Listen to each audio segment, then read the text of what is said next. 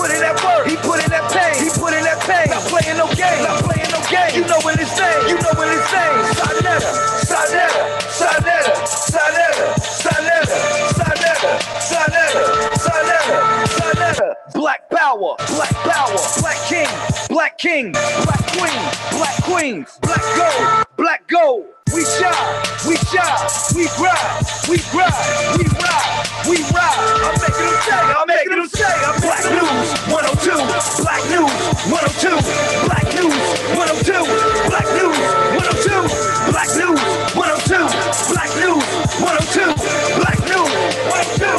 I'm making them say, I'm making them say, Sonetta.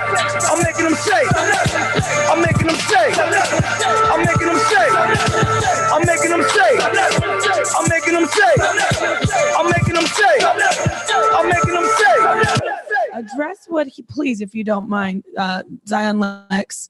Address what the brother just said. Well, what you were about to say. You want to reiterate it? Yeah. All it is we just, certain brothers and sisters take certain grievance with the introduction and presentation of the Bible to our African American brothers per their slavery account, because it's clear the slave master didn't give a damn about us on so many different occasions, but he cared about us enough to give us the Bible because that's our book. So you said Torah in regards to Zion, but I would say in my world, Torah, and if someone says Bible and someone says Torah, I think two different things. That could just be me though. Some people may say it's the same thing because one is inclusive of the other. In my world, one isn't inclusive of the other. One is added on to the other. And that's in speculation, because I don't even like to say one is added on to the other, because they're not part of the same thing. Oh, okay. Before we pass the mic over so you can make it clear, tell us a distinction that you make between Torah and Bible, brother. Okay.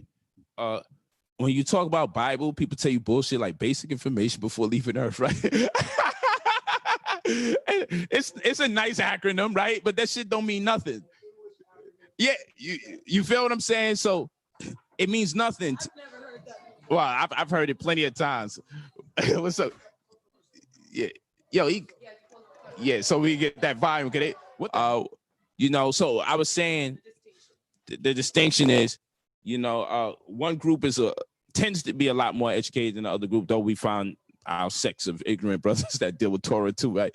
But when you say Torah to me, you say Bible to me, I see the people that make subscriptions to Torah at least making a concerted effort to follow the edict or the decree of who they believe to be our creator. I see them more disciplined. I just see a more concerted effort to say, hey, I'm going to practice what I preach, right? And then when I say Bible, these are the people that say things like, it's not what you put in your mouth that defiles you, is what comes out of it. Like, there's all these passes to not follow rules and regulations. So not that I have to say, if I had to favor one, I would favor Torah over the Bible. That's New Testament.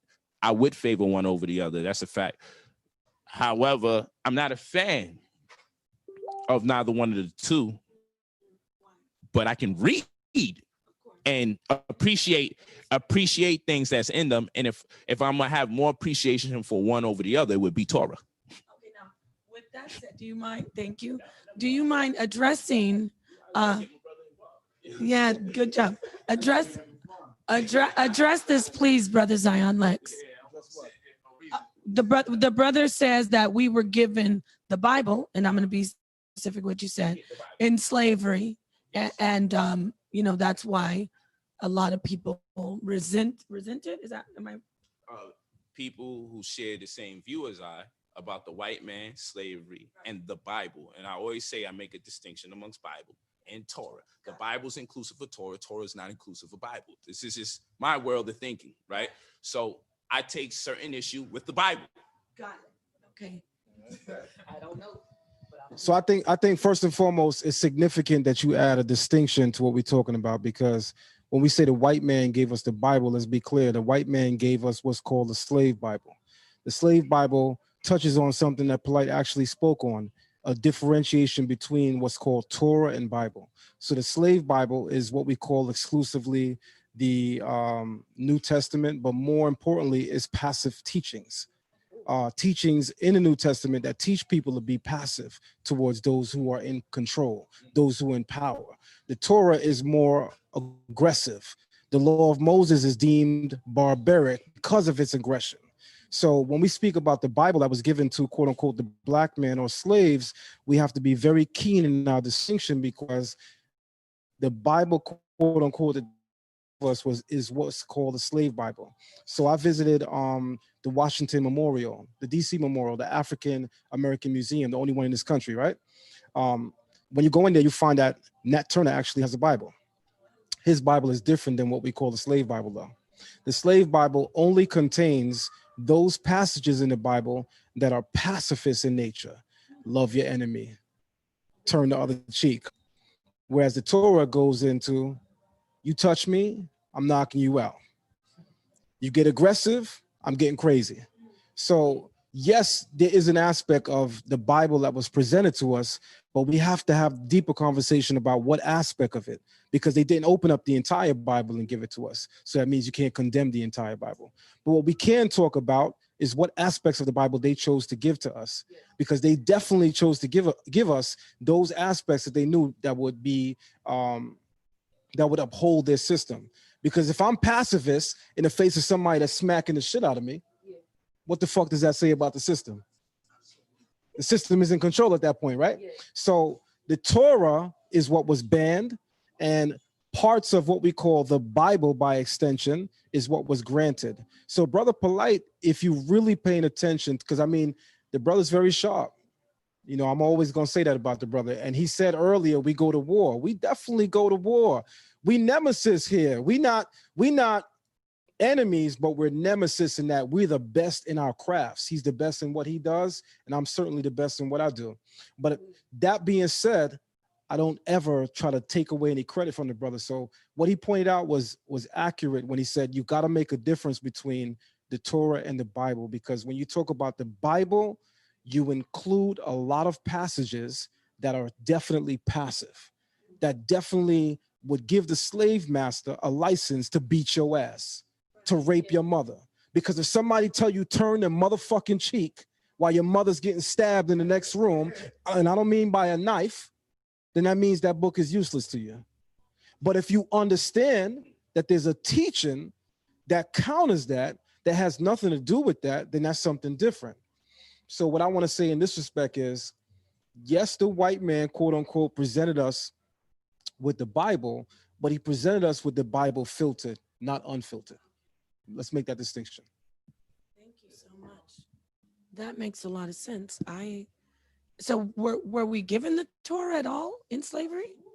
In slavery. So that's an even better question. So now the question is, the white man gave us bits and pieces of the Bible that would keep us a slave. Because I know there's a part of the Torah that says, do not, if a slave comes to your home, do not return the runaway slave to the master. So the Torah is key here. The Torah represents what we call teaching in biblical Hebrew. And that's the key thing that we want to focus on. So the Torah don't play that. The Torah is about brotherhood. The Torah is about manhood.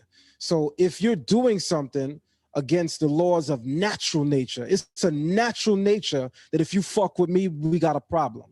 It's not nature and it's not natural that if you fuck with me, I'm turning the other cheek, period. And if we think of God as that, then we have to reconsider even the Bible's pronouns, because we describe the creator as masculine. Whereas a woman might be more inclined to turn the other cheek in the face of male aggression. Whereas men don't turn the other cheek no matter who the fuck they dealing with. But my point is, if you're speaking about the creator and you're speaking about strength, then you must understand that the bits and pieces that the white man chose to give us are those parts of the Bible that are pacifist in nature, which don't relate to the foundational teachings within the Bible. I want you to go back and forth because you said the creator's male. Hello. Go ahead, because I know you want the mic. So let me grab the mic. So let me grab the mic back and say this really quick. So what I said very carefully is that what we're talking about is there are certain parts of the Bible that speak of the creator as masculine. But if you truly understand the biblical vernacular, the language, you understand that what we call God in Hebrew is Elohim.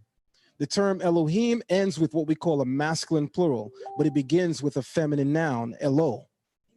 So that means that the term Elohim, which we're calling God, is composed in biblical Hebrew of female first. Hold on, listen. Watch this. Listen. You're talking to somebody with 27 years of teaching biblical Hebrew. So listen to this. I'm 41 years old. So listen to this. The biblical word for God is Elohim. It ends with a masculine plural, but it begins with a feminine noun, Elo. So that means the very idea of God begins with the feminine concept. Just like we know in reality, who are your first gods? Your mother and your father. But the God that you know, that whose womb you came from, was what? A woman. Right. So let's be clear on that. Oh, yes. Okay, so thank you. Now I'm going to pass it over to you, brother. But you were bringing that up with the meta-netter, where we saw the symbol for God was the beard. So Brother Polite knows this because Brother Polite knows the meta-netter as well. So in the meta-netter, you have what's called monoliterals, which are one consonantal symbols. You have biliterals, which are two consonantal symbols, and you have triliterals, three consonantal. By three, I mean all of us are familiar with the term ankh, right? In English, that would be A-N-K. That would be a triliteral. There's also something called a determinative. So a determinative first functions in English like if I write 3.27, how the fuck you know I'm talking about math? How the fuck you know I'm talking about money? The only way you would know I'm talking about money is if I attach the dollar sign. The dollar sign is what we would call, even in English, a determinative. So the ancient meta-netter or hieroglyphs, they have what's called determinatives, which are language classifiers. It lets you know what is going on within the language. So in the word for God, in the meta-netter, you have a seated deity with a beard. But the word for woman, the determinative for woman, looks exactly like it, minus the beard. So the concept that you learn is, from the Kemetic perspective, the closest idea to God was a woman giving birth.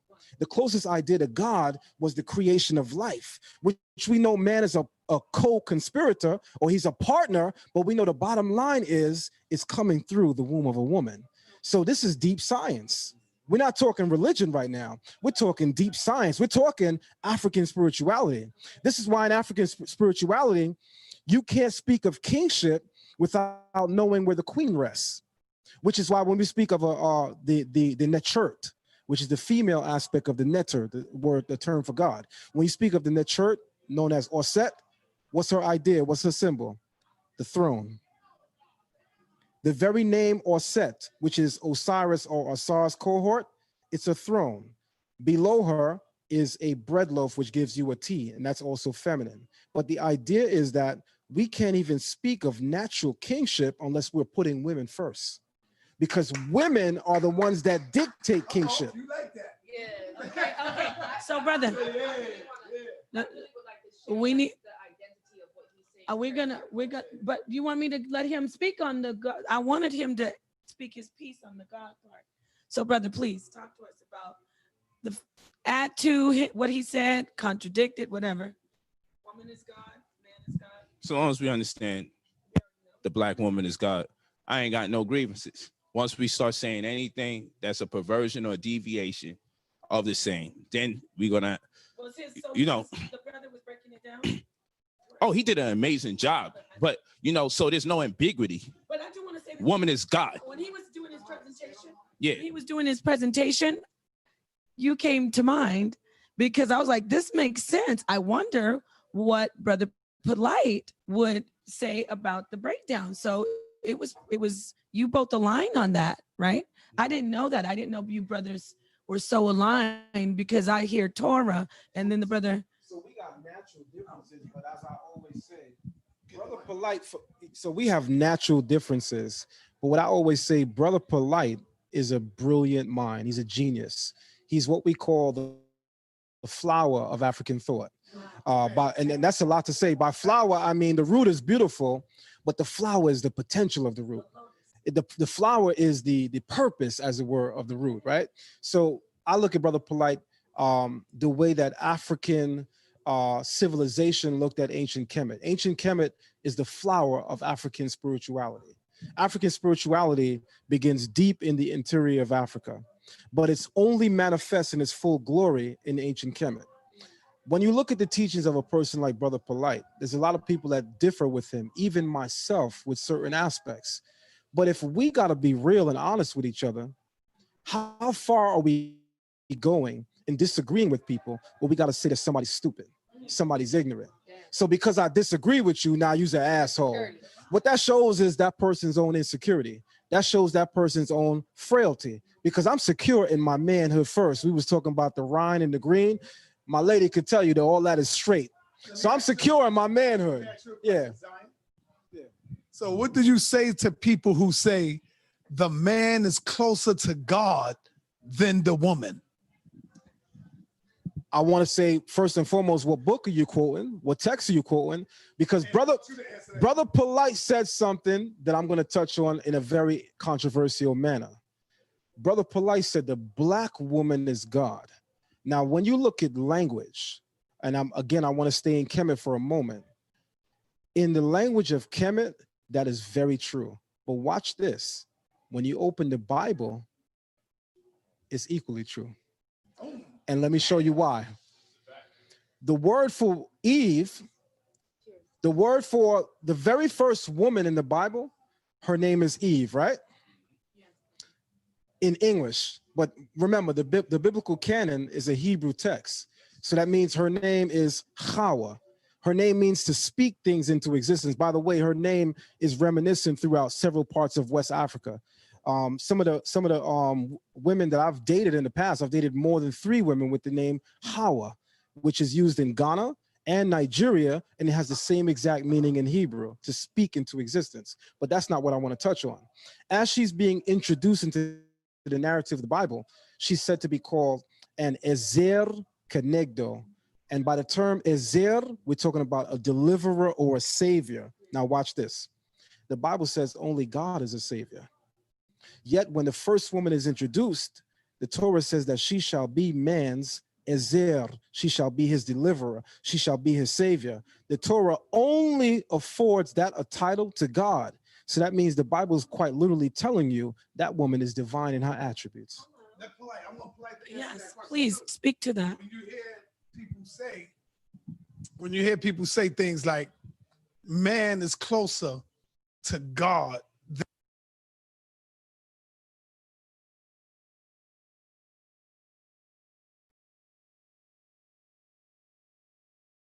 all right, so with Zion Lexx, put the topic, people gonna run in because everybody love mix up.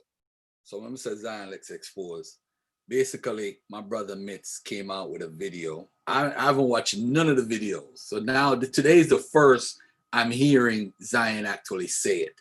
Everybody said, yo, you heard what Zion said? Nope. Today is the first, because that's why I'm playing it. So now Mitz now, who is a teacher of the language, came out with a video saying that Zion Lexx lied. All right. So I'm gonna play that. And if Mitz and Zion want to come on and talk about this video, well, hey, it is what it is at this point. All right. So here we go, family. Check it out. All right. Shalom wa yom tov shupti.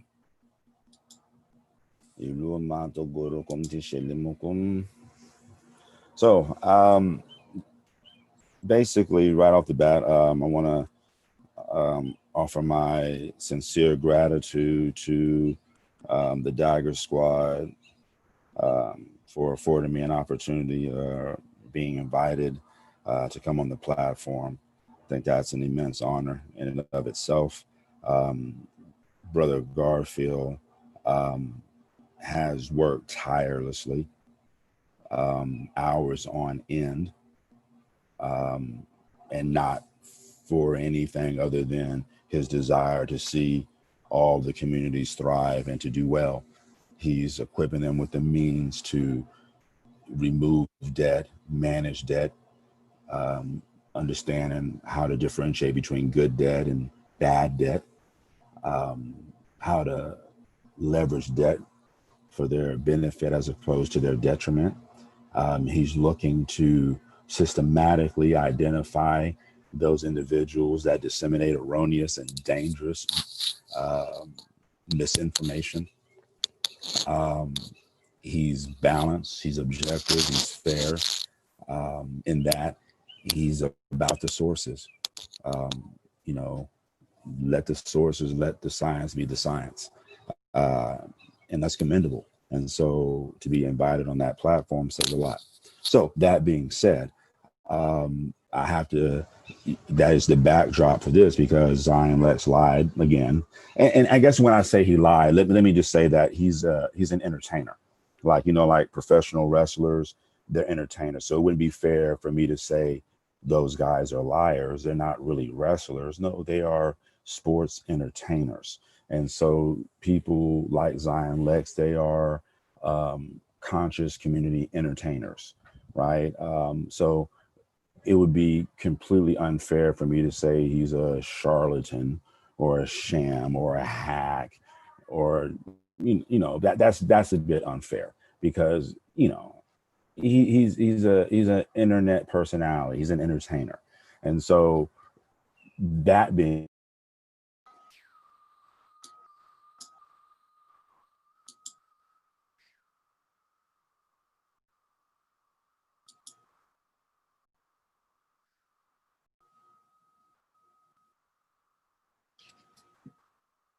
as an entertainer, and you know, as a Hebrew entertainer. So you know, that's something to be said. So you have to appreciate, you have to respect that level of commitment to their craft. And so when you have someone that's been in the entertainment business for 27 years, you have to appreciate what they bring to the table, their brand of entertainment. So as opposed to me disparaging or castigating his brand of entertainment, I think it's fair to allow those people to objectively possess in and of themselves and understand how to seek out for themselves the avenues that would allow them to differentiate between entertainment and sources of education, right? Empirical, you know, scholarly, peer-reviewed sources, things of that nature, right? And so when you have people that say, hey, I've been doing this for 27 years, well, you have to be clear, and you have to understand that when they say they've been doing it for 27 years, they've been in the entertainment business for 27 years. And within the entertainment industry, they just happen to specialize within this craft.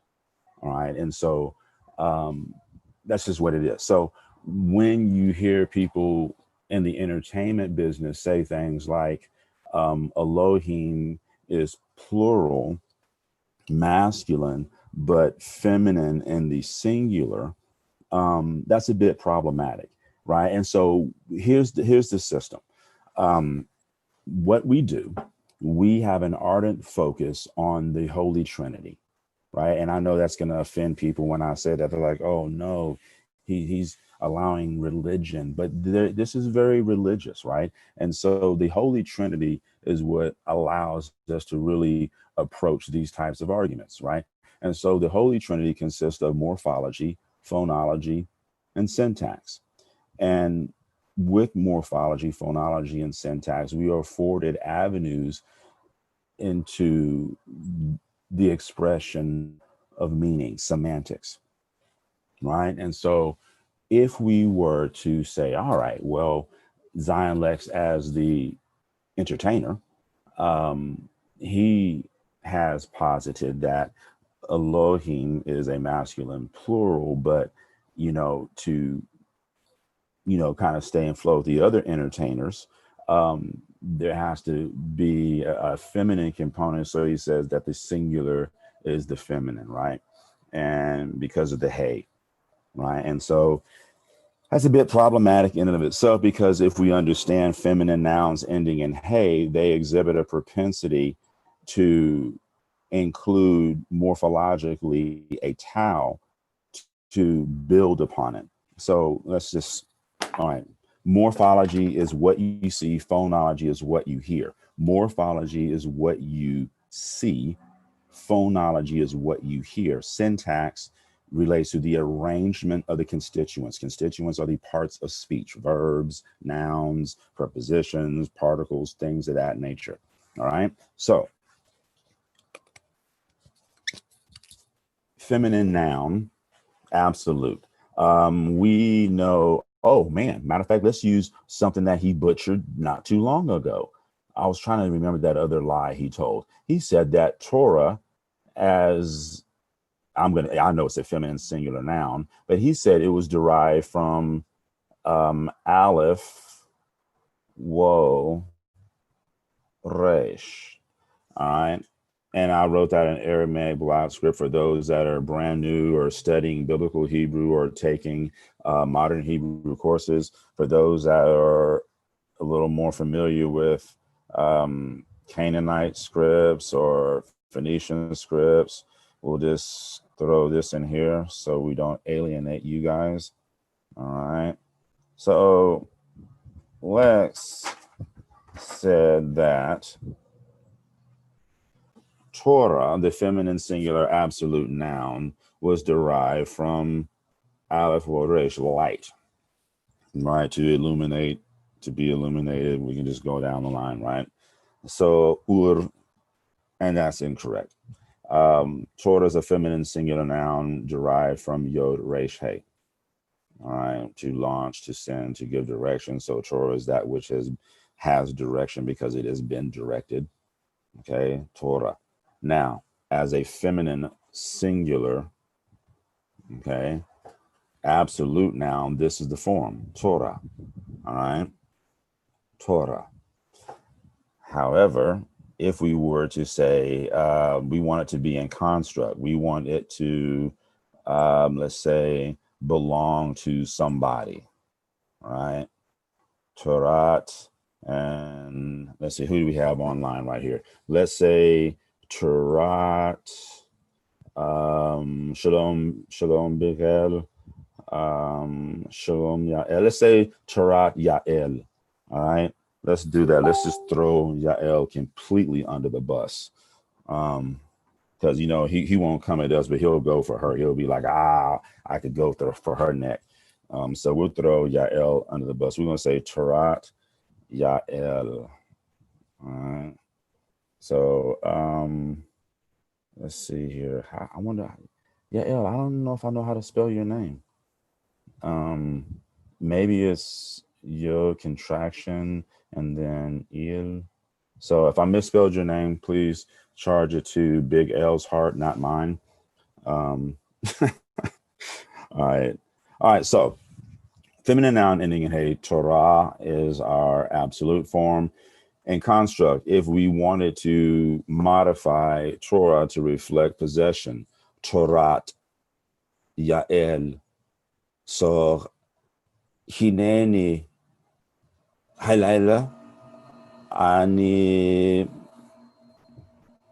Lumed Torat Yael. I'm studying the instruction of Yael. Or Shalom Nzamu Kokodam Ata Rodze Lilmod Iti Torat Yael. All right. Anyway. All right. Feminine noun ending in hey, Torat. All right. Torat. That is a feminine singular construct noun. That is what we would expect to see, right? Now, we have this noun in Aramaic, Elah, and this is a full-blown consonant, okay? So if you were looking at a text that had Nikodot, you would expect to see Mapik to indicate to the reader that it should be understood to be a consonant, not Matre Letiones to indicate the presence of a syllable ultima, a class vowel. All right. So in Hebrew, or let's not even say Hebrew, let's just say a Northwest Semitic language, all right, attested as early as the 10th century BCE, all right, we would expect something along the lines of Elah, Elah, Elah, Elah, all right, maybe in Aramaic, Elah, Elah, Elah.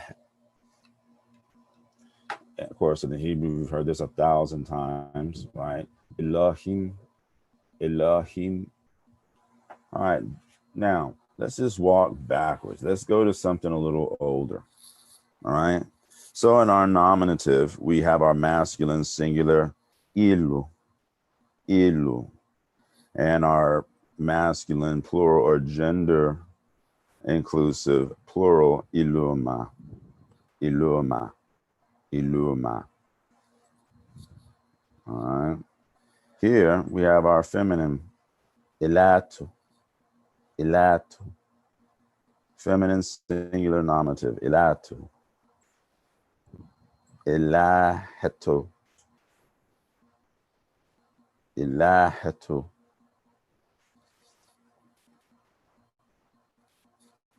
Ilahetu. All right. Ilahetu. All right.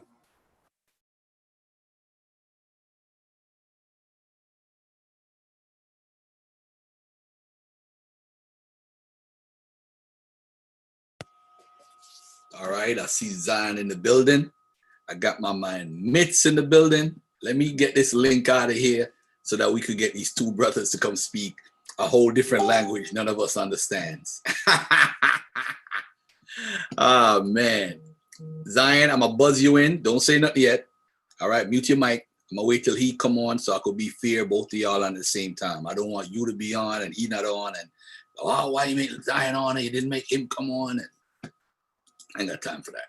All right. So let me send this link again. See I'm in. Let's go. Yeah, I know you in. Hold on. Mute your mic. I'm going to wait till he come on. Both of y'all could be on at the same time. No doubt. No doubt. We're going to have fun. Clear? Zion, can you hear me clear? I can hear you very, very clear, mister. Very, very clear. All right. Ready with the kill shot when you're ready. Oh, man. All right. Embarrass your teacher and you. Let's go. All right. Yeah, all right. All right. All right. All right. So listen, if you're listening, where it says join meeting, you got the meeting ID and the passcode. All right. So when he comes in, then y'all could have this dialogue about this woman and all that stuff. Let me ask you a question, Brother Garfield, since I do have you. Mm-hmm. So apparently, from what I've heard, Sister Mika, shout out to her. She's always real, always 100. She sent me a screenshot of what was going down, because apparently you put out a video, or you're putting out a video right now with the title saying I'm exposed, with a person who never even demonstrated in the community what they know, but I'm exposed with this person. So at this point, it sounds like desperation on your part, but I'm more than happy to embarrass your teacher. You know, a lot of people have been telling me that your teacher been talking about me, and I have heard it over the years. But my thing mainly is, why would I give someone exposure that's trying to build a name off of my name? If he wants to build a name, he should be able to do that on his own. But when you see grown men making Facebook posts at 11:30 p.m. instead of making love to their wife, that got to be a problem. That got to be a problem, because he's up at 11:30 p.m. last night with the rest of his boys making posts about me. I got to stop having sex just so I can read what they saying? Come on. I'm a real man. I don't know what they're about, but I'm a real man. But anyway, let's have fun. Let the games begin. All right. I'm going to only do this once only. Tell your teacher don't have no excuses after today. Yes. Hold on a second. All right. Mute your mic, Zion. Mute your mic. No problem, brother. But I don't got all day, so let's go. All right, cool. No, I'm trying to get him in here. This is gonna be funny as hell. I could tell.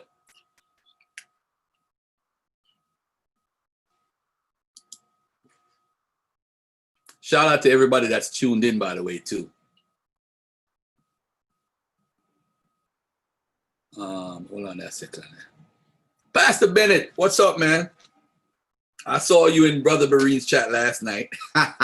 Hey, let me tell y'all something about Seventh-day Adventists, man. I'm gonna tell y'all something, man. Seventh-day Adventist is a nice little cult. I'm serious. It's a nice little cult. I like it. I like Seventh-day Adventists. I like Jehovah's Witness. I like them. I like them. Them two cults. I like them. I like them. I really do. I really do. Growing up in Jamaica, living in the Bronx, Jehovah's Witness come to the house all the time. And Seventh-day Adventists, oh, they disciplined, man. They good peoples. But the doctrine, oh Lord. Oh man, Pastor Bennett was like in the audience, was like, oh man. Oh man. All right. Hold on. Let me get this guy in here right now. Make sure he's to join, use video. Do I use a top link? Yes. Use a top link and the meeting ID. Hold on 1 second. Let me copy this. Oh man.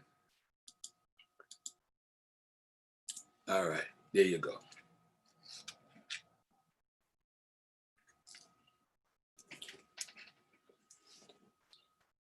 I really don't want to moderate this thing because I don't know about it say I'm biased, but let me get what's his name in here. Kyle, you want to come and moderate this while they're talking? Because I don't want nobody to say I'm biased, I'm doing this, I'm doing that.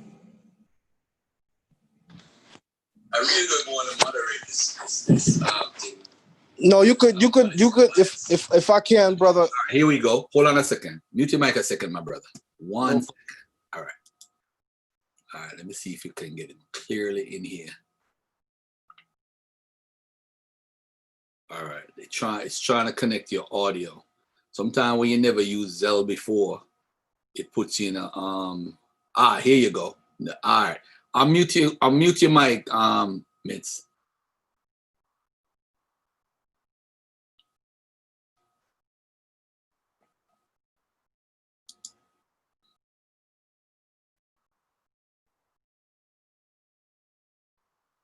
Yeah, I'm mute your mic.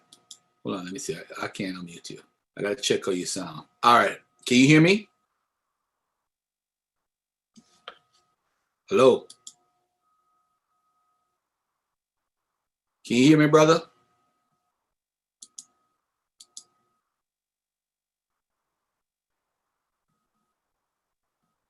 Hello, hello, hello.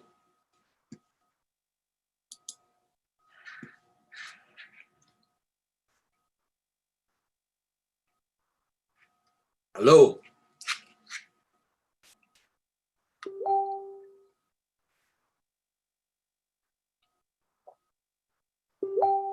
He's texting me. All right, hold on. Y'all got everything okay on that side? Yeah, hold on a second. He's fixing his audio. He said he could hear. I'm right. sure.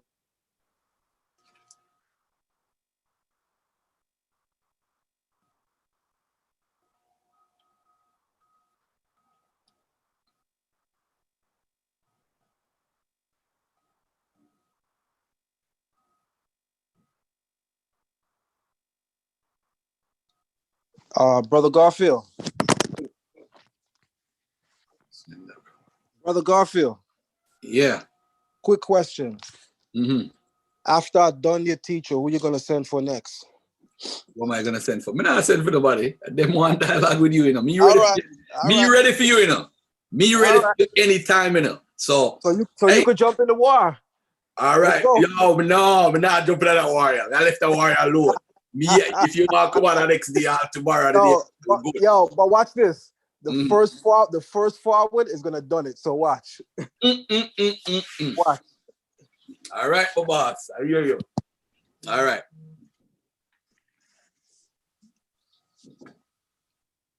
Man says Zion Lexx is an actor. That was funny though. That's why you came on and threw your shot. That was funny. Both of y'all funny, man. Well, anyway, Mitch, you could hear me. I can't hear you. All right, so you're fixing your audio. All right, so let's give him a little bit of time. For those who are in the audience who has no idea what's going on, Zion made a video. And by the way, when Zion made the video, I'm like, hold up. Why does this guy sound like Polite? That's the first thing I said a while ago in my head watching it, because I didn't watch it before. And I'm saying, because I know Polite teach the black woman is God, and in a sense, people don't understand the Hebrew stuff that Zion is talking about, but in a sense, you hearing him in English is like, he actually agrees with what Polite's saying by saying, hey, you know what, this is a feminine noun or whatever he said. And it's like he's agreeing with Polite, which is kind of shocking. I'm like, this whole black woman, now people could go around and say, hey, and Polite is sitting there like he got a big cigar lit, like, yeah, the black woman is God. You know, So I jumped in to be able to defend my position as well. Nah, don't worry about it. Don't worry about it. No, hold on. I'm just saying my position. No problem. But if you're gonna allow me to be on your show, I should be able to state my position first without you being able to state it for me. Isn't that fair? Yeah. Hold on one second. No problem. So let me state my position. Yeah, go ahead. Brother No. Polite, before you state the position, I want to let me state my position. I don't want to wait for him to get his stuff together. Let me get this off right now. So let we go. Brother Polite, in that dialogue, by the way, that dialogue is much longer than what anybody saw. Sonetta could tell you that there are parts of that video that's edited. That's number one. Number two, the dialogue that we had, Polite was trying to say that one of the reasons why he can't respect the Bible is because of how women are viewed. He says that when you go into ancient Kemet, women are highly respected, even revered. So I said, okay, but I could open up the Torah and I could show that women has divine properties as well. Is it the belief of Zion Lexx that woman is God and man has no divinity as well? No, because if you go back and you watch my sit down or when I stood up with young Pharaoh at the Kemetic War Conference, I said the black family is God, because both man and woman come together to comprise the divine image as according to the Torah. Man and woman, not man alone, not woman alone, but y'all caught the part of the video where I spoke of women. So let's be clear, Zion is not agreeing with Polite. Furthermore, your video really should have been entitled How Polite Came with Women That Wanted to Leave with Zion. That's what your video should have been entitled, because of how much I embarrassed Polite during that sit down. All right. Yeah, but with Zion, yo. Yeah, but right now. Yeah, but all right. So here what now. You don't believe the black woman is God, right? No, that's not what I'm saying. So let me be clear. Okay. What I'm saying is, according to the Torah, both man and woman comprise the divine image of God. So woman has divine attributes as well as men. That's why you clearly hear me say in the video, she has divine attributes. You never hear me say she is God exclusively. I said she has divine attributes, as does Adam. Common sense is not so common, apparently, though. Nobody not hear that my youth when you thought them things there. All of my ears are like, yes, you sound like you agree with Zion, Polite. But by the way, you would say that as my biggest hater, but you know that's not a problem for me. It's so for somebody who don't know what the hell you're talking about. I'm saying that's not true, because there were several people outside of your community that understood exactly what I meant. So that's very subjective for you to say that. Sounds like. Remember, sounds like is something that is a figment of your imagination. You can't speak for what sounds like everybody. Keep talking. When you say sounds like, that's a subjective statement, because you're speaking about your experience. You don't speak for everyone. That's why what you said is subjective. All right. So we have Zion Lexx on here, right? Zion Lexx, go ahead. You got a question for me in the meantime? Go ahead, man. If you want to change the subject, let's talk. No, I really came here to murder your teacher in front of your audience. I'm not sure what the holdup is. But let me say this. I want to address your co-host, Brother Kyle. I try to be as respectful as possible. Brother Kyle is somebody that I actually at one time had tremendous respect for. And I say at one time because I think that me blocking him as a result of him moving funny made him, like it did many of the other people he messed with, jump out the window and really go in on me unnecessarily. And the only difference between me and them is I come from a community where men move a certain way. So if a man blocked me on Facebook because that man don't like what I'm saying, I'm not gonna go on my Facebook page and scream every day like a woman. Last time I checked, God created me as a man. I'm not a girl. So every single guy that Kyle is associated with in that community, every single last one of them, including Kyle, and mind you, I'm about to embarrass the shit out of them because what they don't know is I still got all the screenshots from the video, from the messages they sent me. They all begged me, Zion, why did you delete me? We were so cool. I learned so much from you. Why did you delete me? I never responded to them. So what did they do? They threw a hissy fit, got upset, and went crazy. My thing is, I'm entitled to block somebody when I can't box them. Because if you disrespecting me, and I know you wouldn't say that to my face, and this is social media, I'd rather block you. I'm not going back and forth with nobody. That's just not my style. Nobody that know me personally know I don't play that. So I'm not gonna go back and forth with no man. I'm gonna block you, but I guarantee you one thing, you won't keep that same energy in person. I know that much. So when it came to them, I resorted to blocking them because I knew that it was all fake.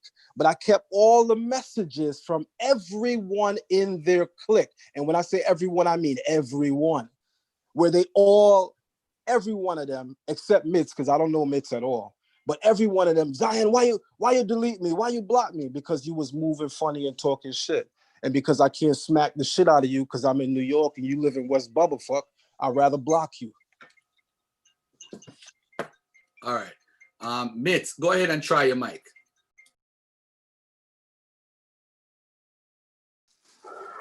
Shalom, Habibi. Shalom, brother. Shalom, shalom. All right, Hey, all right, all right. Peace. Good. Peace. So, Can I shalom, call you shalom. right back? Yeah, Mr. Garfield, just following up to see how everything is going. I'll call you right back, brother. I'll call you right back. All right. So, I missed All right, hold on a one great. second, Mitz. Hold on 1 second. All right, I had a phone call. All right, so I got Mitz on the line, and I got Zion on the line. All right, so I'm just gonna moderate because you just know that you said that you and Kyle have a problem. I can't make Kyle moderate then. That don't make no sense. That's a more biased thing. All right, so Zion meet Mitz, Mitz meet Zion.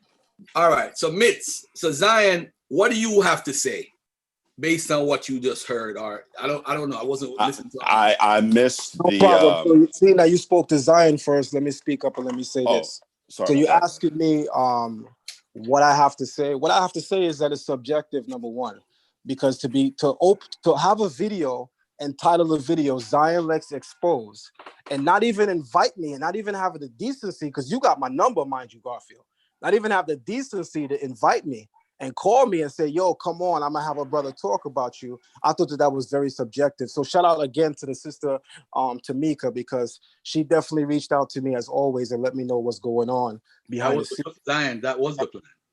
And she, That was and she, the plan. and Just she, to so let if you I know, could that finish was the speaking, plan. finish But speaking. anyway, So she reached out to me go ahead, and told continue. me that. So what I'm saying is the way the brother opened up was extremely subjective. Number one, he started talking about celebrity. We're not talking about celebrity. We're talking about whether or not Zion Lexx can correctly and efficiently deal with the Hebrew language. You going into whether or not Zion Lexx is just a celebrity, that's called an ad hominem attack. That's personal, which really points to your own lack of integrity and your own lack of self-discipline as a man. I don't know this guy from a hole in the wall, never met him, never personally spoke to him at all. But yet when he begins to speak about me, I'm just a celebrity. No, brother. No, I'm not a celebrity. I'm a humble man. I'm a humble man that understands what I understand. And one thing I understand is that from the little bit that I saw that he opened up, there was some error. So here is what I would like to do. Being that he openly challenges me on this topic of most recent, we're going to have him do live. He could even show his screen if he wants. We could play that game. He could openly challenge me. We can go back and forth on everything I said in that video that he disagreed with. Let the games begin. I'm not into no name. Let's go. All right, thank you. I appreciate that. All right, so I got to be honest, dude. I didn't watch your entire video. I got to a few minute points where you said Elohim, the singular absolute is a feminine. I got to the point where you said Yahweh was a feminine ending noun. I think that's what you said. So we could just keep it right there, because I got to be honest, I didn't get to the rest of it. So I don't know what you said at the end. So we can just keep it right there. All right. So, and then we actually, before we get there, let's talk about some of the other stuff. Let's talk about Chokhmah being a compound word. I would like to touch on that. I would also like to touch on the syntactic era of Bereshit bara Elohim, meaning in the beginning, he created God. I would also like to know about your assertion that Torah is rooted from the triconsonantal root Aleph Wo Resh. I would also like to know about what was the other thing you said? Well, that's more than enough right there. That'll keep us entertained. And then if I had my other note, oh yeah, Hawa. You said Hawa means to what would you say, declare or make? What was that phrase you used in the video? You were referencing Hawa. You said her name means to declare something. What was that you said? What was I can't. So first of all, let me say this. One thing that should be crystal clear to anybody that's not biased is this. If you strongly critique something that I've said, so much so that you're ready to jump in and do a video exposing me, you should be very clear on what I said. And so far, you're right. You're right. You're right. Let me finish. I'm not done, brother. Don't get Sorry, emotional. Let me finish. I didn't speak when you spoke. So My let apologies. me say this. One thing that should be absolutely crystal clear at this point to people that are non-biased is the agendas here. Because if you genuinely have an issue with what I said on video, so much so that you want to get on a video that's titled Zion Lexx Exposed, you should be thoroughly clear on exactly what I said, or else how are you even critiquing a video where you clearly before the audience right now are not clear on what I said in the video, and you admitted you didn't watch the whole video. So if you didn't watch the whole video, how do you even get to comment on it? That's number one. But let me say this to the brother in all good sporting, because I definitely love this. I love this arena right here. So let me say this to the brother. Anything you want on the table, we can throw on the table right now. I initially didn't even want to have this conversation with you because I don't even know you, nor do I care for you. But at this point and at this stage of your trolling, I'm going to enjoy murdering you. So just make sure that you put everything on the table now. And please do videos after so you can look more foolish after, where it doesn't count. Because remember, I'm here now. You have me now. So since I have you here now, can you tell me what Hawa? I'm sorry. Hold on, brother. I'm not finished. So don't later on say, I should have said this, I should have said that. I'm here now. So just stockpile what you need now, because I'm going to embarrass you on each one. What do you think? I was going to back up from what I said? Okay, so can you tell me what you said about Hawa? What does Hawa mean? What you said in the video? Is that your first question? Yes. Okay. What did you say Hawa meant? My stance on the Hebraic term Chawa, not Hawa. I don't know what language you speak in, but Chawa, which is how we say Eve in Hebrew, not Hawa. Again, not sure what language you're speaking, but Chawa, who is the Achet, the white. You gonna let me speak, or you gonna ad lib the whole time I'm speaking? All right. So Chawa, who is the Achet or the wife of Adam, her name is called in the Hebrew tongue Chawa, which is the Hebraic root, triconsonantal root, Chet, Wav, He. From that, the Torah says she was called this name because she is the mother of all living, which would be stemming from the Hebraic biconsonantal root, Chai or Chaya, triconsonantal. So most people effectively teach that the name Chawa, which is the wife of Adam, is derived from the Hebrew root meaning life, so that's exclusively the meaning of her name. What I point out is that if you open Psalms 19, chapter 2, Brother Garfield, can I get a screen share? I mean, if we're really teaching here, shouldn't I be able to show what I'm saying? Because I'm not going to freestyle like that. I'm not going to show what I'm saying. Beloved, So can we get a screen share? Hold on. Mitz, can you share or are you not? If you're not able to share, then I don't want anybody to share. If he If can't, Zion No. can't Yeah, share, yeah. Let Zion share. Yeah, by all means, we're looking for clarity. So give him every all access right. to be Go ahead, able to brother. show what he needs to show. All right. Garfield, Yeah. let me come out the meeting and join from my laptop because I'm on my phone. All right. Do your thing. So can you give me the meeting ID? I'm in front of my laptop now. Can So you your give me the meeting meeting ID? All right. The meeting ID is, hold on 1 second. Watch the excuses roll as the killing start. Let's go. Meeting ID is 810 Uh-huh. 47 Uh-huh. 14 Hold on, Garfield. 81047. 14 Uh-huh. 2603. Yes, sir. And the passcode is 392598.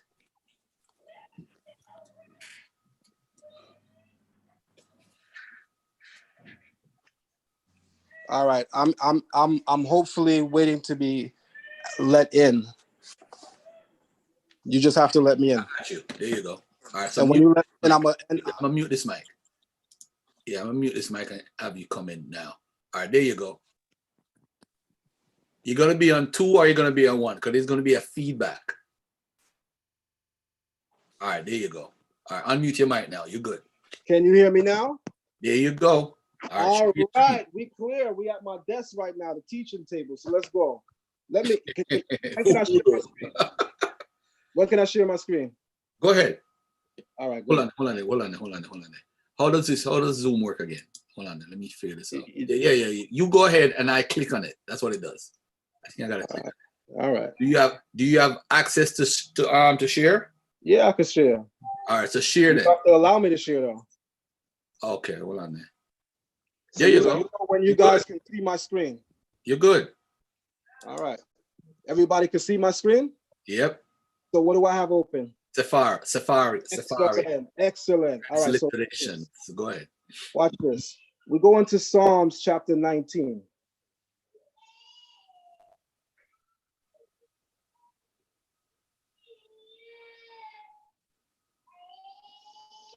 The brother's question, just to be clear, Sarnetta's calling me, by the way. Shout out to Sarnetta. I'm not sure what he's calling to say, but obviously I can't speak if I'm on. So Sarnetta, text me if you want to say something, brother. I'm pretty sure you want me to deal with the brother on your channel, which I don't really want to give him that much exposure, but just text me, Sarnetta. All right. So the brother's question is whether or not the meaning that I'm ascribing to Eve, which is Hawa, is in sync with the Hebraic language. So here we are, Psalms 19, and I'm going to start at verse 2, where it says, and I'm going to read it in Hebrew because I'm not sure these guys actually do Hebrew for real, but I'm going to read it in Hebrew. Ha shemayim mesaperim kebod el u mease yada magid ha rakia. The heavens declare the glory of God. The sky proclaims his handiwork. Verse 3. Yom le yom yavia omer walayla. Lelayla yechaye da'at. And I'm going to stop there. It says, day unto day makes utterance. Night unto night speaks out. I want everyone to hone in on the word that I'm going to attempt. Let me actually... I'm on my iPad now. So let me see if I can highlight this letter.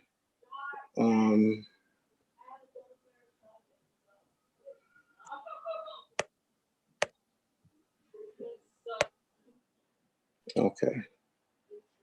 I'm trying to highlight something.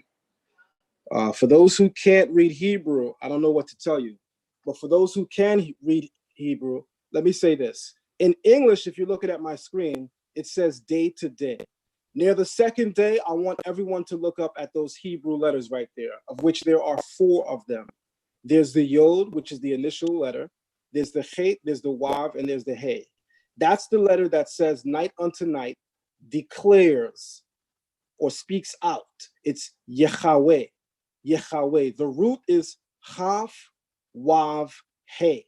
Not Yod, Chet, Wav. It's Chaf, Chet, Wav, Hey, which is the same way that Eve's name is spelled in the Torah. Eve's name is not spelled Chet Yod He, which would be the root for the Hebrew word for life. Her name is spelled Chet Wav He, which means to speak life. So it's still rooted in life, but it's more so in the idea of speaking life. And let me unpack that, because clearly these people don't study enough, but I actually do, because I live Torah. So let me say this. If anybody is familiar with the narrative of Genesis, each day of creation begins Vayomer Elohim, and God said. Vayomer Elohim, and God said. You find that a total of 10 times. Vayomer Elohim, and God said. Speech, according to the narrative of the Torah, is the tool of creation. No different in ancient Kemet for why the netter patar is called patar, which literally means to speak into existence as well. Patar, to speak, the craftsman, because in Kemetic mythology, Ptah is also viewed as the person who brings creation into existence via the power of speech. So there's a connection between life coming into existence from speech. So what I love to point out very uniquely is that if you look at the Torah's usage of the name for Eve, her name is not simply life, because one of the real gifts about women is their ability to articulate their thoughts, which is what we call speech. So she is not simply a breeding ground, as some men garner them as, especially this particular brother. If you look at his Facebook page, I'm not even sure how grown women follow this brother. But women are not the birthing stool, as it were. Women are not like that. They're not a vessel upon which a man climbs just to rear children. Women possess a very high spiritual gift, i.e. wisdom and understanding as well. In my opinion, I actually think they possess it to an extent a little greater than men. And I can actually substantiate that as well. But to be humble, I will simply say this. The name is not simply Hawa, that she is the mother of all living, but it's speaking about the power of speech, that it is through her speech that she becomes the mother of all living. And we have examples of that throughout the Torah. For instance, Father Abraham disagrees with his wife Sarah about whether or not the concubine Hagar should be put out of the house. Abraham's wife Sarah was also a prophetess, and the Creator tells Abraham, hearken unto the voice of your wife Sarah, listen to her speech. Why does it say listen to her if man always has to have the last word? Why does God have to say hearken to her if she does not have something intellectual or spiritually gifted to share with him? So in speaking of this name, Hawa, I come from the vantage point that in looking at this psalm, because if you're looking at the Hebraic text linearly, and you're looking at one place that something is mentioned, then you're going to think that her name simply means that she's the mother of all living. But it's not simply saying that. She's the mother of all living, as well as the idea that there is a certain degree of articulation inherent within women that gives them the ability to become what the Bible calls an ezer kanegdo, which is not a helpmeet, as the brother I would hope knows, is much more than a helpmeet.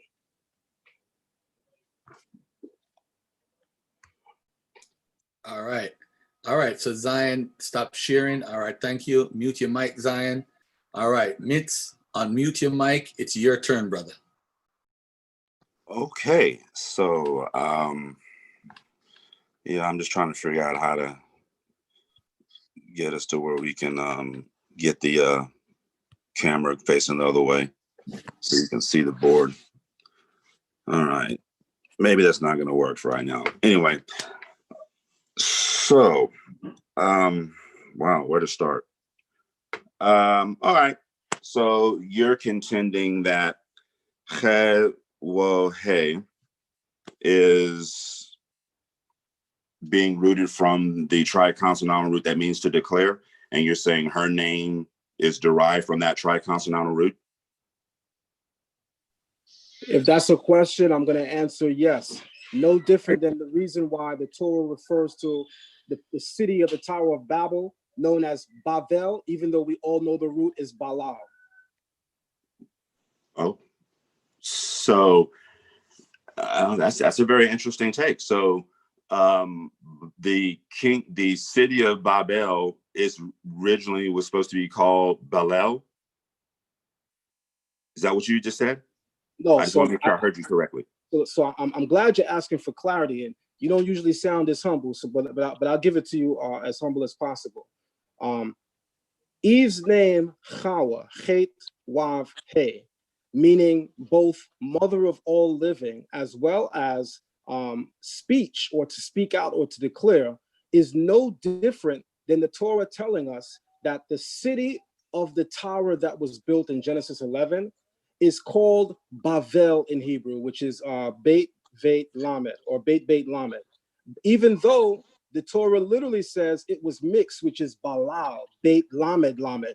So the Torah actually employs two different roots, but the name that the city retains is Bavel, even though the root of why the city really carries its meaning, Balal, is that it was there that the languages were mixed. This is very much akin to the fact that Eve's name shares a similar root to life, which is Chaya, yet her name is spelled Chawa. Okay. So, is it possible that you could have a homophone where you have, let's say, roots that share comparable graphemes, comparable phonemes, but do not share the same lexical value? Excellent question. Absolutely it is. But here's something that few people take notice of. Biblical writing, as I would want to hope any efficient teacher of Hebrew knows, the style of ancient biblical Hebrew literary texts is unique. It's unique in the sense that it's a writing style that's unique to the Hebrews, but the language was spoken in part by people of Aramaic descent. When I say descent, I'm speaking speech. People of Akkadian descent. When I say descent, I'm speaking speech. It's a similar language, albeit each of these differing languages have their own nuances when it comes to grammar and syntax, obviously. They each possess loan words from their interaction with other peoples and other nations, which might further differentiate them. But the style of writing employed in the Torah is congruent as it affords to exemplifying the culture that is exclusive to the Hebrews. The Hebrew culture can have its similarities in Akkadian culture, in the culture of Ugarit, and even in the culture of what we're speaking of as Syria. Nonetheless, there is certainly an aspect of Hebraic culture which is unique. So to answer your question, to make it as simple as possible for novices listening, you have to be very, very careful when you ask such a question like that, because you have to also remember that the Hebrew experience is unique. So you can't apply these general rules, which apply to most languages, to Hebrew, because most languages don't deal in gematria. Most languages don't deal in phonetic cognates, especially in the way that Hebrew does. Hebrew is a very unique language, hence why we refer to it as Lashon HaKodesh.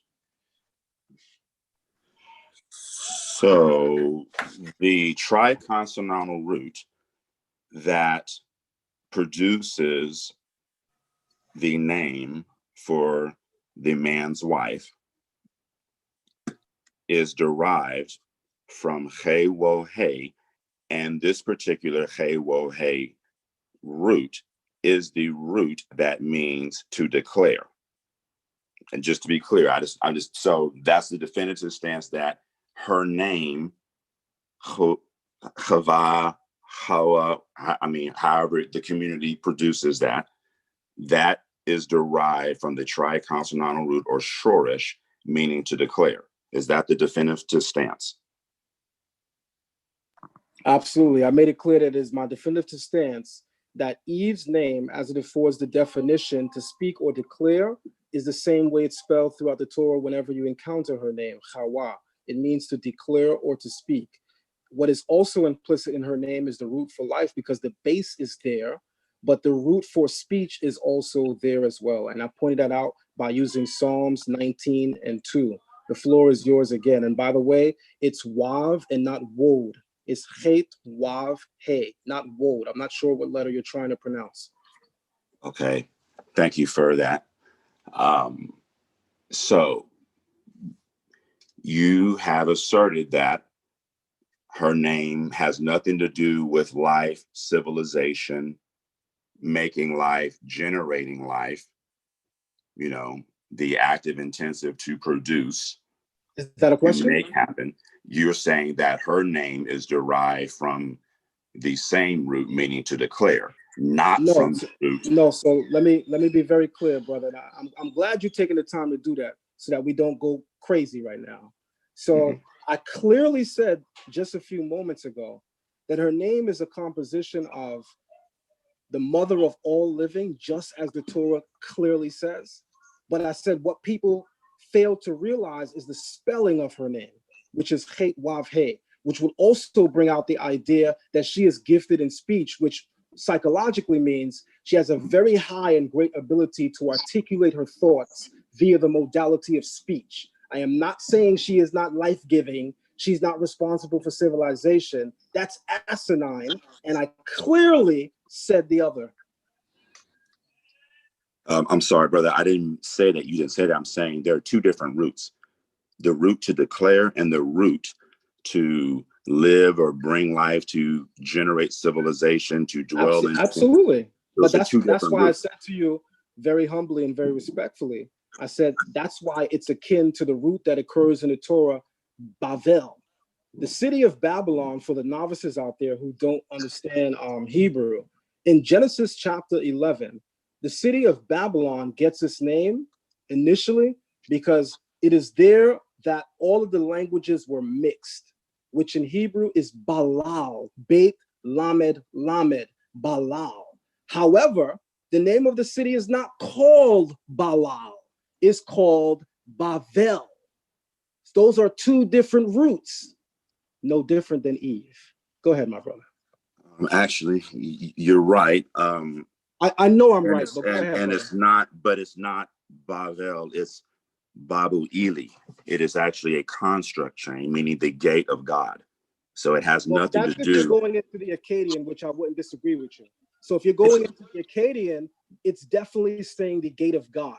But that would be the Akkadian experience, my brother, which you don't really make a sharp contrasting difference to in your work. What you need to make a more sharp and I thought I was going to get a chance difference to to finish. I'm is the sorry. experience of the Hebrews. Well, I'm trying to help you because you don't really sound like you know much Hebrew. I'm sorry. I thought I was going to get a chance to finish.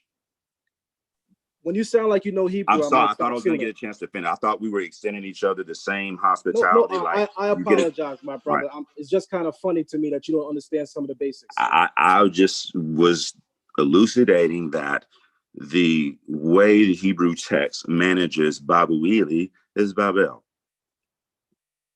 That's all I'm saying. All right. And Babu Eli simply means gate of God. And however the Hebrew text tries to negotiate that within its corpus, that's simply textual and it's unique to the Hebrew text. But it doesn't constitute the reality of what that kingdom was called. So we want to make sure we don't leverage the textual tradition against what is historical. Like, you know, that's two different things. So if we're going to keep it text, let's just allow the text to remain the text. So moving forward, you have asserted that there are two separate and distinct triconsonantal roots. Okay. The he, the law, the he, one meaning to declare, one meaning to generate life or civilization. All right. And you have assigned the value of declare to the man's wife in the garden epic. That is what I derived so far. There are two distinct shortashim, one meaning to declare, one meaning to generate life or civilization, and you have assigned declare to the woman. That is what I've gathered. All right. So, fine. Let's move forward. I'm interested in chokhmah. So can I ask you a question? Because you led with a question. I'd like to question you as well. Sure. All right. So let me ask you a question. All right. So my first question is, and this question was posed to me a while ago by someone that apparently is familiar with your work. When people ask me what gives me the authority to speak on the language, I speak about my experience and my time, of which people say, well, that doesn't matter because as far as we're concerned, we don't see you as understanding it as long as you say to be knowing it. So I just want to ask you just a question of credentials, your background, just to state for the record, because this would be your first big stage where you're able to speak. And I think it's significant that you mentioned so that people just understand where is your lexical background when it comes to the Hebrew language, ancient Hebrew, modern Hebrew, biblical Hebrew. Where is your studying coming from, if you don't mind? Oh, YouTube scholarship. I watch a lot of YouTube videos. Okay, thank you very much. I'm glad Facebook. I'm glad you said that because the second thing that I want to say is, and could you mute your mic if you don't mind? Sarcastic. Only because you have an feedback. This is well, if that's sarcasm, because I asked a very serious. Well, right. Garfield. Okay, hold on a second. Hold on, Garfield. You invited somebody that's supposed to be competent to teach. I'm not sure how you're teaching for them. Zion, hold on a second. You know what? You're right. You're right. Thank you. I know I'm right. Thank you. All right. I know I'm right. Thank you. If he's competent, he should speak for himself. Thank you. So I'll give the brother another opportunity because I think the people want real answers and I don't think anybody came in for sarcasm. So could you please just state for the record where your Hebrew training came from? Oh, hold on. Before you answer, Mitz, let me say this. You got to understand, Mitz is not on my channel to be known. I just want to put that out here. Hold on, Zion. He can't answer the question? Hold on. This is a joke. Hold on, my brother. Brother Garfield, come on. Hold on, Zion. The desperation is too much, brother. No it's a simple question, man. Just relax. There's no desperation. It is because you're trying to debate for him because you already know what's happening. All right. Let him answer the question. All right. Okay. All right. Go ahead, Mitz. Yeah, I get most of my information from internet sources. I watch a lot of YouTube videos, a lot of internet mores, a lot of Instagram posts, Twitter feeds, Facebook posts.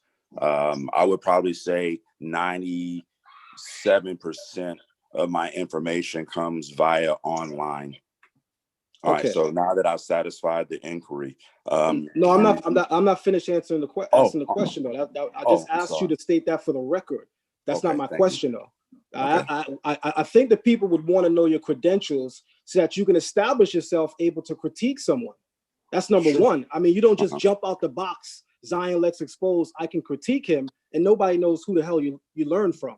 So here's the first thing I want everybody to listen to what I'm saying right now.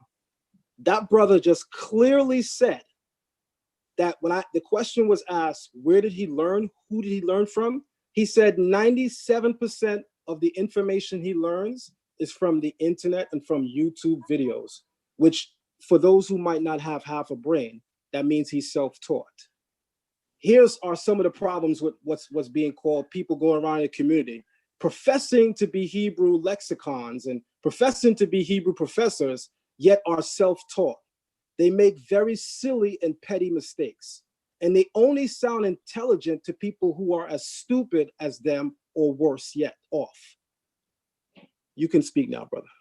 I appreciate that. Thank you. So for all of those like me who are maybe elementary school dropouts, maybe those that have been incarcerated, maybe those that have actually got to high school and made it through the 9th or 10th grade, for those that didn't make it to high school, that's a lot to be said. I mean, how do you contend with someone as articulate, with someone that can employ a plethora of polysyllabic words?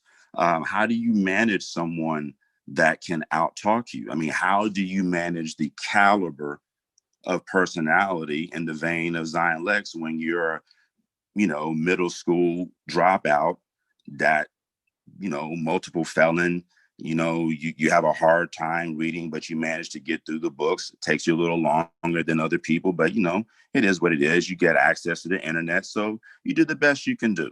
So how do you manage information on the internet, and how do you manage large personalities like Zion Lexx? Well, that's a very good question. So you begin to ask critical questions like, Chokmah, how did you surmise that the feminine singular absolute Chokmah is a compound word? That means that the interrogative ma would have to be fully declined, right? And that it would carry the same morphological features of a fully declined noun, if it is indeed a compound noun. Then, if I was a dropout and a multiple felon who does not have the linguistic skills of someone in the vein of Zion Lexx, I would ask a syntactic question in the vein of, well, I saw your video on the internet and you are a teacher on the internet, and I'm a person that gets a disproportionately high volume of my information via the internet. So I'm going to ask the critical question of my internet teacher: how did you surmise that a VSO language was able to produce from Bereshit bara Elohim, in the beginning, he created God, when clearly there's no article of the accusative to mean that Elohim would be the direct object, right? So that is a critical question that I, as a middle school dropout and undereducated, underserved, incarcerated, member of this particular demographic, these are some of the questions that I would pose to someone of the exceptional pedigree of a Zion Lexx. In addition, I would look at some other things like his assertion that Torah, the feminine singular absolute noun ending in hey, is derived from the triconsonantal root aleph wo resh. I would be eager to see how someone of that caliber manages such a morphological undertaking. And then I would ask probably the biggest question when it comes to the tetragrammaton, right? The four letters. How did he come up with Yahweh, and Yahweh being a feminine noun? That would be my biggest question, when considering he would have to manage the triconsonantal root being a lamed hey verb, right? It is a third hey verb. It is a full consonant. The hey is not being utilized as the syllable ultima A class vowel. So how did he get to Yahweh? And not only how did he get to Yahweh, if he's asserting that this is a feminine singular noun, what is the triconsonantal root? And if it is a feminine singular noun, why is it not fully declined in a manner consistent with what we would understand from the morphological behaviors presented by feminine singular nouns in construct ending in hey? Now, given that, we'll just say that, let's just concede that he knows what the triconsonantal root is. So since he knows that the triconsonantal root is a third hey verb, how does he come to the conclusion it is Yahweh? And what verb stem allows for an A-class vowel in the prefix radical, an A-class vowel in root radical 1, and an A-class vowel in root radical 2? I would be eager, because surely someone of the pedigree of Zion Lexx could inform someone of my, I would probably say, dire condition. Surely he could let us know, these people like me who are undereducated, underserved, victims of the public school pipeline to prison system, surely he could avail himself to us underlings, and he could explain how the morphological presentation of Yod, Hey, Wo, Hey can be vocalized as Yahweh. I would love to hear that. That would be awesome. Thank you very much, brother. Let me take back the mic again. So you started off by saying, let me ask you a question that turned into almost 7. So I'm going to try to the best of my ability to go back and address each one of your questions. I believe your first question began with Chokmah, and you asked, why is it that I regard Chokmah as a compound word? Someone with the expertise of Zion Lexx. I'm glad you used that word expertise, because that first implies that someone actually has formal training, which I do. I can actually state my teachers who have been in the community well over 40 years. I can state Principal of Shema Israel. I can state Chief of Chiefs, Chief Naphtali ben Naphtali of Benai Zakin. I can state Nasi Yashuvel ben Zivaloon. Many people know him as Nasi. I can state Cohen Mikael of the Hebrew community of Guyana. I can state Cohen Levy, who just passed away, formerly the leader of Hashaba. So I actually have pedigree, which is what people need to know. Because when people come in the community saying that they're teachers, and they seem to confuse people who are small-minded that they are teachers, and you ask them a simple question, well, if you're a teacher, you know, where was your training? And they tell you YouTube and internet. Here's the first thing I think people should be aware of. When I came into this way of life, I was age 14. We're talking about 1994. There was no YouTube. There was no social media. I was doing this long before all of that. Let's make that clear. Pedigree. Number two, Chakma being a compound word, I'm not sure why the brother would question whether or not it's a compound word, as if we don't see compounds all throughout the Torah. Most of the names of characters in the Bible are compounded names. Yisrael, Avraham. Common sense. Most names that appear in the Bible are compounds. So why are we acting as if compounds are foreign to the biblical Hebrew lexicon? But just because I feel that the brother is self-taught, which means he probably never had access to the academic way of looking at biblical Hebrew, let me open up for him something called the Etymological Dictionary of Biblical Hebrew, which I'm almost positive he doesn't have because he doesn't seem to understand etymology, which is why he probably wouldn't understand how to compose a compound. So in looking at the Etymological Dictionary of Biblical Hebrew, and I'm actually going to give page numbers, and I'm going to do something that I don't think I heard the brother do yet. I'm actually going to source up because it sounds good when people can spew information, but when we have no sources, we just talking. And I definitely don't do that. So here we go.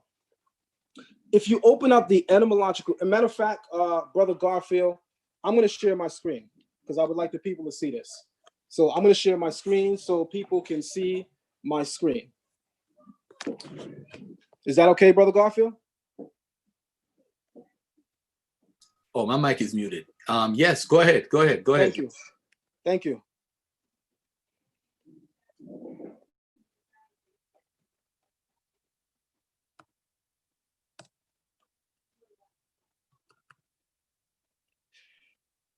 So when you open up what's called the Etymological Dictionary of Biblical Hebrew, and you turn to page 79, and you go to the very last entry, there's a word listed there spelled chet, chaf, chet, chachach. And it's used in the Torah as investigation, Job 6:30. The cognate root literally means to investigate. Another cognate root used in Proverbs 5:3 is the palate or the roof of the mouth and the tongue. Now, what relationship would the tongue have to investigation? Your tongue is how you taste. Hence, we find euphemisms in the Torah such as taste and see that the Lord is good. That's investigation. The root word for wisdom, and I want the people to see what I'm saying, so let me also do this. This is so easy. Garfield, you should be embarrassed to ever do this again. Just stop, brother. You don't know a person alive that could touch me.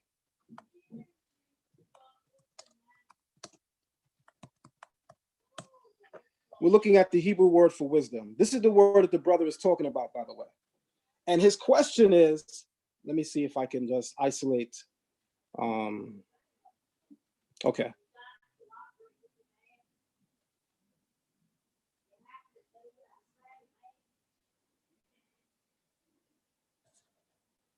Okay.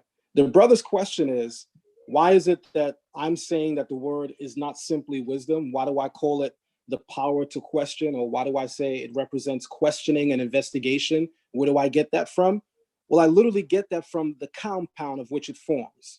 If the brother knows anything about biblical Hebrew, he knows that aside from biblical Hebrew having what's called triconsonantal roots, he knows that there are also biconsonantal roots, of which the word for life is one of them. In its triconsonantal form, it's chaya, spelled chet, yod, he, chaya. In its biconsonantal form, it's simply spelled chai.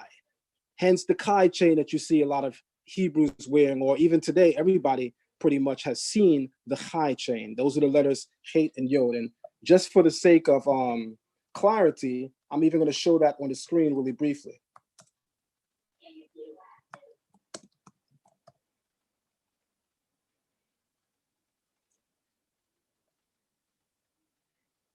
This is the chi chain. Many people have seen it.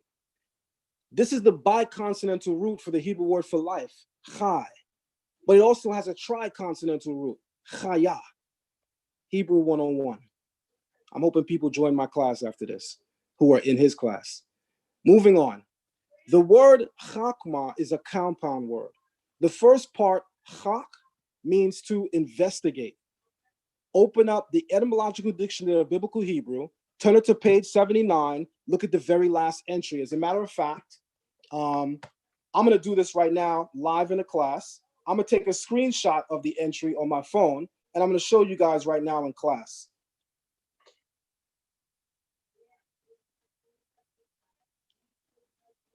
And my question to Garfield, as I posed earlier, who's next?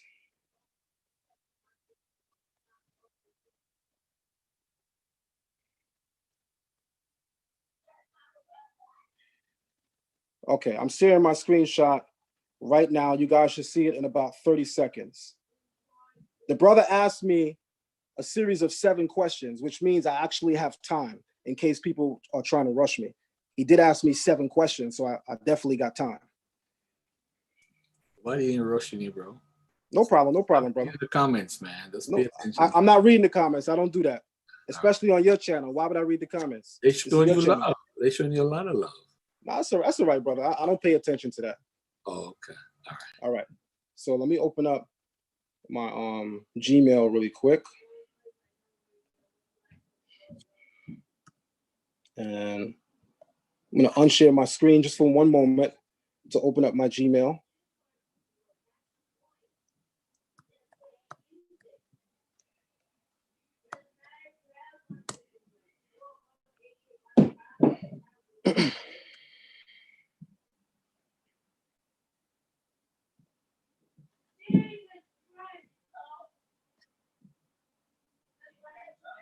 Okay.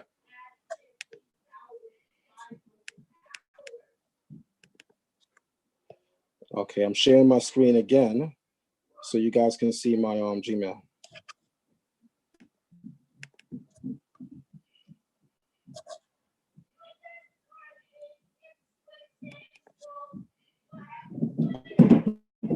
Okay, this is the root that we're talking about. Chet, chaf, che, investigate. Palate of the roof of the mouth. The cognate root. Chet, chaf, chet, to investigate. You see, the problem with people in the community that purport to speak Hebrew, they're just looking at biblical Hebrew dictionaries such as, and this is not biblical Hebrew, they're looking at Ben Yehuda's, they're looking at Strong's Concordance. Let me go to my bookshelf real quick. They're looking at Brown, Drivers, Briggs. Very few of them study Hebrew on an etymological level, which is why I said you would probably want to get an etymological dictionary if you want to have a biblical Hebrew conversation with me, because that's my specialty, etymology, the study of root words. If you truly understood the study of root words, you would understand how words are compounded effectively. Now, let me go back to my point. In the word chakma, which I just showed you, the first part, chak, means to investigate. For those of you who don't know, the second word is ma. That's mem and he. I'm on my tablet, so I can't I can't put a pointer over it, but it's the M and the H, or the mem and the he. That's ma. That's the Hebrew word for question. But unlike him, I don't want you to take my word for it, so I'm gonna show you.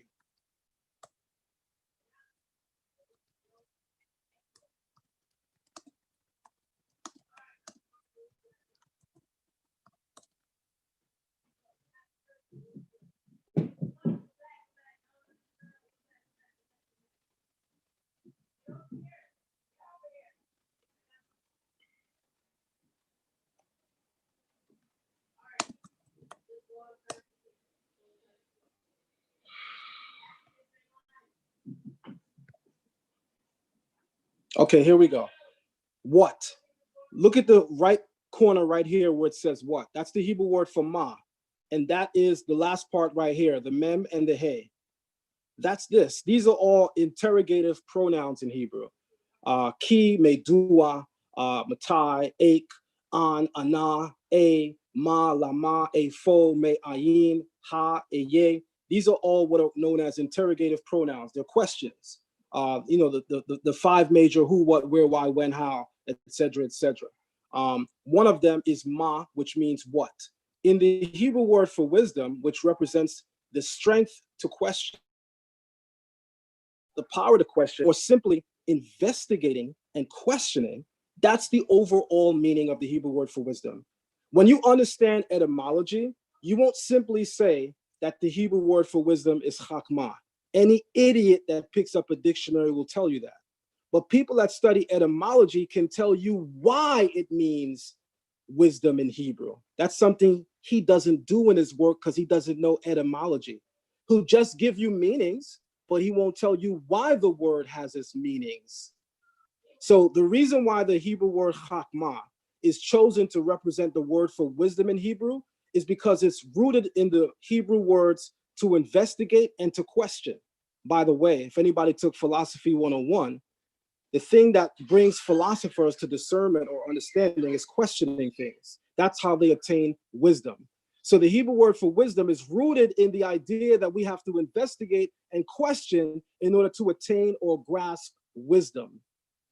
Common sense apparently isn't so common. The second thing that he asked me, which is even more stupid than the first, but I'll address it right now by opening the Torah, is this.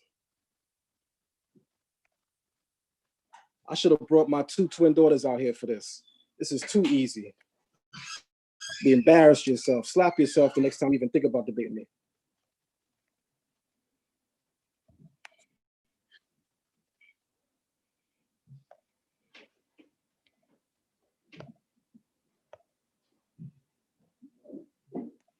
We're in Genesis chapter 1, verse 1, and we're just going to open up the Hebrew, since the brothers say he speak Hebrew. Let's also take away the Nikud, right? Let's. Can I do that on my Can I do that on the tablet? I don't know. All right. This is the first sentence in Hebrew for. I'm going to blow it up as much as possible. For the first sentence in the Bible. Hold on.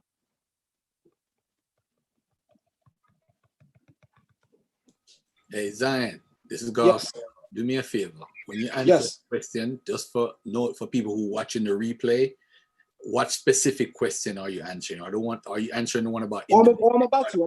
I'm about to make it clear. All right, cool. All right. Thank you.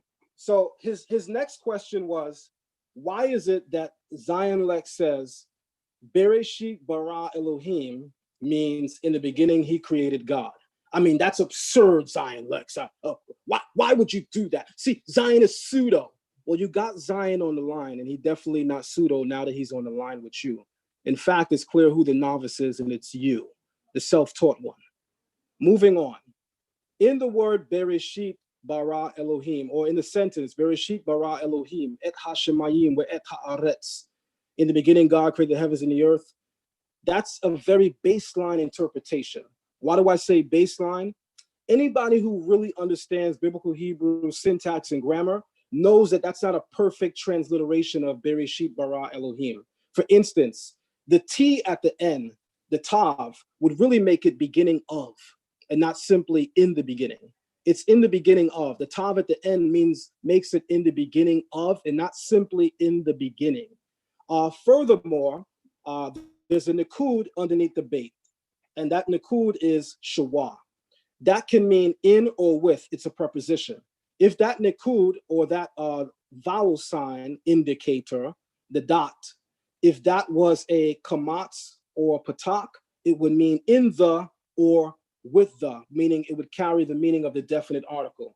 But the sages of the Masoretic text do not use the patak nor the kamatz. They simply use the shawah, which is why it's translated as, in the beginning, God created the heavens and the earth. But as I'm saying, and I'm about to demonstrate, that's a very, very baseline interpretation. And what I mean by baseline interpretation is that while the interpretation is certainly sufficient to understand the overall meaning and context of what's happening, with all spiritual texts, there's also an esoteric meaning. When I first gave this explanation on Sunday the TV, I made it extremely clear that this explanation is esoteric. If it's esoteric, why should you expect that it follows the rules of grammar? Would that make any damn sense? I said it was esoteric. That which is esoteric follows not formality. Hence why it's framed esoteric as opposed to exoteric, that which is revealed. It is esoteric, concealed. If it's concealed, then the simple formalities of grammar wouldn't agree with it. But again, common sense isn't so common. So as I said in the video, in looking at it esoterically, the first sentence of Genesis can be translated as, in the beginning, he created Elohim. Now, let me open Bible Hub to show you why I said he created Elohim. Let's just do this all the way so that the novices can see what I'm talking about.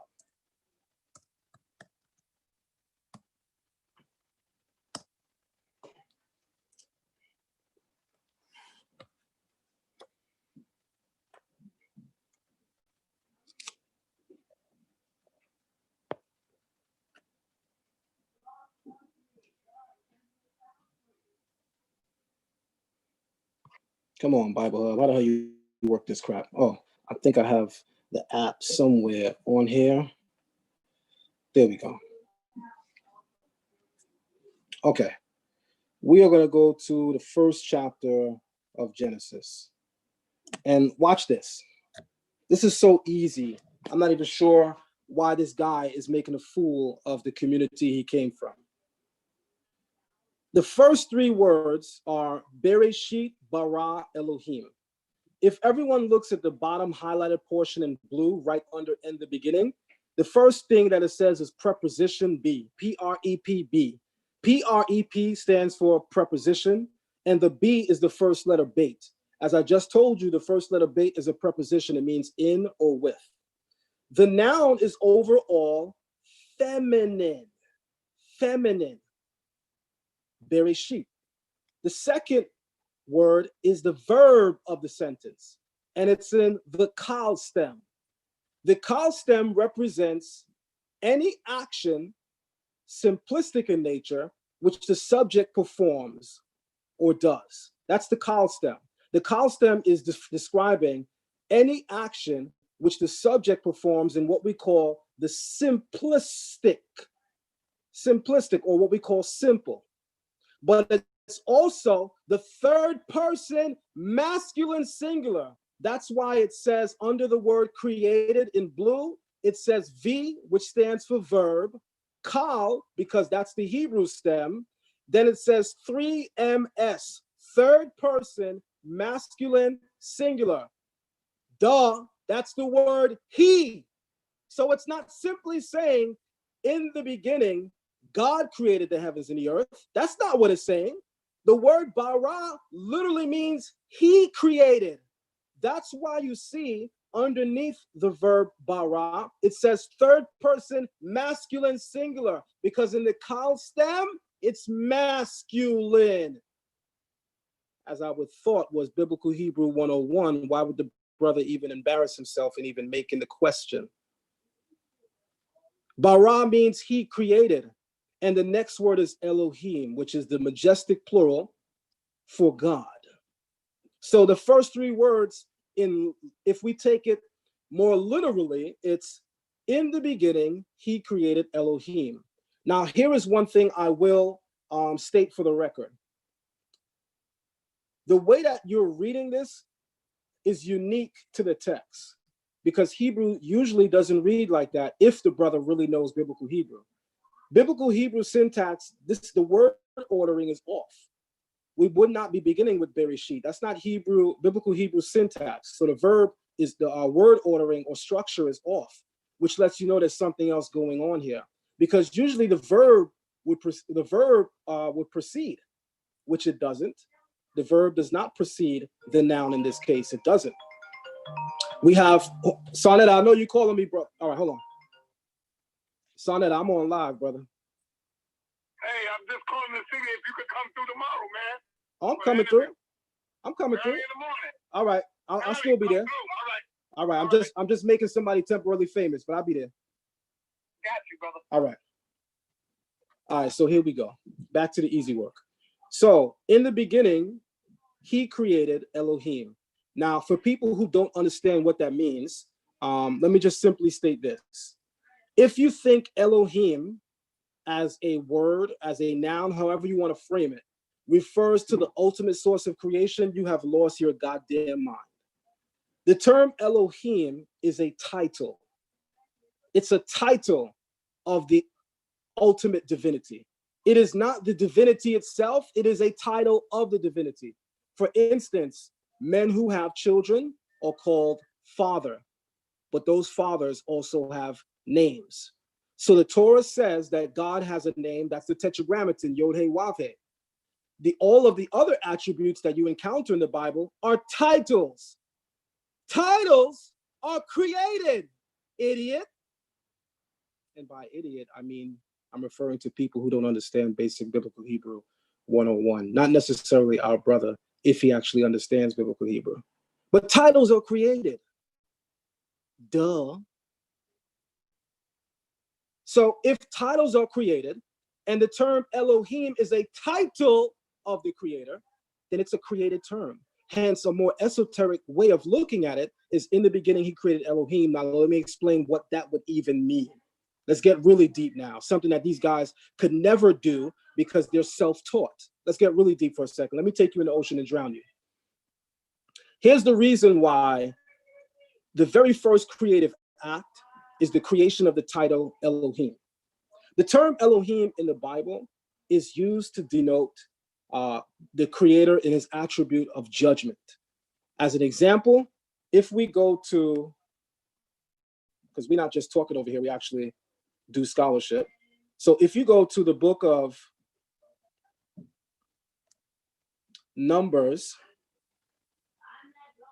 Exodus, and you go to the 21st chapter, watch this. Brother, if you wanted to learn Hebrew from me, I just would have taught you. You didn't have to fake a debate with me for me to teach you. If you go to Exodus 21:6, it says, he shall be brought before the judges. That's how it's rendered in Hebrew. This particular passage in the book of Exodus chapter 21 is talking about indentured servitude. And the biblical Hebrew canon has a law that is basically designed to kind of steer someone in the other direction of working for someone eternally. What do I mean by that? While we do have indentured servitude in the Bible does not promote the idea that you should want to work for somebody the rest of your life. That's not what the Bible promotes. So the Bible says to this person who is about to enter into an agreement, life eternal, to become someone's employee for life, the Bible says that he should go before the judges to get his ear pierced, because the piercing of the ear would be symbolic that he's that person's employee for life. But there's another reason why that person is going to the judges and why simply the employer can't pierce his ear. It's not that the employer can't pierce his ear, that the judges are the only ones that do ear piercings in the land of Israel. He's going to the judges because they're going to have to clarify him what this really means. And after clarifying for him what this really means, hopefully he changed his damn mind. But if he doesn't, then they pierce his ear and he becomes that person's employee for the rest of his life. But that's not even my point. My point is to say that the judges in this portion of the Bible, they're called Elohim. That's why when you open up the book of Psalms, Psalm 82, I said ye are what? Gods. The psalm begins as a chastisement to all the judges in the land of Israel. Hence the psalm begins by saying, God stands in the divine assembly. In the midst of judges, he judges. And the next verse says, verse 6 says, I said ye are gods, in reference to the judges of the land. Why are the judges in the land of Israel called gods? Well, the judges have the land to issue what we call corporal punishment to its fullest extent. They can carry the death penalty. So they can actually restore life or they could take life. But that power, they're regarded as Elohim in the Bible. But my point is the term Elohim is used throughout the biblical narrative to refer to the creator's attribute of justice or judgment. This is why you see it throughout the entire first chapter of Genesis, because it's actually detailing how the universe is based and founded upon morality and ethics. The Torah given upon Mount Sinai was given to the children of Israel, but there's a law that even precedes that, because the universe itself is based on morality, ethics, and judgments in accordance with Proverbs chapter 8, verses 22 through 30. Someone who actually knows the culture, the heritage, and the book and is not self-taught could actually tell you that. The term Elohim denotes the creator's act. Go ahead, my bad, go ahead. The term Elohim denotes the creator's attribute of judgment. So the first thing that the creator, we have to say right now, is should be common sense to everyone. If the term Elohim is really a reference to the source of creation, then I want you to think about something. That name denotes judging. Before creation, it's just him. Excuse my English or in my French. But who the fuck would he be judging if it's him alone? People are really stupid. The term Elohim was a created term. It does not exist prior to creation. Just like judgment wouldn't exist prior to creation. Who the fuck would you be judging? It's just you. All right. Let him respond to those first two responses that you have. All right, because I mean, your answers are you're trying to be a thorough, but they're kind of long-winded. All right. Let me get Mitz just to respond to those two, and then in the meantime, I'm gonna switch because I don't want to cut the show off. I gotta go pick up my son, so I'm gonna sign in under a different name so I could keep the show going. All right. Go ahead, guys. Go ahead. All right. So, do you need to show anything? Yeah, I'm trying to figure out how to get my camera to function. It's not doing what I want it to press do. the button, the round button, to make it show the chalkboard. That's all. Look at the bottom. I don't know what type of phone you got. iPhone. All right. Hold on a second. See if. All right. Hold on. If it's I'm not sure if it's a settings issue. Try to sign up.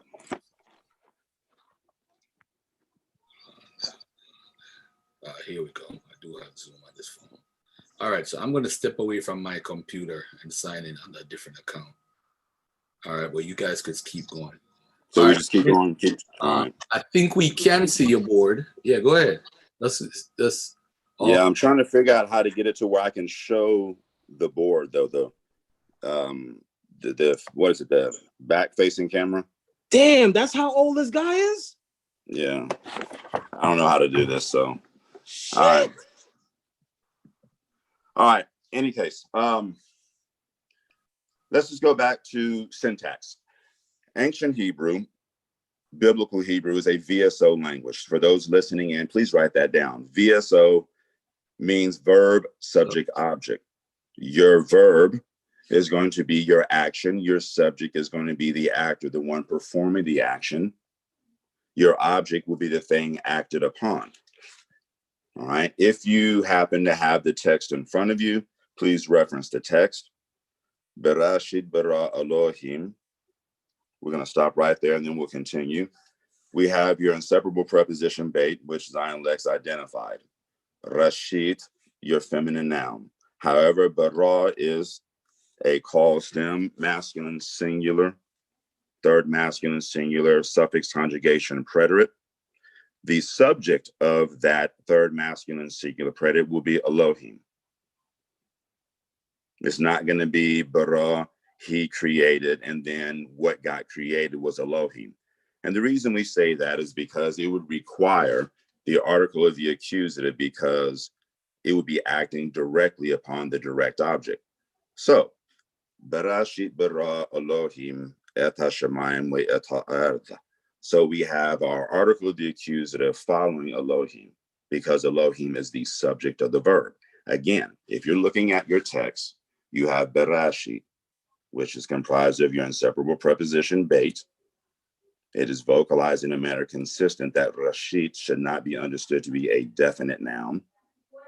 Okay, so Berashit, at first, Berah, he or it created, or the masculine it created, referencing Elohim. Elohim we can render as consortium. Berashit bara Elohim. So Elohim will be your subject, that which is performing the action. It is not the recipient of the action. It is not the object. It is the subject, the actor. So Berashit bara Elohim. Then we have the article of the accusative et, which means what is to follow will be a definite direct object. Okay, that definite direct object will be Hashemayim, followed by the conjunction and the article of the accusative, which means what will follow will be a definite direct object. Ha'arda. All right, so again, if Elohim was being created, you would see the article of the accusative et following bara. You would see Berashit, bara et Elohim, we et hashabayim, we et ha'arda. But you don't see that. You see something very much consistent with the syntax of biblical Hebrew. VSO, verb, subject, object. Berashit, bara, your call, right? Your simple action, simple active verb stem, third masculine singular. So third person means we're referencing somebody that is not in the conversation, like the he, she, that's third person. I would be first person, you would be second person. He, she, it, them, third person. So third person, masculine singular, call or G stem, suffix conjugation preterite, from the triconsonantal root or shorish beit, resh aleph, to form, fashion, shape, create, whatever. All right. So that esoteric position is inconsistent with biblical Hebrew syntax and grammar. Biblical Hebrew syntax and grammar does not make provision for Berashit bara Elohim to mean at first or in the beginning, he created God. Going back to Chokhmah, Chokhmah, the feminine singular absolute noun, is derived from Chokham, to be wise. So the idea that you're going to generate an independent noun by taking another root and then sticking it with the interrogative pronoun ma, that's more than far-fetched, because ma would have to be fully declined. And when we see chokhmah declined in the construct form, we see that the hey is dropped and replaced with the tau, which is very much consistent with feminine singular nouns in construct. So it would be like chokhmat. So if we wanted to say the wisdom of God, chokhmat Illah, or Elohim, whatever you want to say. So it's not going to be chokhmah. Elohim is chokhmat. Again, and you're not going to see any place in your text where you have the interrogative pronoun ma declined to receive a tau so that it can be in construct form. So that's a bit problematic, if not completely erroneous, because again, the shorish for chokhmah is cha kaf mem, from the verb to be wise, generating the noun, the feminine singular absolute noun, chokhmah, wisdom. Hey, brother, this is Brother Garfield. Let me ask you a question before you go any further, right? Because there's a lot of people that don't study Hebrew or whatever. And it seems to me, right? I don't expect Zion to come on and say, you know what, brother, you're right. Zion doesn't, I've never heard Zion do that live. I mean, he may have done it, but I've never seen it. But what are you really saying? Are you saying, to be blunt, that Zion don't have a clue what he's talking about? Is he making errors? Is he using some particular text? Because people in the audience, some people love Zion, like Augustine Kane. He loves Zion to death because he makes videos about me all the time. He loves Zion. He ain't gonna say you win because he doesn't know what you're talking about. Me can go and say, go Zion, get him. She don't know what you're talking about. Well, she kind of know a little bit because she studied a little Hebrew. But I'm trying to figure out to make it plain to the audience. Zion says that God created himself, God or something to that effect, whatever he said. Are you saying that's ludicrous? It's nuts. It's crazy. What are you saying? Because we have to let the people understand. Hold on, Zion. Hold on. I know, but if you can't even repeat it properly, how do you understand what I'm saying? I'm saying definitively that Bereshit bara Elohim under no circumstances can mean in the beginning he created God within the corpus of Genesis or Bereshit 1:1. Can I ask you a question, brother? Sure. Thank you. Hold on, Garfield. He said yeah, so thank you. It's me and him. Thank you. So my question to you, brother, is this. The first thing you said that you opened up with, you said there's no way that this makes sense with the grammar. And I'm going to point out to you yet again, I said extremely clearly, very crystal clearly, with a very loud and clear voice, that esoterics would not agree with formality. More importantly, the formality in the grammar. We don't have any discrepancy there. We actually agree there, which is why whenever I say or give that teaching, I always preface it with, this is an esoteric way of looking at it. So this is not supposed to agree with grammar and syntax to formality. Grammar and syntax, anybody could learn. That would be exoteric, that which is revealed. I'm talking about esoteric. And when I spoke towards it, it was Sarnetta's question to me, what is a deeper way of looking at it? Which is why I answered esoterically. But you keep pointing out the obvious, something I even said I agree with. It doesn't agree with formality, but that's the obvious. I even said that. Zion, the question is, Zion, you listening? Hold on, Zion. But you just showed the whole of Genesis 1 and show Bible Hub to make a point. Are you could have said it debating from for the him? jump. Hold No, on. no. Hold on. I'm not debating for him. Now. Are you debating for him? I'm not debating so could you for him. But I'm please mute saying, your mic and can I talk to him? All right, but Zion, I'm asking you a simple question. It's a simple question. If that's the Are case, you the moderator or the why debater? why did you have to go through showing Bible Hub then? Because that don't make no I'm sense. actually the teacher and you're not. So you invited your teacher, let him teach. All right, bro. This is a joke. The point. No, it's not a joke. Because you had us sit down and listen for 20 minutes for nothing, bro. For nothing. If you agree with him, if you agree with him, how's he getting murdered? How's he embarrassed for Let your teacher debate. Shut your mouth. Nah, you ain't gonna talk to me like that, I have bro. to talk to you like that. Shut your mouth and let your teacher debate. Chill out. I'm not gonna kick you off because you're getting your ass handed to you. I'm not kicking you out. Shut your mouth. You're getting your ass. Whatever, debate. bro. I'm not gonna kick you off. I'm not gonna kick you off. All right, so shut your mouth and let your teacher debate. You can't tell me to shut up. You can't tell me to shut up. Shut your mouth and let your teacher debate. You shut up. All right, so you know what, Mitch? I didn't say respond shut to up. what he I just said. Shut your mouth and let your teacher debate. Mitch, because respond. right He now, wants me to. I'm not kicking you out, bro. I'm not kicking you out. I'm not kicking you out. I'm not kicking you out, man. I'm not kicking you out. So let him respond. Let him respond to what you just said. You got bro. This long. You be long. Yo, you know what you just did? You spoke for 15 minutes and showed for no reason. And then the only reason I agree with him. Because if you agree with him, Zion, 90 years old. You see what I'm saying? You see what I'm saying, bro? You see what I'm saying? You just did that. You just. I am beating the living. Listen, family. Why did he have to go through all of that to say, yo, I agree with him? That's my point. Zion will never come out and say, yo, I agree with you, because he want to act like he's winning the debate. It's not about that, bro. If you're about truth and you're living by Torah, it shouldn't be wrong for you to come out and say, yo, I agree with you. That's all I'm saying. Now you want to talk all crazy on the phone to let me kick you off. I'm not kicking you off. Fuck all of that.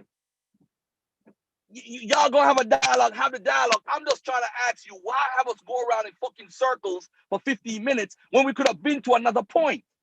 That's all I'm saying. It's crazy, yo. And then he gonna go in the chat. Yo, Garfield teacher get beat up like a little gal now. Watch him in the chat now. What? I can't. You see, this is the problem. You had us the whole goddamn time, bro. That's a waste of time. That shit is garbage, yo. How you gonna have us the whole time?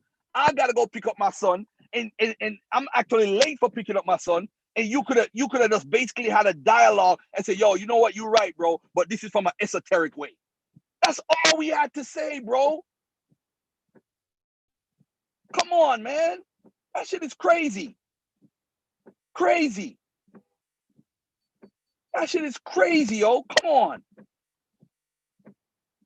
And bro, Austin Bar, you could call me a clown or not, but that's the point I'm trying to make, though. What was the? Let me ask you this, Mitz. Mitz, let me ask you this. I'll mute your mic for a second, beloved. Let me ask you a question, because a lot of people in the audience don't understand what y'all talking about. That's why I asked you the question, to make it plain. You know what I'm saying? I'm no expert, but I mean, come on now. The dude went around in circles to come back and say he agrees with you. What was the purpose of showing Bible Hub then? What was the purpose? Go ahead, Mitch. Go ahead. All right. So for those that are looking to understand what is attested within the corpus of the Hebrew Bible, because you are inclined to utilize the Hebrew Bible towards the management of your moral compass, it behooves you to be able to comprehend what is attested. Okay, that means what is written, and to be able to manage and comprehend what is written. So that means that there are rules to the grammar, right? And you have to apply the rules of the grammar in order to comprehend what is attested within the corpus of the literature. There's no getting around that. So my point is, when you have so many people invested in learning the language towards maintaining and managing the Hebrew text, why then inundate them with information that is inconsistent with the grammar? Why inundate them with information that is counterproductive as it relates to their endeavor towards managing the text? So my position is very clear. I said definitively, ancient Hebrew is a VSO language. The syntax of ancient Hebrew, biblical Hebrew, does not make provision for the esoteric positing that Bereshit bara Elohim means in the beginning or at first he created God. It does not allow for that. Chokhmah is a feminine singular absolute noun derived from the triconsonantal root chokham, to be wise. It is not comprised of some other root and the interrogative pronoun ma. And when I figure out how to make my camera work, I'm going to show you an Ugaritic text where you see the same word being used. Okay, so clearly the Ugaritic, is not going to have the same behavior patterns that you see in the biblical Hebrew interrogative pronoun. And by the way, Mitch, let me cut you off. By the way, when Mitch described his qualifications, he was actually describing Zion.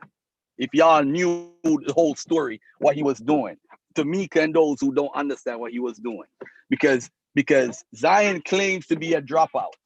He claims all these people are his teachers, who we don't know if they have a degree in anything when it comes to Hebrew. He just quoted all these so-called, this gentleman on the phone, if he wanted to be popular, first of all, his face would be all on my screen, all on YouTube.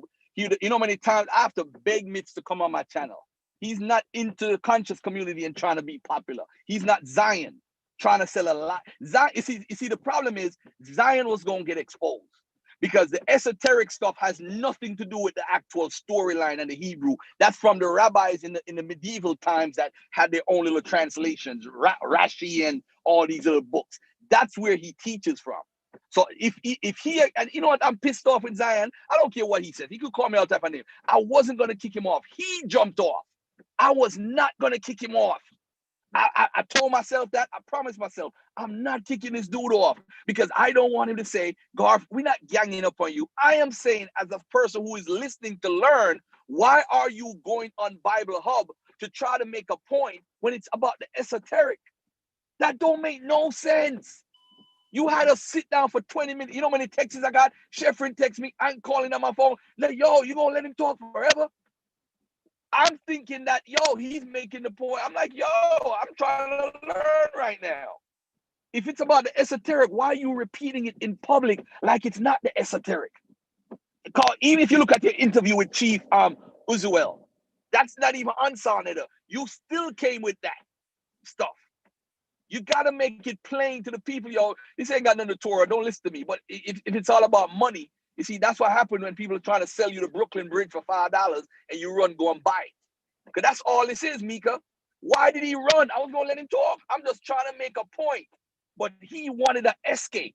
He needs an escape. He don't want to have this dialogue because he's trying to piss Mitz off, or if you wasn't a student or a dropout. He was talking about you, Zion, and you didn't even know. That's how stupid you are.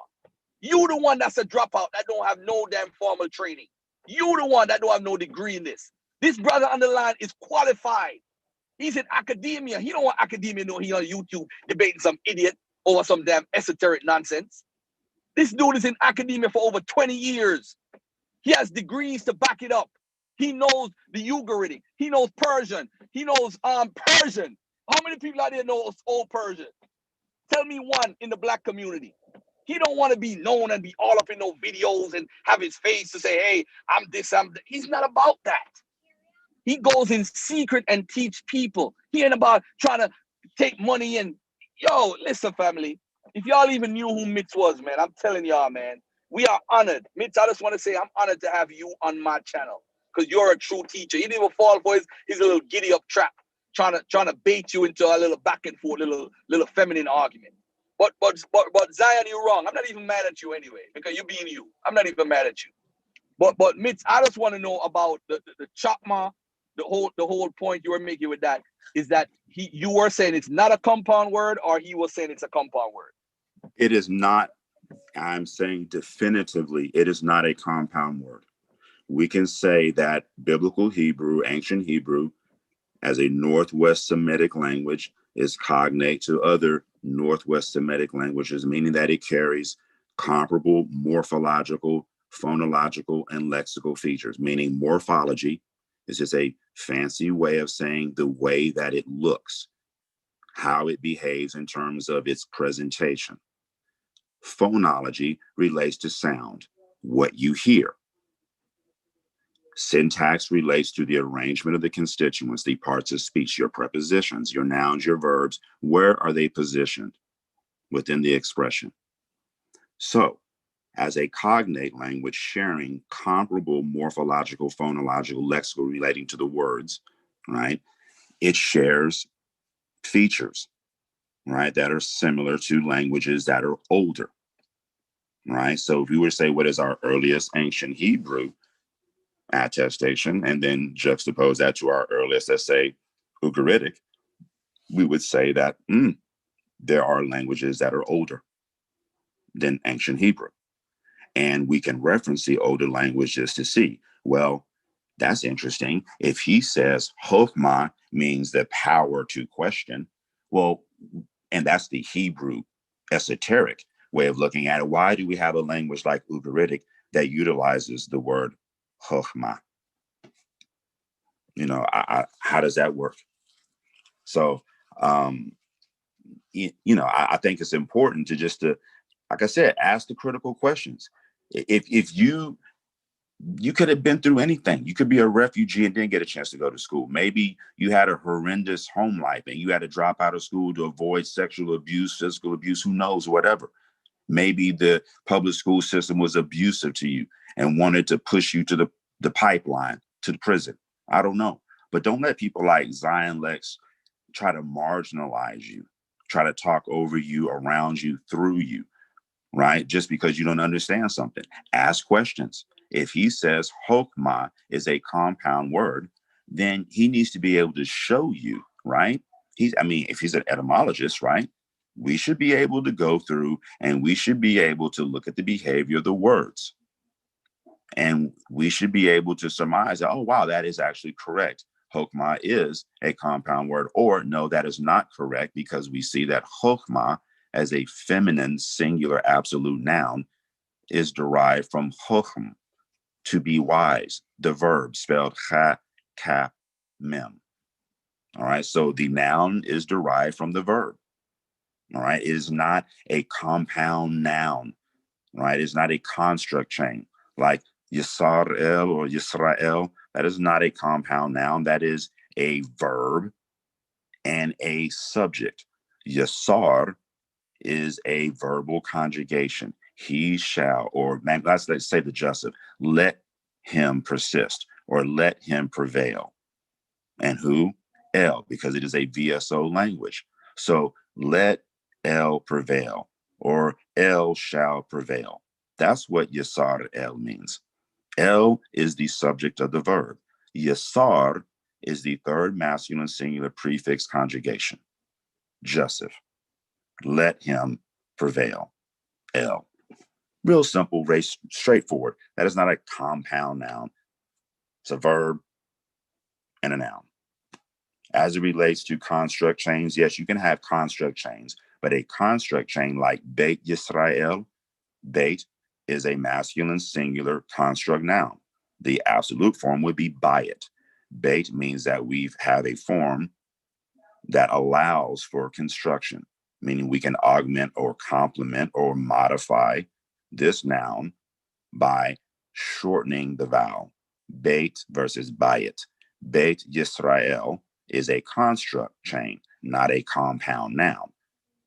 Yisrael, Beit Yisrael, house of Israel. Bnei Yisrael, plural noun in construct.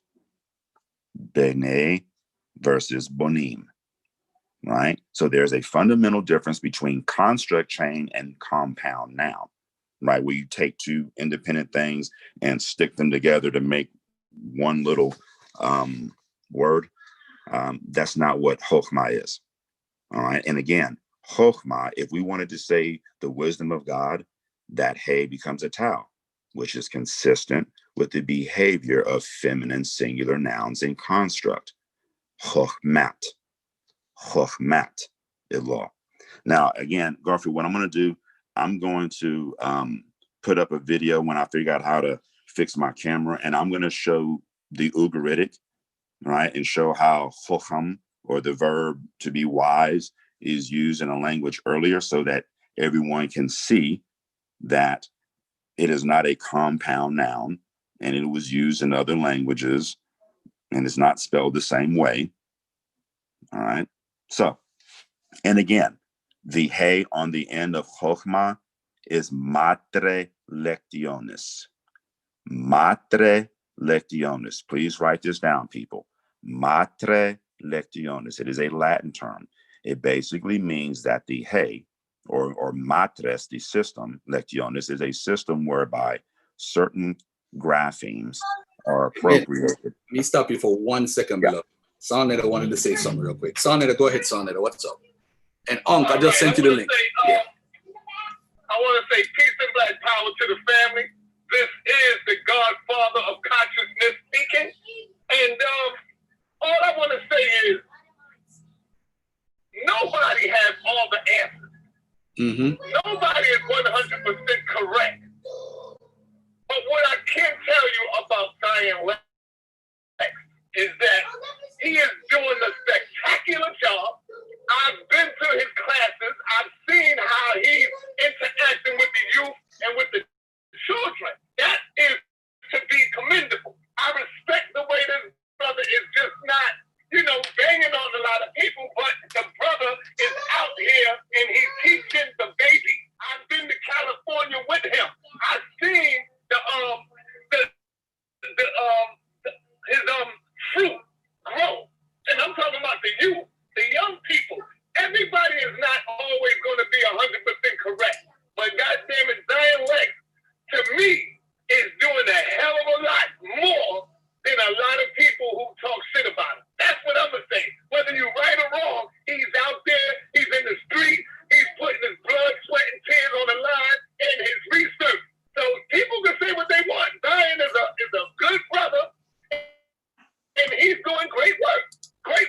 Hey, son it up. To take away from you, Garfield. Right. All right, I'm not saying nothing against you. No. So, hey, son it up. I know you heard that part, whatever. I'm not even mad with Zion. All I'm saying is he had us sit down for 15 minutes, son it up, and then come back now and say, yo, I agree with the dude. Why didn't he just say that from the beginning instead of saying, going around in circles, just say, yo, I agree with you. We wouldn't have been in the same time. Daddy, what's up? Can I borrow your phone, please? Yeah. So now I had to like extend the show. I could have almost done the show because I had to go pick up Amir. What if it wasn't Zoom? What if it was StreamYard? So I had to end the show. Come on, man. We gotta. Zion. Zion will be at the studio tomorrow. What time? You can probably. What time? No. I don't want both of y'all because I don't want to debate. No, we ain't. I would love for you to come on Wednesday, the next day, Garfield. When I'll be there Wednesday early in the morning. Another. To see what Zion say, and then you can come back with some information. But it's not about beating them down or trying to beat each other down. I'm not beating. I'm not. The brother is putting in work, man. I see the baby. Arnetta. They learning the Hebrew. They learning how to write the metal nothing. Brother. Yeah. So then I have a question. All right, Sonetta. Yeah. So then I have a question. But it's not about that, Sonetta. Listen, Sonetta. I'm not talking about his work or whatever he's doing. I'm not judging him on that. I am just saying the brother is on here, and I'm saying to him, I'm gonna get everybody to listen to this. I don't want to interrupt. What all I did was ask a simple question to the brother, and he started going off. Ain't nobody picking no side. Come back on, bro. I'm not even taking what you said personal, because I know how you are. You see, Zion is the #1 chief to get you off your game. He talks shit. That's how he is. And Mitz stayed focused the whole time. So shout out to Mitz for being a true academia representative of Hebrew and not falling to the traps of Zion Lexx. So he's sarcastic telling Zion who he is. He didn't even realize who he is. The guy is describing him to him, and he don't even know who he is. But anyway, what you call it? The link is right here, Zion. But anyway, thank you, Sonetta. Let me let. No, it's all good. It's all good. It's all good. We gotta stop trying to tear down those. No, nobody's trying to tear nobody down, Sonetta. It wasn't even about that. The show is not even about that. He's the one that's bait that part up because I guess Zion is frustrated over the dude calling his name a couple of times. But the point of the matter is, the esoteric ain't got nothing to do with what's going on with the Hebrew. It ain't got nothing to do with what Mitz is talking about. Mitz is talking about Hebrew. He's talking about esoteric. All right, let me get you back in here. Yeah. Hold on, Sonetta. Hold on. Say it again. Check. Say that again, Sonetta. I'm here. That's exactly. You know what that is for, man. You know exactly, Sonetta. For the expose Zion, man. Come on, man. Exactly. You know what that is. All right. Yeah, we know what time it is. It's the hating time.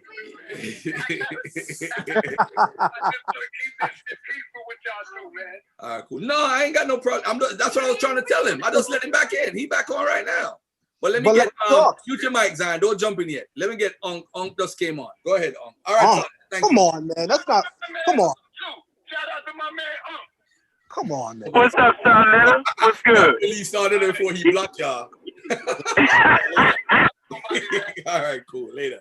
All right. Hey, no, I'm not gonna get on here and act like that with you, bro. Let me say something to you, Unc.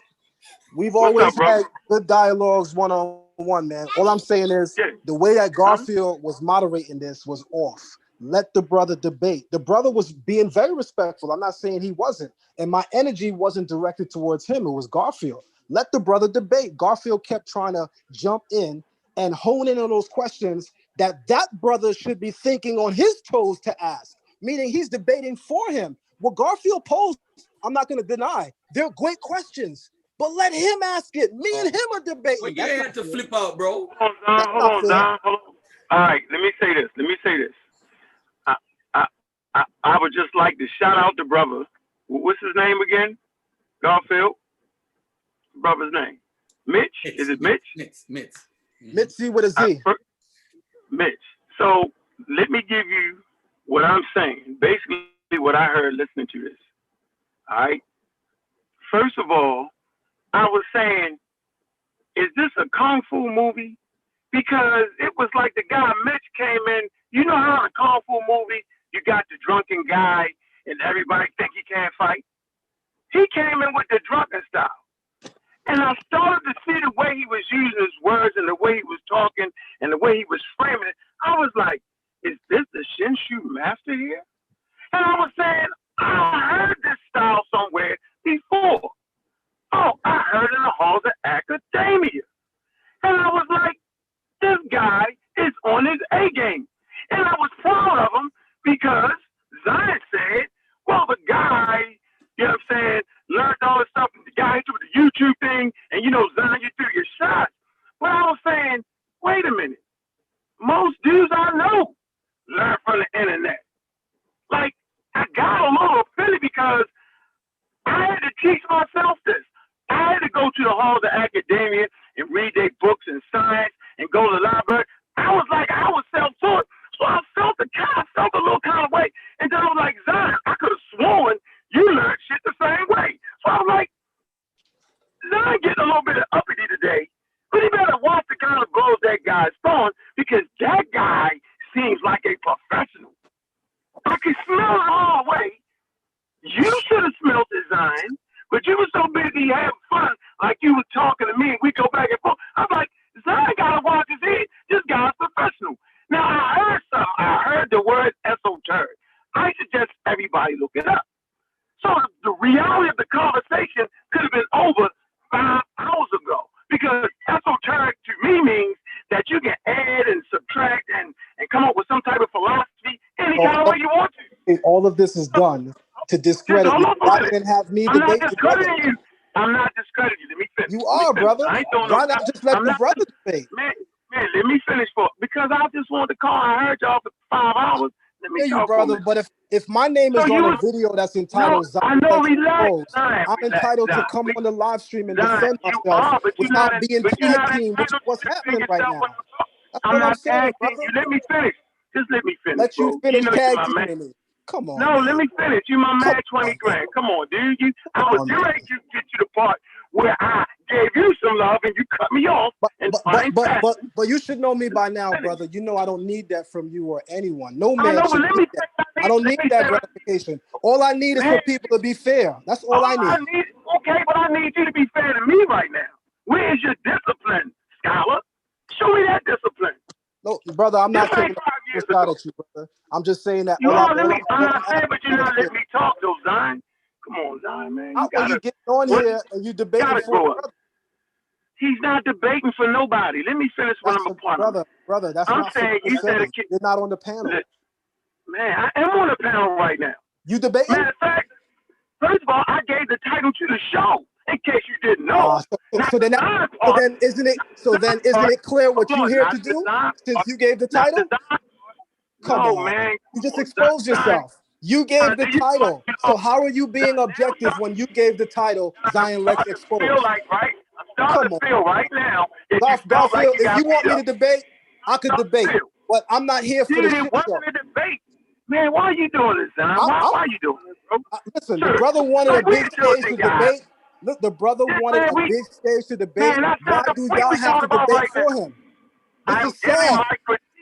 It's sad that y'all got to debate for him. Can you use the power of the Most High to calm down? Y'all wasting time. Can you use the power of the Most High to calm down right now? Let me debate the brother. That's all I'm saying. First of all, it's not a debate because you're not allowing anybody to talk. A debate is a all right, whatever, man. Whatever. So Garfield don't got control.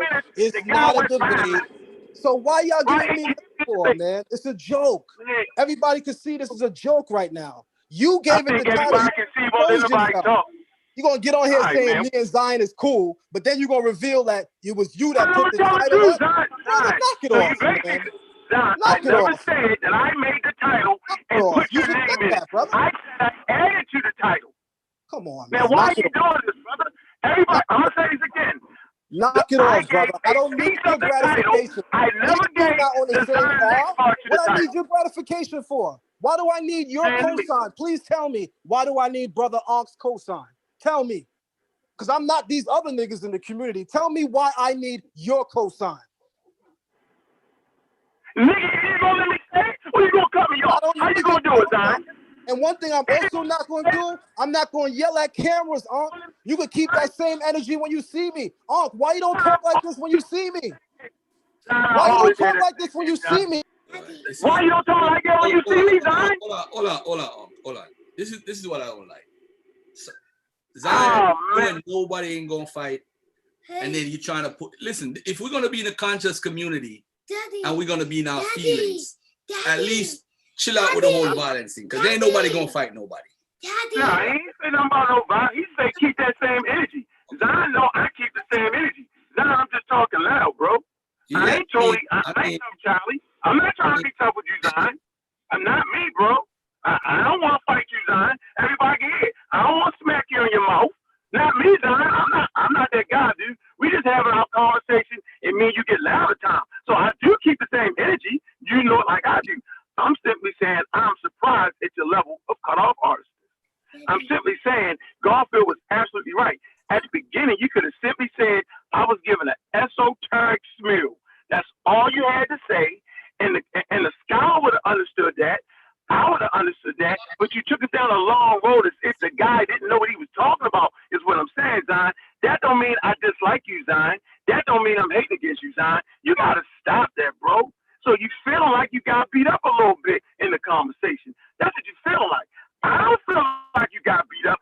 I just felt like you took us down a long-ass road of some esoteric, psycho babble, pseudo shit, and you know better than that. That's how I feel, bro. That's not getting out on you. That's not talking trash. That's not banking you, bro. And as for a debate, that would have been a non-fair debate because you spoke for 35 minutes knowing the whole time you was kicking an esoteric thing. You know it, I know it, and now everybody else know it. Now, based off your esotericness, right, you're right because you made that up like that. Okay? But based off what he was saying, he was right. From the biblical standpoint, the way the ancient Hebrews would have been thinking, they would have kept it biblical, bro. The extra was the extra, and we just would have liked to know that. Show some fairness, bro. Allow that brother to speak. You never let him speak. You broke out the computer. You did a divine thing where you broke out the computer. You broke out the whole the share show for hours. And for the record, the guy never asked you 7 questions on this show. He really asked you once, and that was about Eve. That was the question. He was being funny with the other questions. He was swinging back at you with some slickness. But he really asked you one question, and that was about Eve. And I feel like you never answered that question, but you said, hold on, it's really esoteric. So we could have cut that thing out a long time ago, bro. So it is what it is. I got off my chest what I wanted to say, and I appreciate hearing that, brother. What little bit we did, and I can tell you know what the hell he's talking about. Hey, Sabio and Sonny, hold up, man, hold up. All right, listen. Let me let Zion come back in. Mitz, do you want to say something? Cause we had you on hold for a while, brother. Garfield, I'm here, brother. You want me to debate this brother or not, man? I don't want to waste time. You don't want to waste time? All right, let me let Mitz say something real quick. Because can I say something? For you to invite. Hold on, Zion. So I can't speak. Zion, hold on, Zion, hold on, man. What I'm saying, brother, yes, I can't you speak. Can. You want to let all these people speak when it's that's the title of the video? Oh, man. Yo, you ain't no star over here, bro. Relax, brother, it's man. not about being a star, it's about being fair. But you definitely not a star to me either. So what are we doing? Be fair, but wait. Hold on. I just asked to speak. I can't speak. Oh, man. I can't speak. Bro, hold on. I can't speak. Don't call me bro. We not bros. I can't speak. Hold on. Can we bro is a term of endearment. All right, bro. But it's a term. But a bro is a term of endearment, as I put up on my video. Zion Lexx is exposed. You don't realize how fake y'all are. You don't realize how fake y'all are. That's how I talk. That's how I talk, bro. I say crazy. Beloved. I say bro. That's how I talk. Like that. But anyway, before I sound crazy, what I'm saying Mitz, do you want to say something before we go forward? Dude, Mitz, do you want to say anything before we go forward, Mitz? I didn't know you had the exposed in the title, though. I ain't add that part, though, bro. I didn't know that. Where you at, Mitz? How y'all do it? You throw a stone in the pig's pen, the one that's you get hit. That's all it is. I knew he was gonna come out. I knew he was. That's So, why I like made I the show said, that way. you wasting But- time. All this time, Hold on, me and the brother could be debating. hold on. We could be debating. All you doing is filibustering. Bro, hold on. We could have been debating the whole time. What are you doing? Hold on, bro. I'm trying to see if Mitch might. Zion running from my teacher. I'm here. Oh man. Let's go. All right. Garfield, this is what I'm going to say. Chokmah is not a compound word. Chokmah is a feminine singular absolute noun. The hey on the end of Chokmah is matre lectionis. Matres lectionis, the Latin phrase, is a system whereby certain graphemes are appropriate to indicate certain classes of vowels. The hey is often utilized to indicate the presence of a syllable ultima A-class vowel. Syllable ultima is just a kick-ass way of saying final syllable. So the final syllable A-class vowel is often expressed by the morphological inclusion of a hey. So Chokmah is not the power to interrogate or ask questions. The hey on the end of Chokmah is matre lectionis. Can I ask you a question? I'm not done. Final syllable A-class vowel. When the feminine singular noun Chokmah is in construct form, the hey drops and is replaced with the tau. Chokmat. In the case of Chokmat Illah, wisdom of God. So, in summation, it is not a compound word taking some other root and sticking it with the interrogative pronoun. That is incorrect because ma is not declined as a feminine noun. Therefore, the hey, which is a fully functioning consonant, and as an etymologist, you should know that, right? The hey is a fully functioning consonant. And so if there's a fully functioning consonant, things would change. It would drop and become a yod. That is not the case with Chokmah. It is Chokmat. It is a feminine singular noun. Chokmah. Chokmat is a feminine singular construct noun.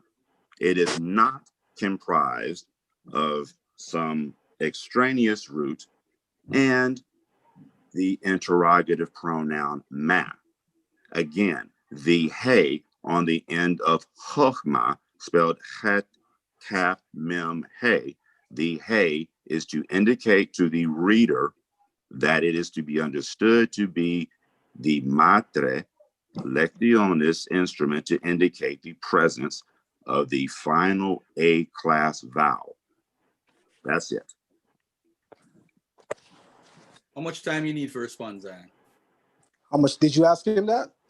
I'm asking you right now. How much? He just spoke for 2 minutes. I just want to respond to him. I don't think it's going to take longer than 5 to 7 minutes. Is that too much time? Man. All right. Go ahead. I could have time out. Go ahead, bro. Go ahead, bro. Go ahead. I don't want to say I'm biased. Go ahead, bro. Go ahead. This is a joke. I can't respond for 5 minutes when he spoke clearly longer than that. Go ahead, bro. Anyway, watch this. Good brother. I'm gonna give you the same energy you're giving me. So let me say this to you, good brother. You keep mentioning that Chokmah is a feminine singular noun. There's no need to emphasize that with me because who said it was masculine? You also keep representing the suffix tav there to state that based on the suffix tav, it's not a compound. That is totally and grossly inaccurate. When does the suffix tav necessitate that Hebrew verbs have to be a compound? Hebrew nouns are compounded because the tav is the suffix. That's not what I said. I said it's a feminine noun and construct, not a verb. I'm not finished. You were wrong. Brother, I'm not finished. I don't care what you think. I didn't say it was a verb, Zion Lex. Brother, I you said it was asked a me to noun. stop talking. I'm going to ask you to stop talking. Thank you. So let me say this without the brother interrupting, because I gave you that energy. All right. So the brother continually mentions that the suffix tav is needed in order to make it a compound word. That's asinine. That's not true. Then he continually overemphasizes the obvious, that Chokmah is a feminine noun. To people out there, oh, he's killing it. What, Zion don't agree that Chokmah is feminine? What are y'all, retarded? Who's disagreeing on that? This is filibuster information. This is him speaking to an audience that doesn't even know the language at all. And here y'all are with your scoreboards, and none of y'all know how the language works. So the real question is, how do you, in a trade of a dialogue like this, How do you reason who's right and who's wrong when you have an entire channel that's against Zion Lexx? Just look at the comments. Then you have a brother who Zion Lexx is debating who's clearly against what I'm saying. How do we moderate this? The people don't know the language. It's my opinion that he doesn't know it enough to debate me. So what you really need is somebody that knows the language to actually stand as a moderator to see who's right and who's wrong, or you need to source up. I actually did that. That's why I was sharing my screen. That I wasn't trying to be new and, oh, Zion is no, that's how you source up. I don't have his source. I'm not sure if y'all noticed this. When I said I was sourcing up, I actually pulled up sources for my information. I pulled up the books, I gave the citations, I gave the page number. The brother opened up a whiteboard with black markers. Why? Because he's the source. Anybody with a little bit of common sense could see through this. It's a joke. Chakma is not outlawed or cannot be rendered as a compound because it has a tav. First and foremost, in the construct that we're talking about, we're not even talking about chakma with a tav as a suffix.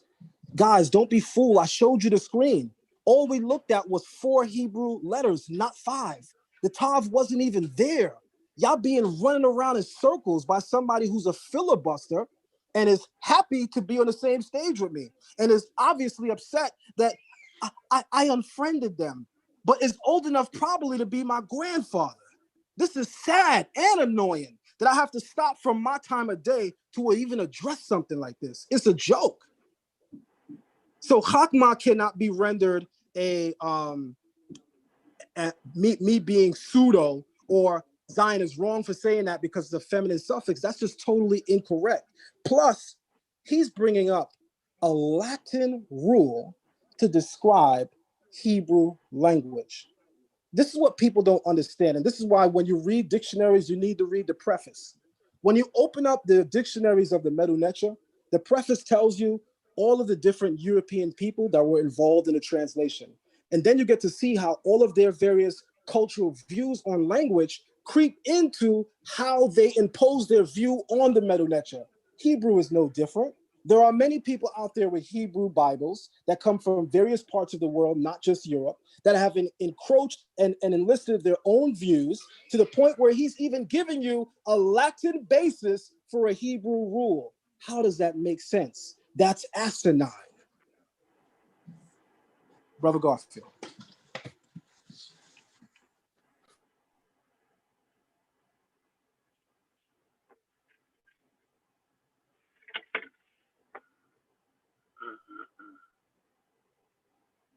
So again, I didn't say it was a compound. I said it was a construct form. And I said that in order for chokmah as a feminine singular noun to be modified or augmented by another noun or accept a pronominal suffix, it will drop the hey and add the tau. This tau feature is consistent with feminine singular nouns in construct.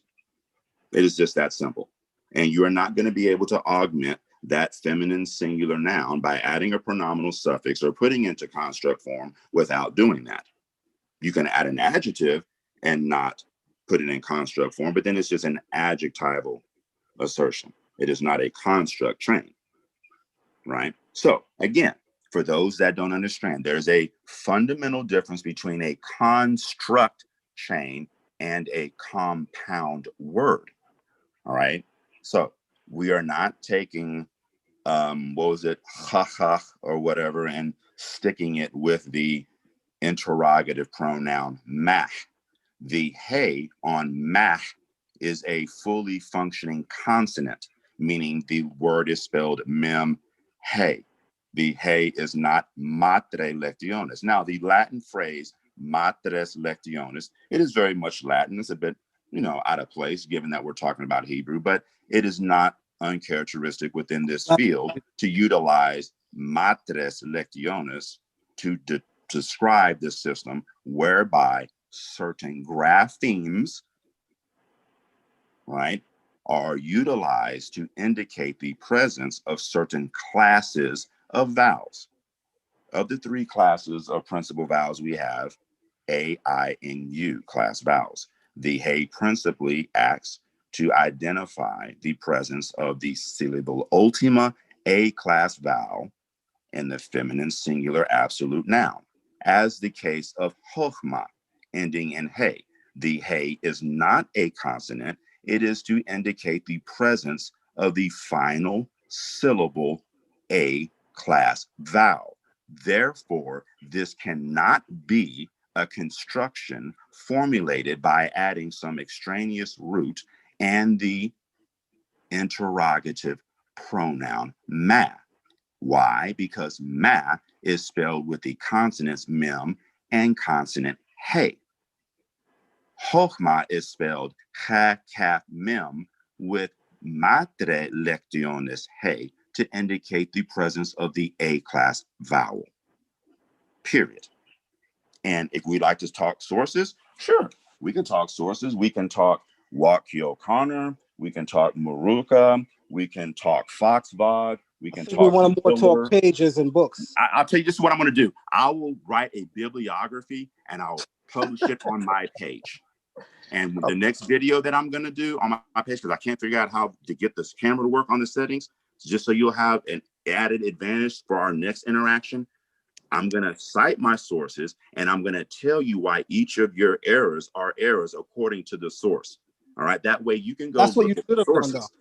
No, that's not necessary, because it's not necessary. We should everybody just on this, listen, everybody on this thread has the ability to do internet research like me, right? Everybody can Google, right? Construct noun. Everybody can Google feminine noun. Anybody can be self-taught. I got you.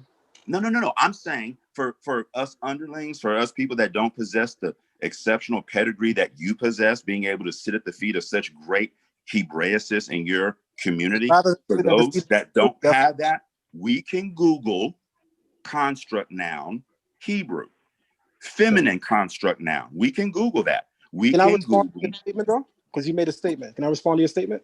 Absolutely. All right. So you brought up a construct chain. I'm talking about a single noun.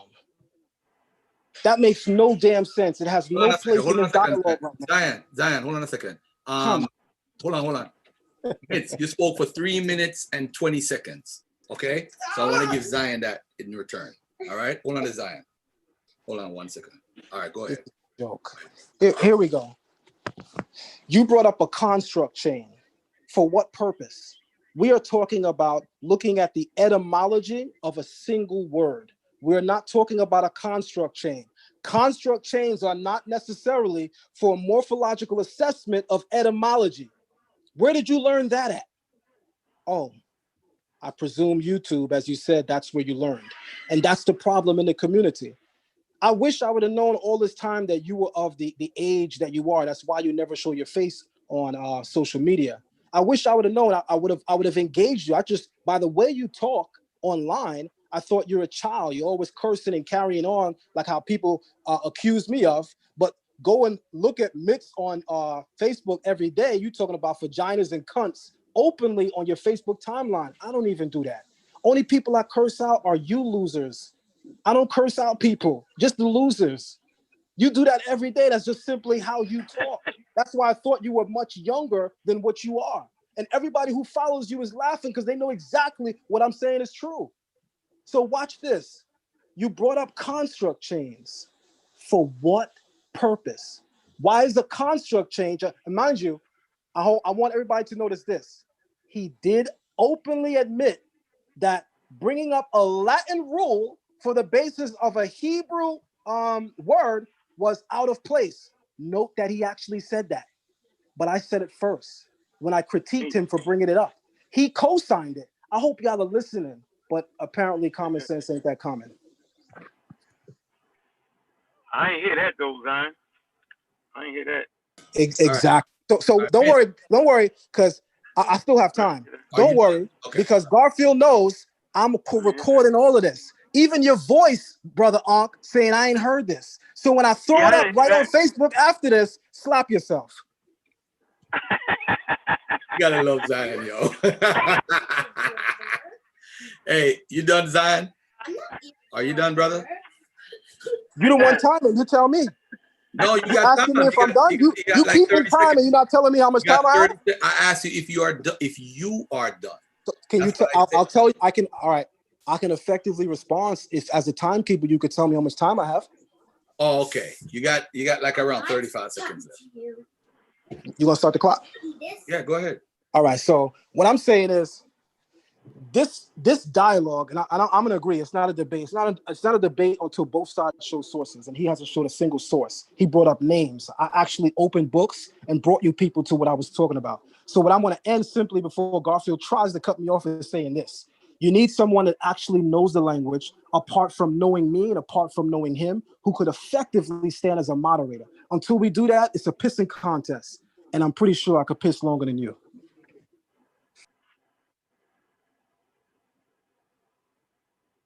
All right, Mitz, go ahead. It's your turn. You got 3 minutes. Okay, so I would like those in attendance to reference. Let's see here. How can I put this in the grammar? A grammar of biblical Hebrew produced by Muruka and John. This is probably one of the best grammars out right now. And I would also encourage everyone to please Google Matres Lecciones, spelled M-A-T-R-E-S space L-E-C-T-I-O-N-S, Lecciones. All right. Lecciones, Matres Lecciones is probably one of the most prolific terms utilized in biblical Hebrew. Okay. And so you're not going to be a biblical Hebraicist or a grammarian or a Semiticist and not be aware of how Matres Lecciones impacts morphology and phonology. So yes, it's a bit egregious to interject a Latin grammatical term, right, within the discipline of biblical Hebrew, but it's there. It's not like it's uncommon. You have people that'll say things like Daggers and things like that. And obviously that's a mix of Hebrew and Latin. So it's not uncharacteristic. It's not uncommon. It does stand out. But if you are in the business like Zion Lexx for 27 years, you're not unfamiliar with Matres Lecciones. And you shouldn't be appalled to use it. And not unless, of course, Zion Lexx, you have a different term that you would like to use to describe or label graphemes that are utilized to indicate certain classes of vowels. Now, if not, then we're going to stick with Matres Lecciones, which, again, is one of the most prolific terms within biblical Hebrew grammar. I can tell you this, brother, that literally as you're speaking, what the person is entitled to do who's not speaking, that person's entitled to go in the chat room and comment on the dialogue while you're speaking. I can freely do that. I'm literally blocked. I can't even type. The last thing I typed was 2:56 p.m. Right now, everything I'm typing is not even going through. Why is that necessary? That's brother, not I have no, brother, I'm sorry, listen. I'm saying this to the public. Why is that necessary? It clearly shows you there's a biased agenda here. All I ask for fairness, which is why I always prefer to debate people in person. So where are you, brother? Because I could actually come to you. We could do this person to person. So what I want to say right now is, where are you located? Dallas, Texas. Let's do it. You want to debate? Let's do it. Okay, and what we're going to debate? We're going to debate Chokmah. We're gonna sure. Yeah. All right, hold on. Yeah. So let's do that. Hold on. I'm writing it down. Hold on. Wait. Hold on. Wait. Hold on. I gotta. This is crazy. 1 second. Look at the biasness here. No. Hold on. Hold on a second. Who blocked Zion? Yeah. Don't worry about the bias. Zion, I see you comment. Hold on a second. Who blocked Zion though? Ask your moderators. I see now. I can. KKK. Let me see exactly, Morgan. Hold on, I'm gonna video my screen so you can see it. I'm typing. Hold on a second. Hold on. I'm looking at the comments. Hold on. Oh, okay. If you are blocked, I will see that you're blocked. I don't see that you're blocked. So all right, so let me video my iPad so I can show you me typing and it not going through. All right. What? Hold on a second. Crazy. Somebody block you. Well, who? I don't see anybody in the chat that would block you though. You got people on Daggers Squad cheering for you.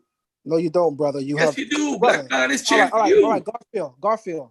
The bottom line is I'm blocked. I'm not even able to write. I Bro, offered your comments are in the chat.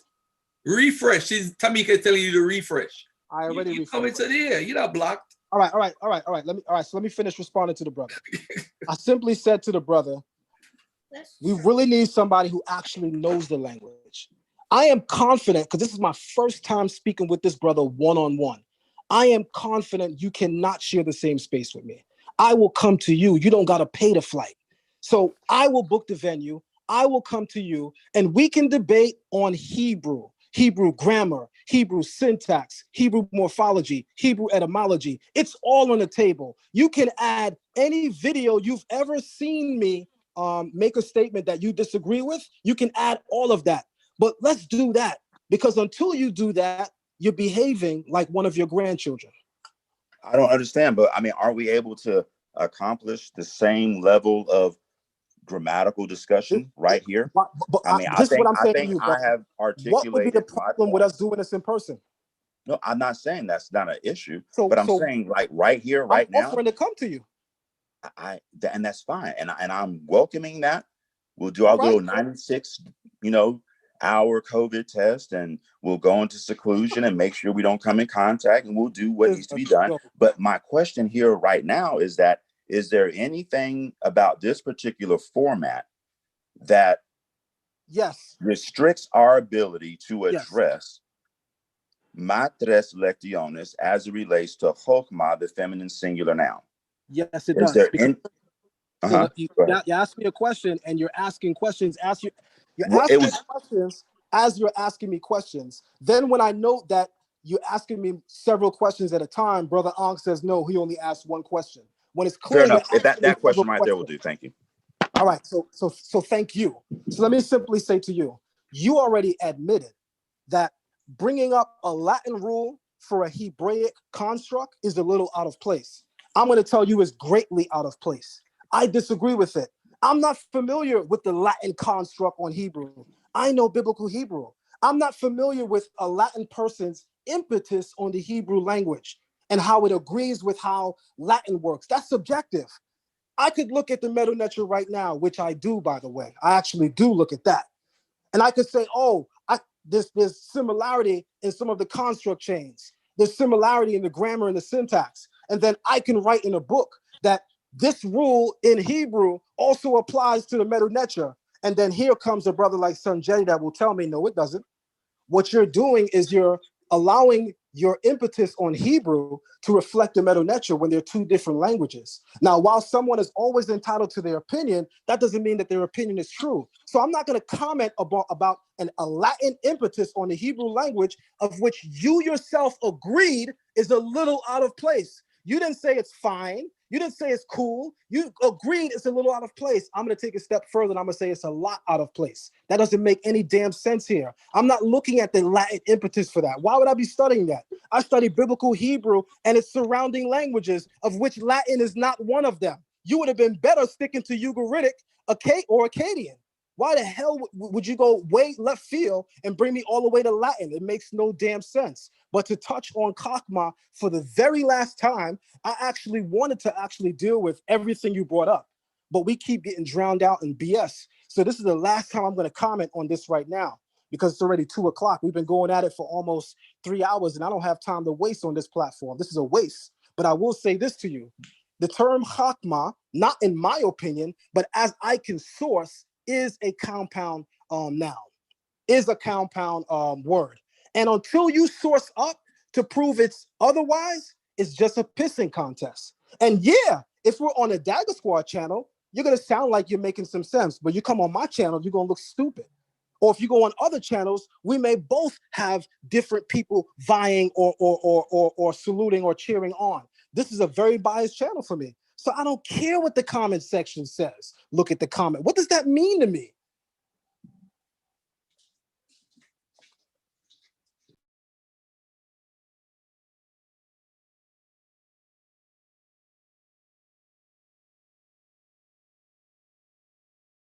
Okay. Sources. I'm gonna just read here. Let's see. This is called Introduction to Biblical Hebrew Syntax by Bruce K. Walkie and Michael O'Connor. I'm going to be reading from page 16. Is it possible to share your screen like you did earlier? Just asking. I'm sorry, say it again. Is it a what? Is it possible to share your screen like I did? We're just asking. People would like to see what you're saying. Yeah, I know. I'm trying. I don't know how to make the camera or the screen. I'm on a device. So how do I make it do that? But you gotta touch your camera and make it rotate around on your iPhone. That's all you gotta do, and the actual camera will show. You know what I'm saying? You push the camera button, it's gonna make it flip. That way, because right now the camera is on you, but you can actually you can rotate your camera. And so, do I do that in settings? Of course, I believe. You said go into settings and do that? Nah. I'm saying, well, you on. Let me see. You want to know? Can you show the actual? Hold on. Yeah. So what I'm trying to do, I'm trying to get the camera to engage so I can show the text, so everyone can see the text. Favor, bro. Read it, and we worry about that another time. All right. Wasting time worrying about that. You got 3 minutes. All right. All right. But it enables us to reconstruct the history of the text orthography. Before 1000 BCE, the Phoenician practice of phonetic, consonantism, that is, the representation of only consonants, was observed. Shortly after the Arameans borrowed the alphabet from the Phoenicians, circa 11th, 10th centuries BCE, they began to indicate final vowels by utilizing or using consonants which were homogeneous to them, namely yod for the final I, wa for the final u, hey for the remaining signs. Okay, so this system in the Masoretic text, hey is sometimes used for o as well as a. This archaic spelling has largely been replaced by wa for o. Consonants used for indicating vowels are known as matres lectiones, mothers of reading. Matres lectiones, mothers of reading. This is the system whereby certain or select consonants are appropriated to indicate the presence of certain classes of vowels. Bruce K. Walkie, Michael O'Connor, Introduction to Biblical Hebrew Syntax, page 18. So, we are not talking about Latin, the language. It is a term, a Latin term to describe an institution within Biblical Hebrew and other Semitic languages, whereby certain consonants or graphemes are utilized or appropriated to indicate certain classes of vowels. One of those being the hey, which is the case in Chokmah, the feminine singular absolute noun. The hey is not a final consonant. It is matre lectiones to indicate the presence of syllable ultima A class vowel. When the feminine singular noun is in construct form, we keep the same syllable ultimate A class vowel and we add the phonological or the morphological difference of the tau. This is how we know when the feminine noun is in construct, when it ends in hey. So something like Torah, which is a feminine singular noun, if we wanted to say the Torah of Moses, we would say Torat Moshe. Notice the syllable ultimate A class vowel in the final tau, Torat Moshe. This is how the feminine singular noun behaves when it's in construct. Okay, again, Chokmah, spelled Chek, Kaf, Mem, Hey. The Hey is not a consonant. It is to indicate the presence of the final A class vowel. Okay, I got a quick question from somebody from the audience. Is that okay? A quick question. All right. No, it doesn't matter for any one of you guys. I just need I would like to respond to him. Yeah, I'm good with it. I would like to respond to him. You did ask if it's okay, so I would like to respond to what he said, because I don't want to forget what he just said. I thought you said you're not going to speak on Chokmah. No, I just wanted to respond to what he said. I don't mind you taking. I'm gonna ask the question as soon as Zion is done. All right, go ahead, Zion. Thank you very much. What he just clearly said is matronos lones is there to indicate the presence of a vowel It is not there to indicate the presence of a compound word. That's why I said this is an asinine conversation, because he's walking you around circles in the language that most of the audience is unfamiliar with. So he can basically say anything that sounds intelligent to you because he uses words like morphology, yet doesn't tell you that morphology talks about the evolution of words. He uses words like syntax, but doesn't tell you that syntax revolves around the way that sentences are constructed when we go into different languages around the world. He uses words like grammar, and he doesn't tell you it's the structure inherent within all language, but he just uses big words. And because most of the audience is dumbed down, they think that he has a point.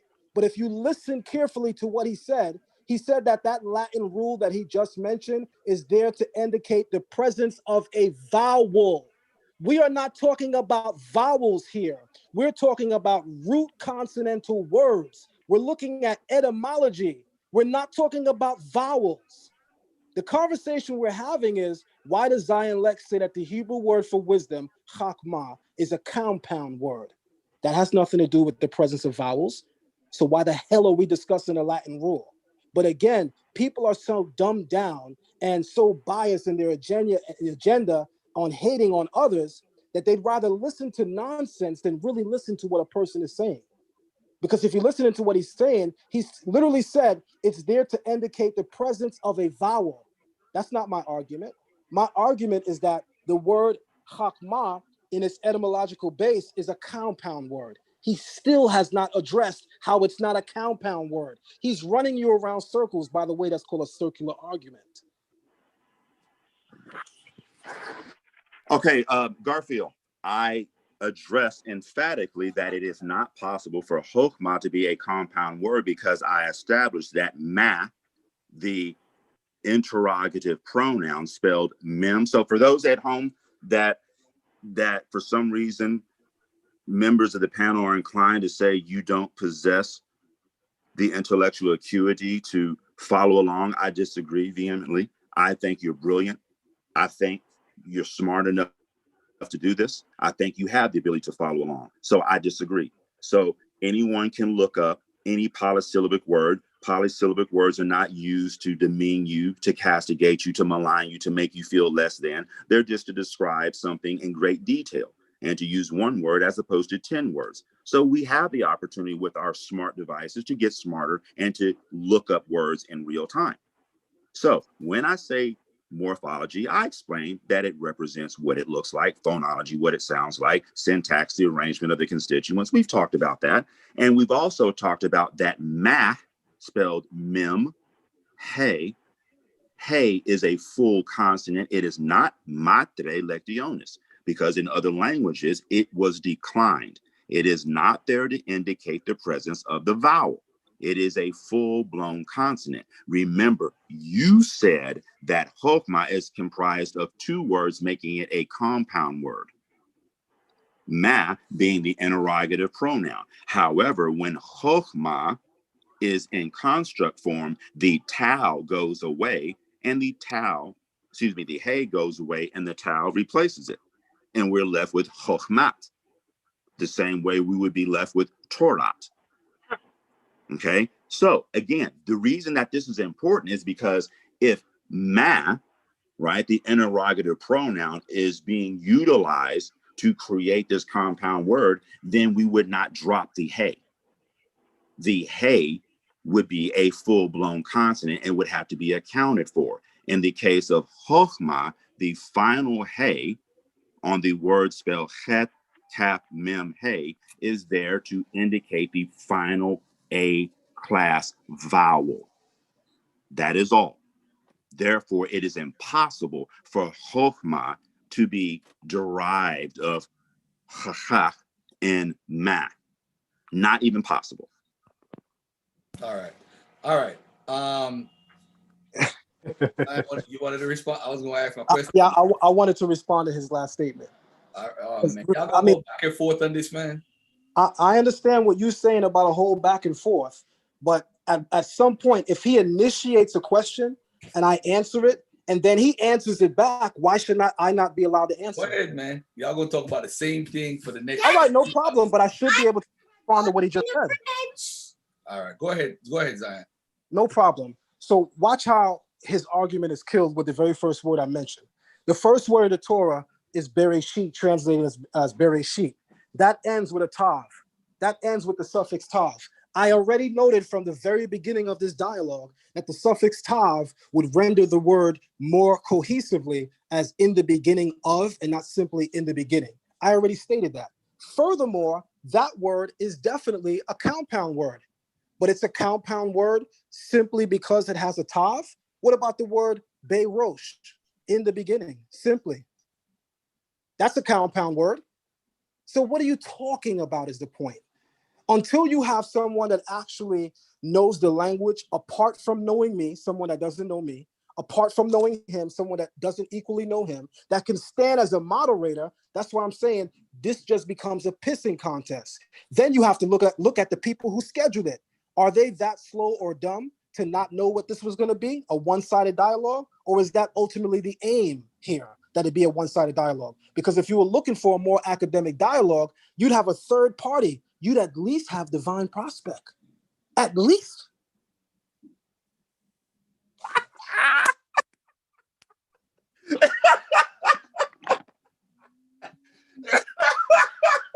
Oh, man.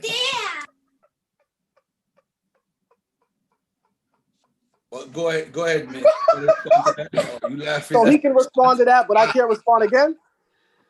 This is a joke, Garfield. You just said you don't want the whole back and forth, then you say Mitch, go again. Is your audience that dumb they can't see what you're doing?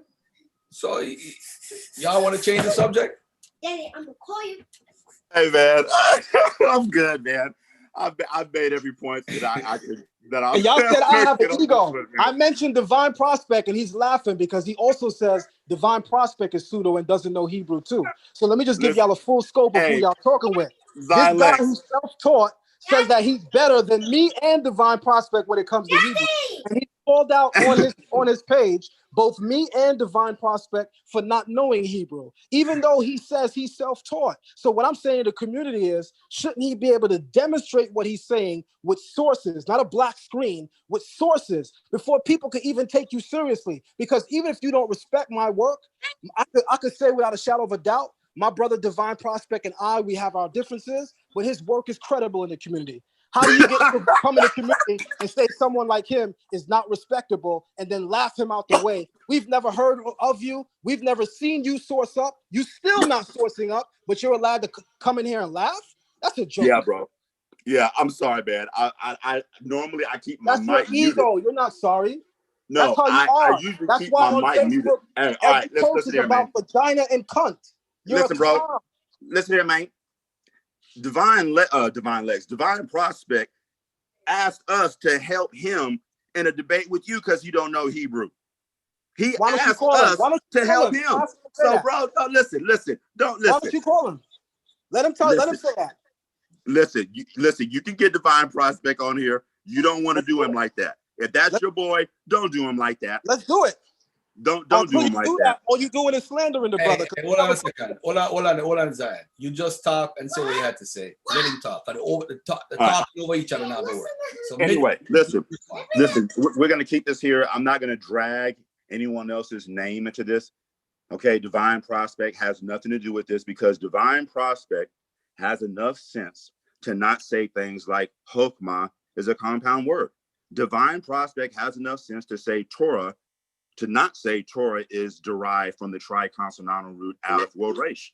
He also has enough sense to say that Yahweh is not, a feminine noun because it ends in hey, right? It is not a feminine noun because it ends in hey. Matter of fact, Yahweh is a garbage vocalization. Hebrew doesn't even provide for Yahweh. Don't know how you came up with Yahweh. You don't have a single video where I say Yahweh. What the hell are you? Yes, we do. Your last video, you said Yahweh. No, I didn't. I said that's what the community says. All right, Zynlex, you said Yahweh ends in a feminine noun. You said it on your last video, sitting on the sauna couch. What you didn't hear clearly, I said that's how the community pronounces his name. Okay, I didn't say that's me. And then you went on to explain it as a feminine noun. Yes, I did. And that's erroneous. Yeah, I did. What I'm a backpedal? You damn right I did. and it's erroneous. Did you tell them that's erroneous and it's not a feminine noun? How is it erroneous? Because it Let's is hear not a feminine, Zion Lex, it is not a feminine noun. It is a third hey verb. It is a prefix conjugation. It is a There's Zion 2 Lex. letter I'm going to hays in finish. there, but it's a Zion Lex, third I hey need 2 verb. minutes to finish without you talking, bro. Brother, Thank but you already been I need talking. 2 minutes without you talking, man. All right, man. Yod hey, woe hey is a prefix conjugation, the triconsonantal root we're going to identify as hey, woe hey.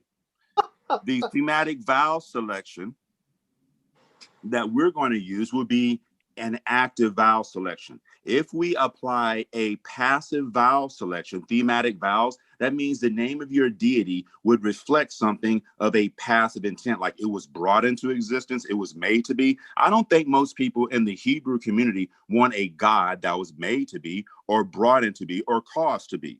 Therefore, wait a minute, I'm not done. Therefore, we are going to eliminate from the realm of possibility all thematic vowel selections that are associated with the passive conjugation. That eliminates the N stem. That eliminates the DP stem. That eliminates the HP stem. And it also, by de facto of morphological presentation, eliminates the intensive reflexive HT or DT stem. Watch my response. Now that we're moving forward, we can say that, well, how are we going to identify this as a third masculine singular conjugation?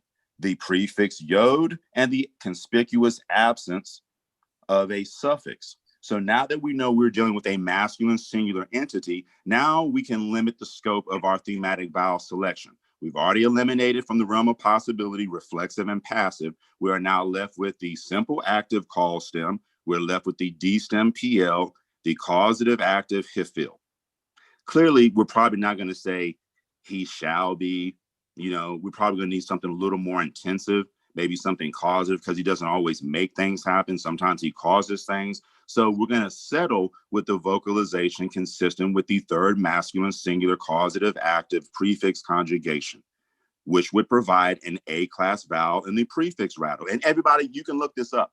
You can look up causative active stem or hifil in Hebrew. You can see that the yod or the prefix radical in the hifil or causative active stem will carry an A-class vowel. The first radical, root radical, in the pay position, so we had a pay ayin lamed set up, the pay position will carry the shortest vowel that allows the consonant to still be discernible, followed by the second root radical, which will carry the prototypical I-class vowel, which is consistent with the causative active stem.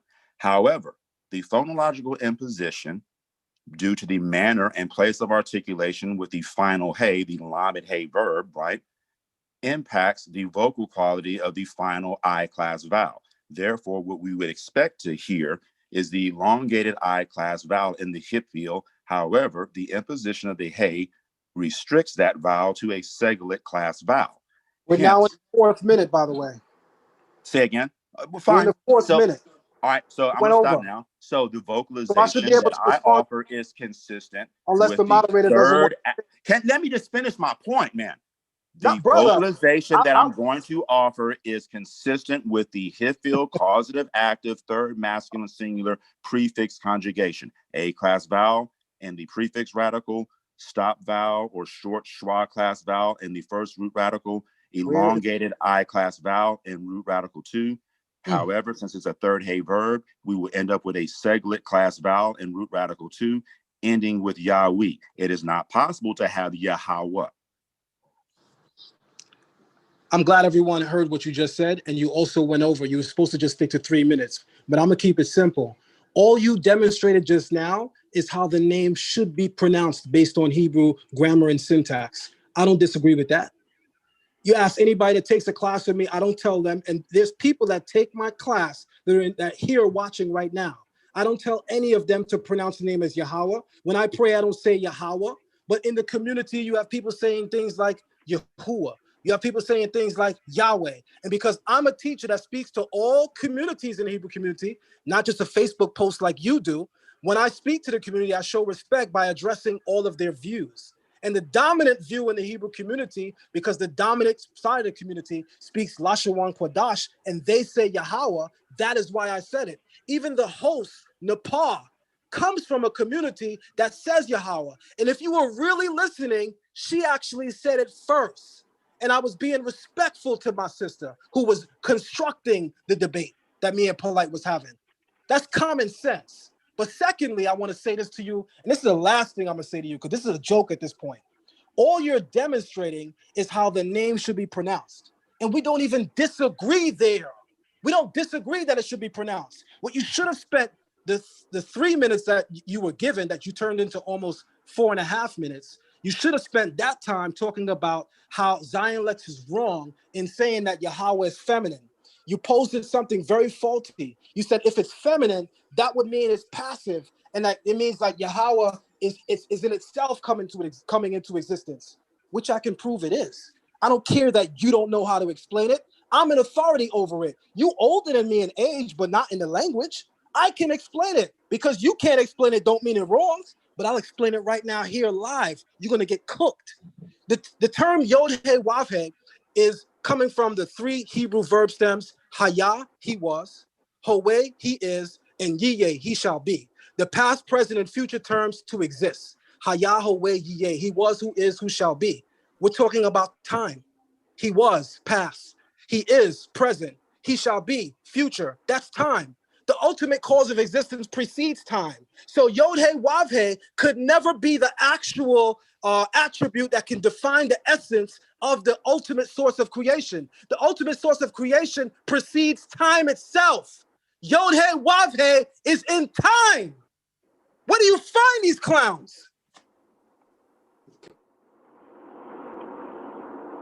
Yo, you crazy, yo. Yeah, you crazy, yo. Cool. When y'all ready to really debate me in person. Until then, everybody have a good day. Hey, Zion, what you say? You said what though? What you say? Me hear you say it again? What'd you say?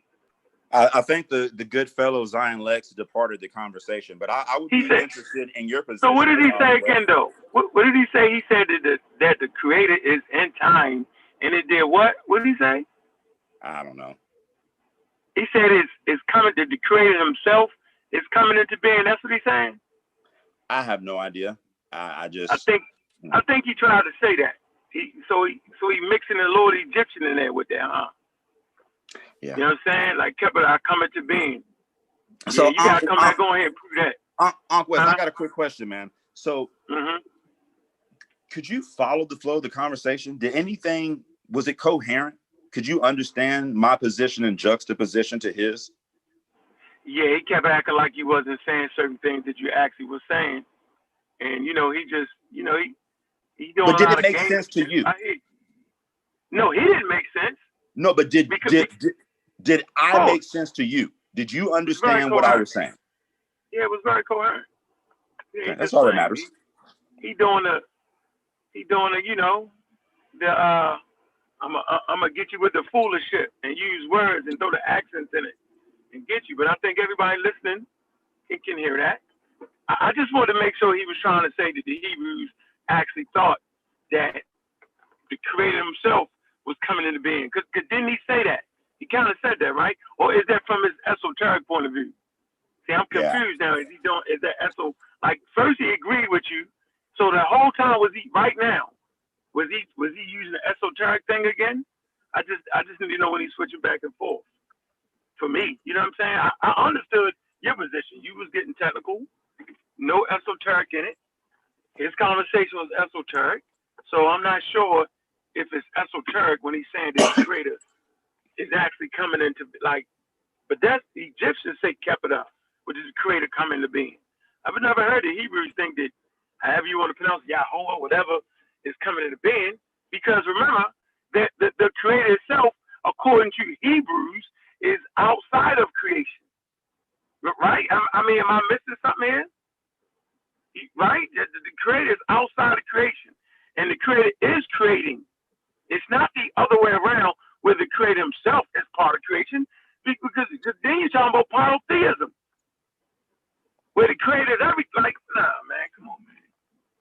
just keep it grammar. I ain't I like don't. that. I just keep it grammar. Whatever the text says, we account for the text. I don't get into doctrine, dogma, esoterics. That's not what we do. We're philologists, and our discipline restricts us to attestation.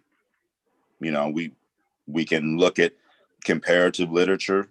We can look at comparative linguistics, historical linguistics. We can, you know, but if it's not substantive and tangible, then it's not applicable to the discipline.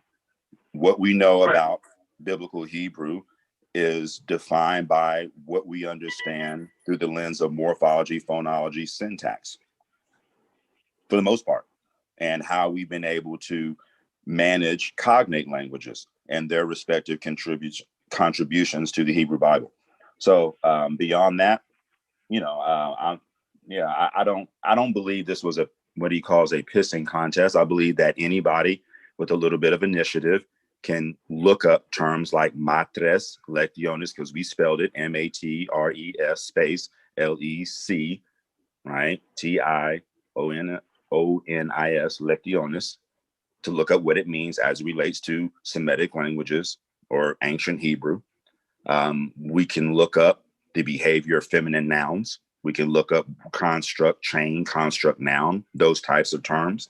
We can look up triconsonantal root or shortish, right? So these are things that regular people like me can do, right? If you don't possess the pedigree of the good fellow Zion Lexx, and you're just a regular guy like me, you know, you can utilize search engines effectively by asking the right questions, right? Hebrew morphology, Hebrew grammar. So anyway, enough of that. Let me ask you a quick question. Hold on a second. So did y'all get y'all never got the Eve thing straight? Am I correct? Hold on a second now. You know, what's kind of puzzling is that he doesn't know. Borrow your phone? Yeah, go ahead. He doesn't know the guy, but he seems to know a lot of your posts. That was kind of, I'm like, you don't know the guy, but you know all these posts he makes and ready to throw. So he's been watching Mitts. You've been studying him, huh? Oh man! All right, man. Let me let my brother in. Let me ask that question real quick, Garfield. Let me ask that question real quick. Hold on a second. Yeah, go ahead, brother. Yeah. So did we ever get to the that initial question about Eve, Halawa, however y'all want to say it?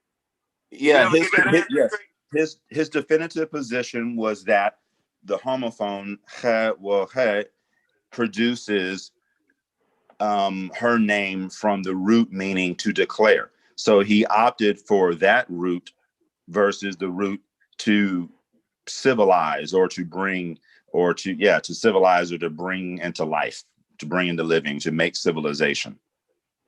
So what is the proper one? Which one is proper? Well, I would probably say if we looked at it within its broader ancient Near Eastern context, I would say civilized. She is the mother of civilization.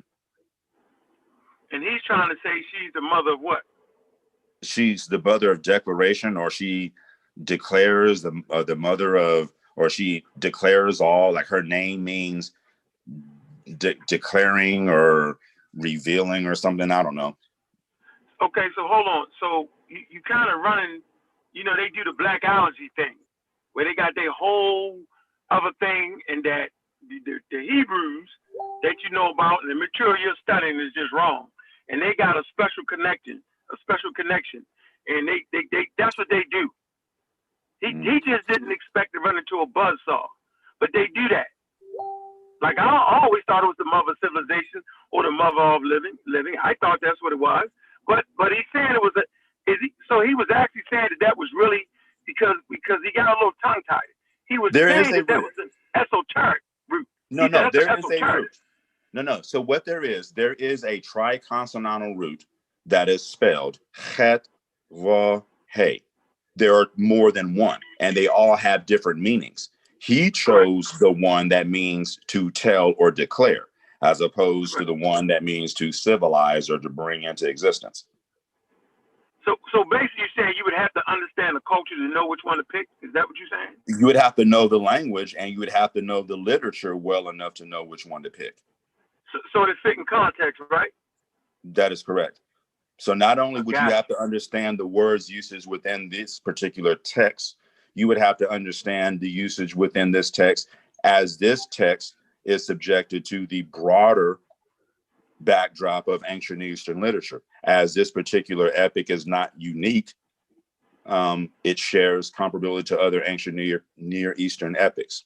So anyway, but we got a definitive stance on that. So now we can move forward, right? Because we got it. We didn't have to debate that. He made a stance that this comes from Chet Wahe to declare, no problem. Can't back away from that now. He made his position, right? And we can always analyze that now. We can go back and we can look at the text and we can say, oh, that's interesting. I don't agree. Or I agree, based on how a person is able to manage the language. Shalom, Khair, Mashumcha, Habibi. Well, first I want to say Tosmo, and I came on here because I want to take a moment of silence for Zion Lexx. I think we should all bow our heads in a moment of prayer. He committed suicide today, and I think, you did a great job of articulating the errors, and I think he's going to go back and listen to the video a few times because I know he recorded it. And maybe a few months from now, he probably will realize that he was going down the wrong path with the mysticism and the whole Judaic Second Temple teachings. But yeah, I think it was a great dialogue. I'm not trying to throw no shots. I'll leave that up to him to throw the little shots and stuff like that. But I think it was a great dialogue, and I mean, it is what it is, you know. To me, Mika's still your number one fan, Zion. You got one fan left apparently in the chat, so hold on to that one. So you probably don't want to come back on. Yeah, I want to repeat and just reiterate what Kayal and Unc was saying to you, bro. That was a great job. And I'm learning Hebrew, and the things that you were saying, it helped me understand it a little bit better. So I can understand certain terms when people use them, so I won't be lost in some of these conversations that I'm. So I really appreciate the information, and you did a good job of exposing the buffoonery that some of these people appreciate. Hey, can I ask you a question? Yes, sir. What's up? If Hawa or Eve is the mother of all living, or the mother of civilization, right, or the mother of all life, then how come Adam predates her? How could you be the mother of all living and the mother of civilization if there's a being that predates you? Can I answer that? Can I answer that? Go ahead.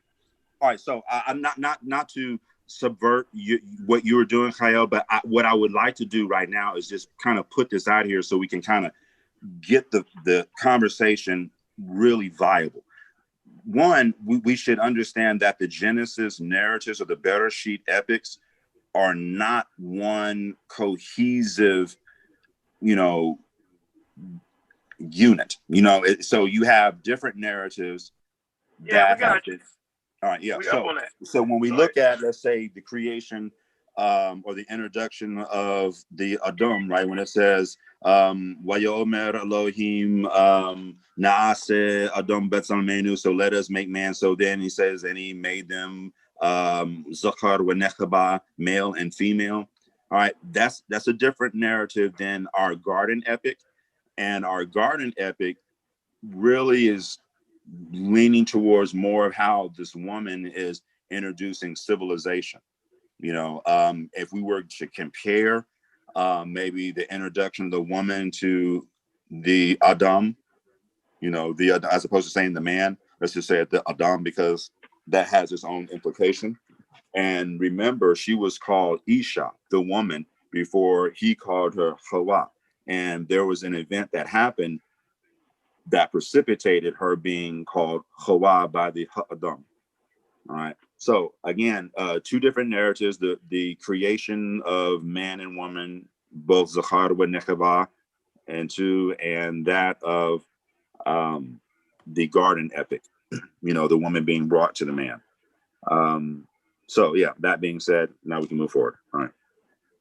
So you're saying it's basically different writers at different times introducing a narrative into Genesis. It's not one congenial story, basically. That is correct. That is correct. All righty. Appreciate that. I think another thing that he does too is he tries to manipulate people by using the majestic plural, end up having an understanding of the biblical narrative that removes the other deities that were part of the Elohim construct as well. Because like I said, he teaches the Judaistic, I guess you would say, point of view of ancient Near East society where there was only one God that was being worshipped. So I really wish I would have kind of dove into Elohim, and because that's something that's the reason why he blocked me. To be honest with you, because I didn't understand why he was saying that this is only one God, or there was only one God in the biblical narrative. So that's another thing that was kind of confusing to me. Yeah, that's crazy. You actually see more than one. Y'all answer that question though. What question? How's a woman the mother of all living? No matter what part of the story you bring in. Well, I don't know if it's saying the mother of all living so much as saying that she was responsible for civilizing the man or ushering in an age of civilization. So if you were to look at the relationship between Enkidu and the woman and what the woman was able to do. That's Sumerian. Whoa. You jumped to the Sumerian now? What I'm saying is this particular narrative is not in isolation. It is not unique. It is not new. It's not the oldest narrative of this nature dealing with this particular thing. So if we were to juxtapose the thematic nature of what's being expressed in the garden epic with that of, let's say, an older epic narrative, I just wanted to we make can sure see that the woman tamed, civilized, domesticated the man, and so maybe this is more along the lines of mother of civilization, because we know this particular root has to do with the cultivation of tent communities to organize or build a community of tents or enclosures. So, a villager, to create a village, to make a village. So you basically using another story from another culture that they might have borrowed it from. I'm saying just to give an understanding of the word and how the word behaves to make community, to make to be a tent dweller, or to make a tent dweller. And so if we were to say, well, what does that mean in this particular narrative? It's like, okay, well, we have someone that's in the garden and now they're about to be expelled, and this woman is now being called the mother of tent dwellers. Right. The mother of twin dwellers and goat herders. Boy, you crazy. No, I get your point, but my grandmother never caught that. My great grandmother never caught that memo. My mother and my aunts and them, they never caught that memo that they had to read some Sumerian text. They never caught that. That's interesting. Well, they tricking us again. Man. Well, no, I just think that even if we just allowed the Hebrew text to be in complete isolation, if we just allowed the lexeme, the proper lexemes to be utilized, then we could still be okay with what's being expressed based on what precipitated the event. So it's okay to say mother of living, mother of civilization, mother of that which would be civilized. That falls within the scope of the root. But the other, help me. Go ahead. So hold on, help me out with the coming out of the rib scenario. Break that down. Make it make sense to me. You said help me with the woman coming out of the rib scenario. Make that make some sense to me. I don't think that the word rib is probably the best word. Maybe. So for instance, if I wanted to generate something, I would need some type of cell, some type of tissue suitable for cloning or manufacturing. So whatever the substance was, it would have to be suitable after it was extricated in order to manufacture something from his genetic material. So whatever we want to say, if you are in the science community, the biological sciences, and you are astute within cloning or stem cells, then you would utilize words that would reflect the necessary biological substance necessary to generate a life form or a humanoid from that substance. So to say a rib, that's a bit superficial, but I wouldn't even translate it as rib. You translate it as what? Marrow. His bone marrow or some type of. Okay. So then that puts us back in the same predicament. Mm-hmm. For you to actually clone something had to been there already. There had to been a female that preceded that. Absolutely. For you ever to do Yeah, that. that's not an issue. Yeah, so it's never an issue where females ever created or were they there. We see previously that he created them, Nekaba was Zakar, both male and female. So that in that aspect of the narrative, they were there simultaneously. This particular garden epic or narrative is trying to express something very unique. And it's not trying to say that man was created first. It's really more about this particular entity in this particular place and how this event is going to shape the formation of civilization. So this is not about the creation of man. That's why you take the fact they call it the garden epic or the garden narrative. So it's in isolation. So it's not one, synchronous event where you have the creation of man and woman, and then all of a sudden you pop over here to a man without a woman in the garden. Two different events, and they have to be viewed the same way. Hold on, can I ask a question now, man? Whoa, hold on, Garfield, don't do that. Come on, Garfield, let me make my point, bro. Come on. Yeah, go ahead. Come on. So you're trying to tell me that the Hebrews understood cloning? That's not what I'm saying. I'm saying that we have a text where some engineers sedated a humanoid, extracted biological material, and created a female humanoid. I'm good right there, yo. Right. I don't want to mess you up. That's what the You were text doing says. good today. All right. That's what the You were text doing says. good today. I'm gonna shut up. Go ahead. I'm good. Let me Hold up. out. So Ankh West, if you look in the text when it says the process of creating or fashioning the female, that's exactly what it says. He was sedated, right?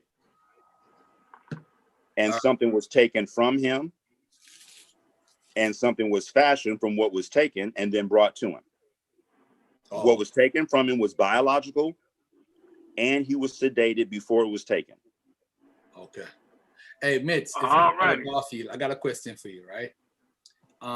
We had talked and we joke a lot of times, but what I noticed is there was a situation in Genesis, right? With Jacob, with Abraham, and with Joseph, where they are being touched around the thigh area, but it's really like a euphemism for like the private part of the male.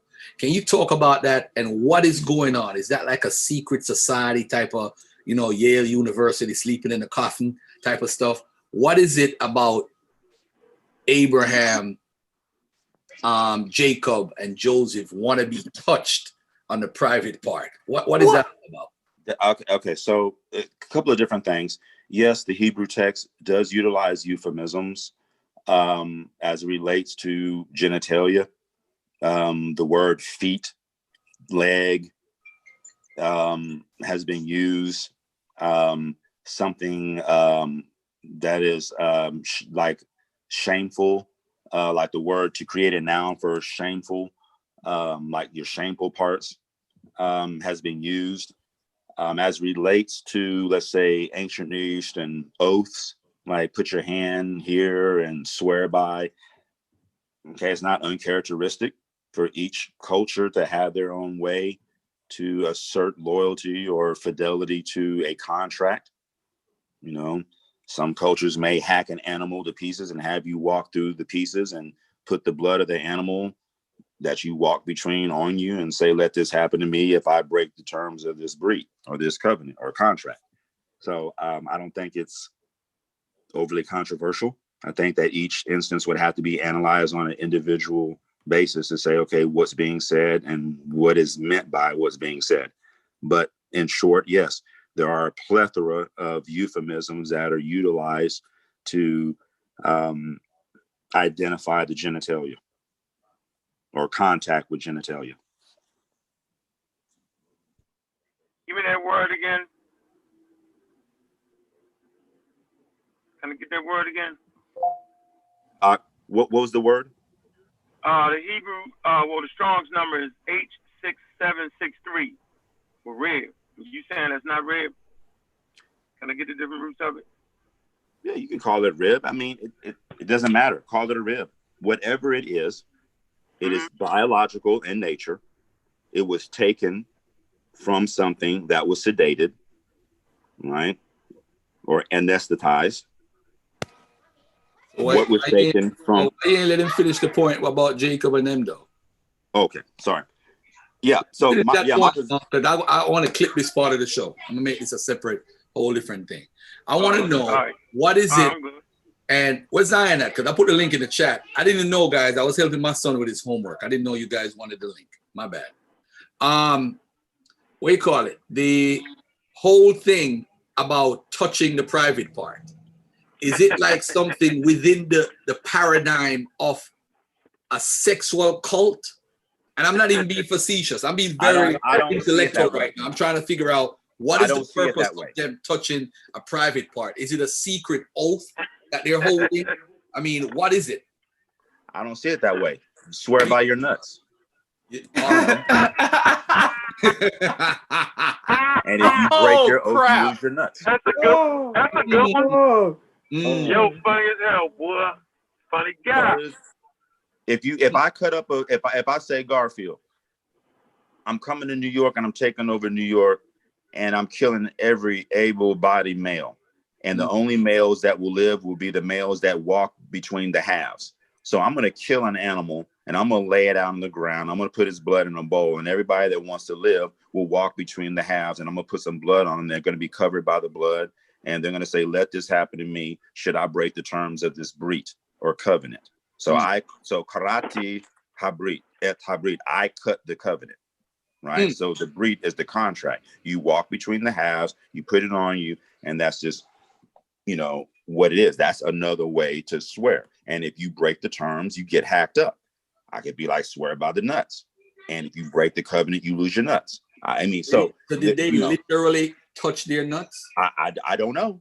Wasn't there, and I would have to look at it and study people that study that and see what they wrote and see what the experts in that area of contracts and oath making say about it. That's just really that's not my area. And again, because it's not my area, I have to look at it textually, instant by instant, or attestation by attestation. Hey, by the way, man, I don't know if Morpheus want me to tell this publicly. You know what? I'm not even going to do it. I don't know if you guys knew about the whole situation with him and his daughter, but I want to say my condolences to the brother. And it's sad. And anybody who says COVID is fake, unfriend me. Stop following my channel, because COVID is killing people. Yes, it is. Let's stop playing games. Big facts. And shout out to Morpheus. Shout out to his family. Yeah. And one love to him. We're talking about rest in peace, Lexx. Oh man. Yo, you dude, yo. I gotta suspend you from Dagger Squad for a month, man. Come on. Who did that? I don't know. Who did it so quick? Who did that? Who knows graphics? What are y'all doing, man? Bring that back on this panel. Hey, quick question, brothers, brother Kyle. We got Mitch on. Hold on a second. Y'all, hold on. Number one question. Beloved. So, hold on. Brother Kyle. Hold on. Oh, okay. Sorry. Hold on.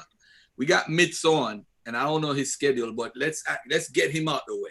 Let's ask him as much questions as possible and get him out of here, because I guarantee you he ain't coming back in here no more. I'm shocked. So let's get Mitz to Reggie. I don't know if Reggie wanted Reggie. Let me introduce Reggie, by the way. Reggie, this is Mitz, Reggie. You guys deal with linguistics and all that stuff. Reggie's a chemic guy. Mitz is into comparative linguistics. Y'all introduce me to a black man that knows ancient old Persian. Step your game up. This is a man who is in academia over 20 years. All right, so this is not a lightweight. He was basically just mocking Zion, and Zion didn't realize he was talking about him. That's how crazy and stupid it was. He described Zion to himself, like, look in the mirror. I'm a dropout, and I use YouTube to make me feel. He ain't even realize it all now. That's why y'all listen to this YouTube guy. He's talking about you, Zion. The whole time. Yeah, that was funny. Hey, Garfield, let me ask you a quick question, Garfield. Yeah, bro. When he was going through that, right, and he was he wasn't asking a specific. When he said those 7 things, he wasn't asking like a specific question like that. He was just being funny. I mean, so you caught that too, right? I did. Yeah. But some of the things he was just saying as a point that you have made these claims in the past. But as I said before, Zion is not gonna come out and say, you know what, brother, you are correct. He has to say, talk for 5 minutes, go in circles, and then come out. Oh yeah, I agree with that. What was the 5 minutes for? Ego stuff.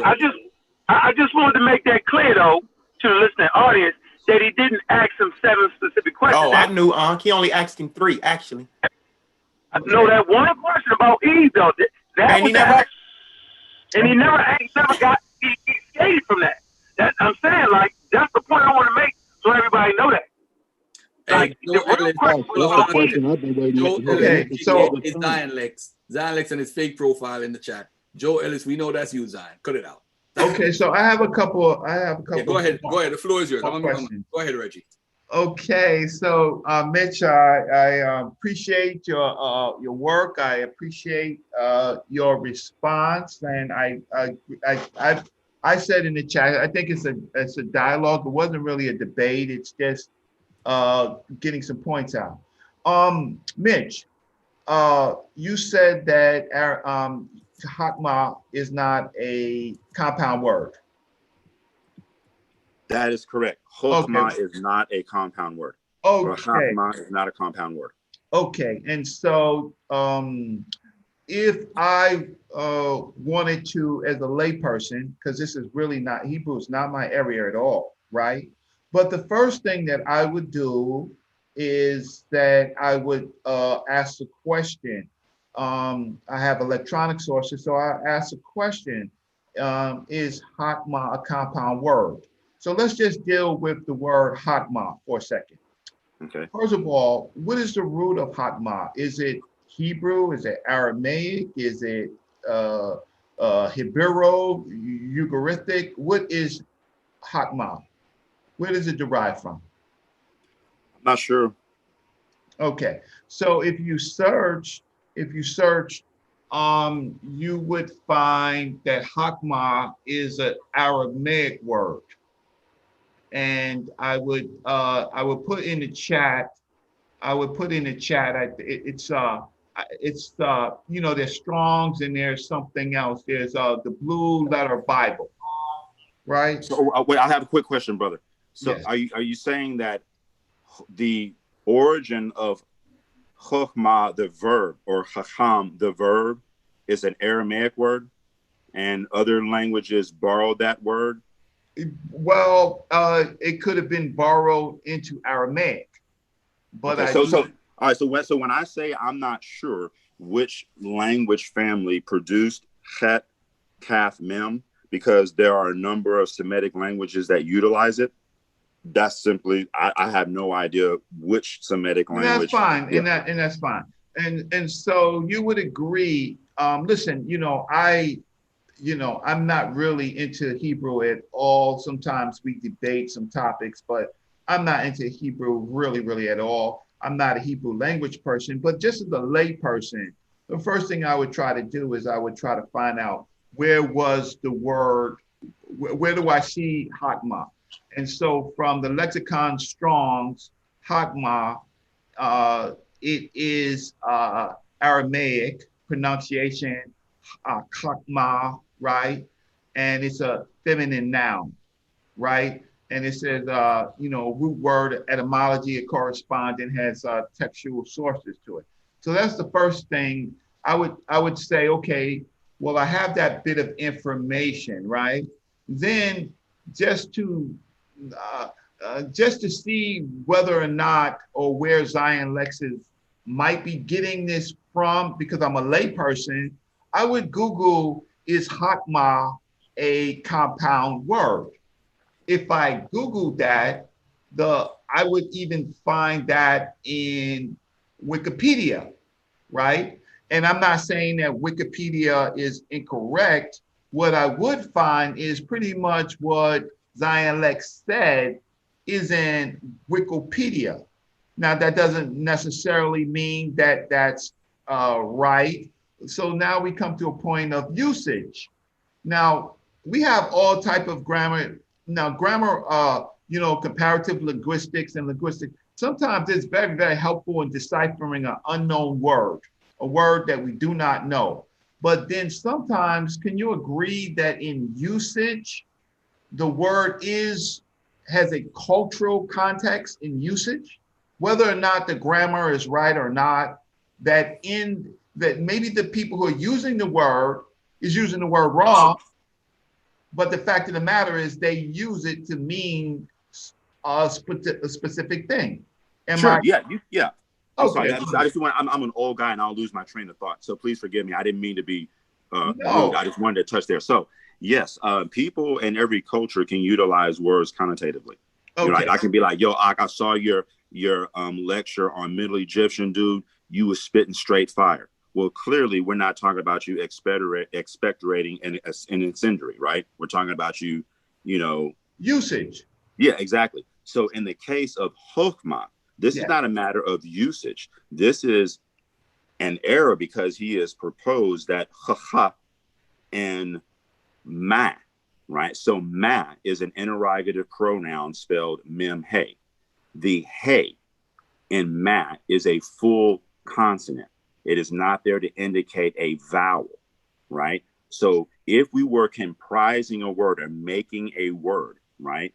And we're going to say the power to interrogate, or whatever his definition was, and we're going to stick that interrogative pronoun, that hey cannot disappear because it is a full-blown consonant. It has to be managed, right? So that being the case, if it is a full-blown consonant and we're going to affix a pronominal suffix, it has to behave morphologically in a manner consistent with that. So, for instance, ma as a fully declinable pronoun in older languages, we could have like mahu, mahi, maha, and obviously the hey is a full-blown consonant because we have the ability to decline it. Hebrew, the hey on Chokhmah, the feminine singular noun, is what they call matre lectiones. The only reason the hey is there is to show the presence of the final A-class syllable. So it is not possible for this word to be comprised of ma, because if it was, the hey could not disappear and become a tau. Okay, so using those grammar rules, I think that is a convention, and I think that could be very, very helpful in making a point. But in the usage in the Hebrew tradition, right? Whether they apply the grammar or not, because there's words that are unknown in all these books, right? That we do not know. We're still trying to figure out what really might they mean. But if a person actually searched for is Hakma a compound word, unfortunately, there are enough sources that say that it is. And that doesn't mean that it's right, but but there are sources. Reggie, read that source, Reggie, because you ran over. You said it was in Wikipedia. You should have read it. That's why I wanted to ask. You should have read it. Yeah. Okay. So I'm going to. So everybody could just search is Hakma a compound word?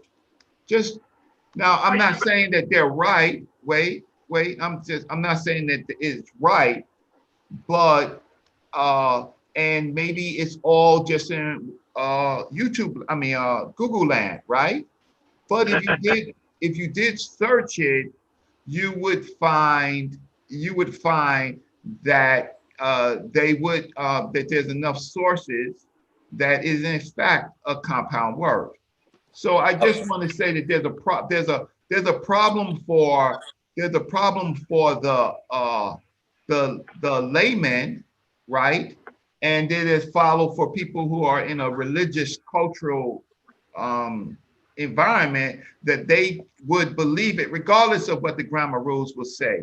So I don't want to beat the dead bush, but I would say that No, Reggie, you said it was in Wikipedia. Can you take us to it? I mean, that's killing us at the fact that you ain't taking us to it. Goodness gracious. no, I That'd make know, it real. but I mean, Right, you named that source first, and I'm yeah, just saying, okay, where does it say it is? okay, okay. I put it in the chat. I just put it in the chat. I mean, I was just trying to make my point. Putting in the chat is not a problem. So from Wikipedia, and I'll read it for you. Yeah, do that. Appreciate you. Yeah, thank you. Good look. That's all I'm asking. And can't we picture Rawborn right now calling Reggie the Hebrew sympathizer or the Hebrew enabler? No, you know what it is? I had told myself, but Mitch is on here. Nah, that's a joke. Don't respond to that. Yeah, Mitch is no, but I have to say this because Mitch is here. Mitch is a scholar, and I just want to I just have a few ideas. So yes, in one sense, it seems like I'm sympathizing, but the second thing is I just was following the dialogue, and I just wanted to see what I could come up with, right? Because we're talking about this thing, right? So from Wikipedia, it says, okay, so the Hakma appears in the configuration of the serif bar at the top right axis and corresponds to something Ezelem Elohim, the divine image to the left eye, the right hemisphere of the brain, or esoterical. In its fully articulated form, Hakma possesses two parts of them, faces or features, right? The higher of these is referred to as Abba Leah, the higher father, and whereas the lower is referred to Yisrael Seba, Israel the elder. Okay, so I'm only bringing that up because that's just in their cultural context. But it says the word later, further down, it says the word Hakma itself may be broken into two words: Koach, potential, and Ma, what is. Thus, Hakma means the potential of what is or the potential to be. The aspect of Hakma describes the state of Hakma in relationship to the Sephira of Keter, as Hakma emanates from Keter, the first drawing of the infinite light. It appears in an obscure and undefined state that is a virtual non-being. Thus, the verse states, and Hakma emerges from nothingness, from Job. So all I'm just saying in the cultural context. It said it was you said it was a compound in that sentence somewhere? It said that? It says the word Hakma may be broken into two words. Hey, can I interject for 1 second, Reggie? I want to give you so wait. Before you go, before you do that. It's really important, Reggie, please. Well, I mean, it may be okay, Kyle. No, the reason why I want to interject because there are different forms of Judaism, and what I'm saying is like, so what Zion does, he actually is he is very knowledgeable about what he's talking about, but it comes for a later developed form of Judaism. I believe it's from the Zohar, from the Kabbalah, and that's what he deals with. And what Mitch is saying that in the original context, before it started to later develop, that's what these words were actually meant to mean in that present moment. That's the difference in it. And I don't have a problem with that. The first thing I did is I tried to go to the source, and the source is in Aramaic, right? And I'll go back to that. So I understand that there's different usages. My point is that, sometimes it's not a win or a loss. It's just constructing an argument and knowing enough to be right, but sometimes not knowing enough, as is often stated, to know that you may not be correct. So in a particular cultural context, and Zion Lexx is in a particular cultural context, in his context, he has some arguments that may say that it is a compound word, It is but a compound word though, Ak. Right. Damn, Reggie. Damn.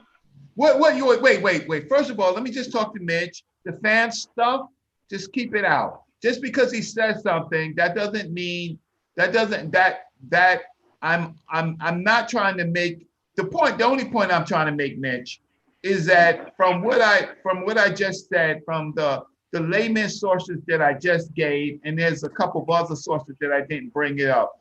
In usage, whether it's wrong or right, is there some validity that not grammatically correct, not given all the information that you gave, but from the root word Aramaic, which is 2 syllables in Aramaic, right? And then Reggie, from the usage. What did he say, Reggie? Mitch, what did he say? Because I thought Reggie kind of threw me all the way. What did he say, Reggie? I mean, Mitch. What I gathered and what I'm understanding is that every culture, every religion, every systematic theology has the right to appropriate any body of literature as it sees fit to bolster its own position. However, it is for that. What did he say? No, I got what Reggie said. What did Zion say? It was. Oh, Zion Lexx said that Chokmah is a compound word, not made up of 2 different concepts, but a compound word.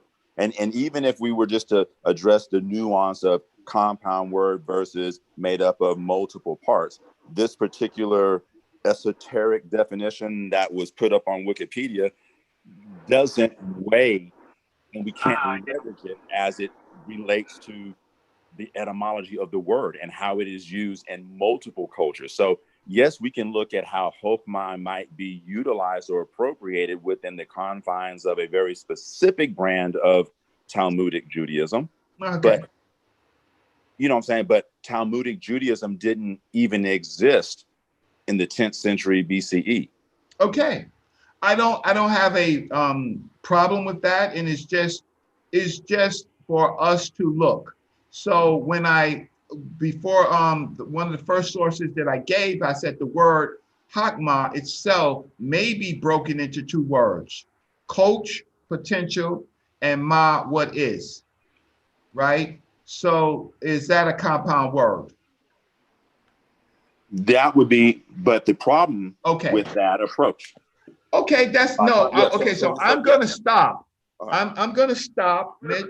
I'm not trying to win an argument with. No. I know it's not about. I was just trying to show you. I wanted to explain the information that's in front of you. So, in order to create, right, you have an absolute verb, and you create a noun from the absolute verb, and then you have to have very specific vowel assignments in order to do that. And the minute you start adding another noun to it to create a whole new noun, that noun would have to fall under the morphological rules that apply to gender and number, right? And as soon as we make Chokmah a feminine singular noun, that hey on the end now becomes a tau when in construct form. So if we want to say the wisdom of Reggie, I would say Chokmat Reggie, right? The wisdom of, all right? Ma, okay? And the reason being that hey on the end is not a full-blown consonant.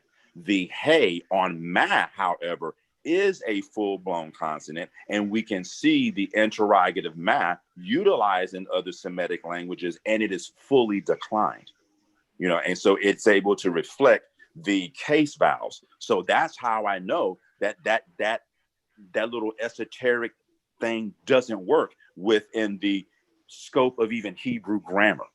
So that means even the grammar doesn't allow for this type of negotiation. It'd be different if we were trying to utilize a foreign grammar towards thwarting this initiative, but even the Hebrew grammar itself doesn't allow for it. Okay, so I don't know enough about Hebrew, and certainly about the language. I just know some basis of constructing an idea to kind of formulate some type of a conclusion to it.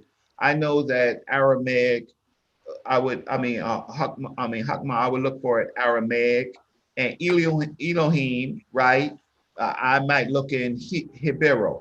I might look in Hebrew to see that that is a plural. So I'm gonna stop because there are a lot of other people on, and I respect. I did no harm. I did no. I did no harm. Wasn't trying to win a point. I am just trying to say, when people began to research what was said, and they certainly should research what you said, right? But when they research the other side, and there's a lot of usage, the Bible, all that is religion. And so once there's a religious construct in it, they actually, many of them do not, many of them believe that it's God's words. They don't know that God spoke another word before that word.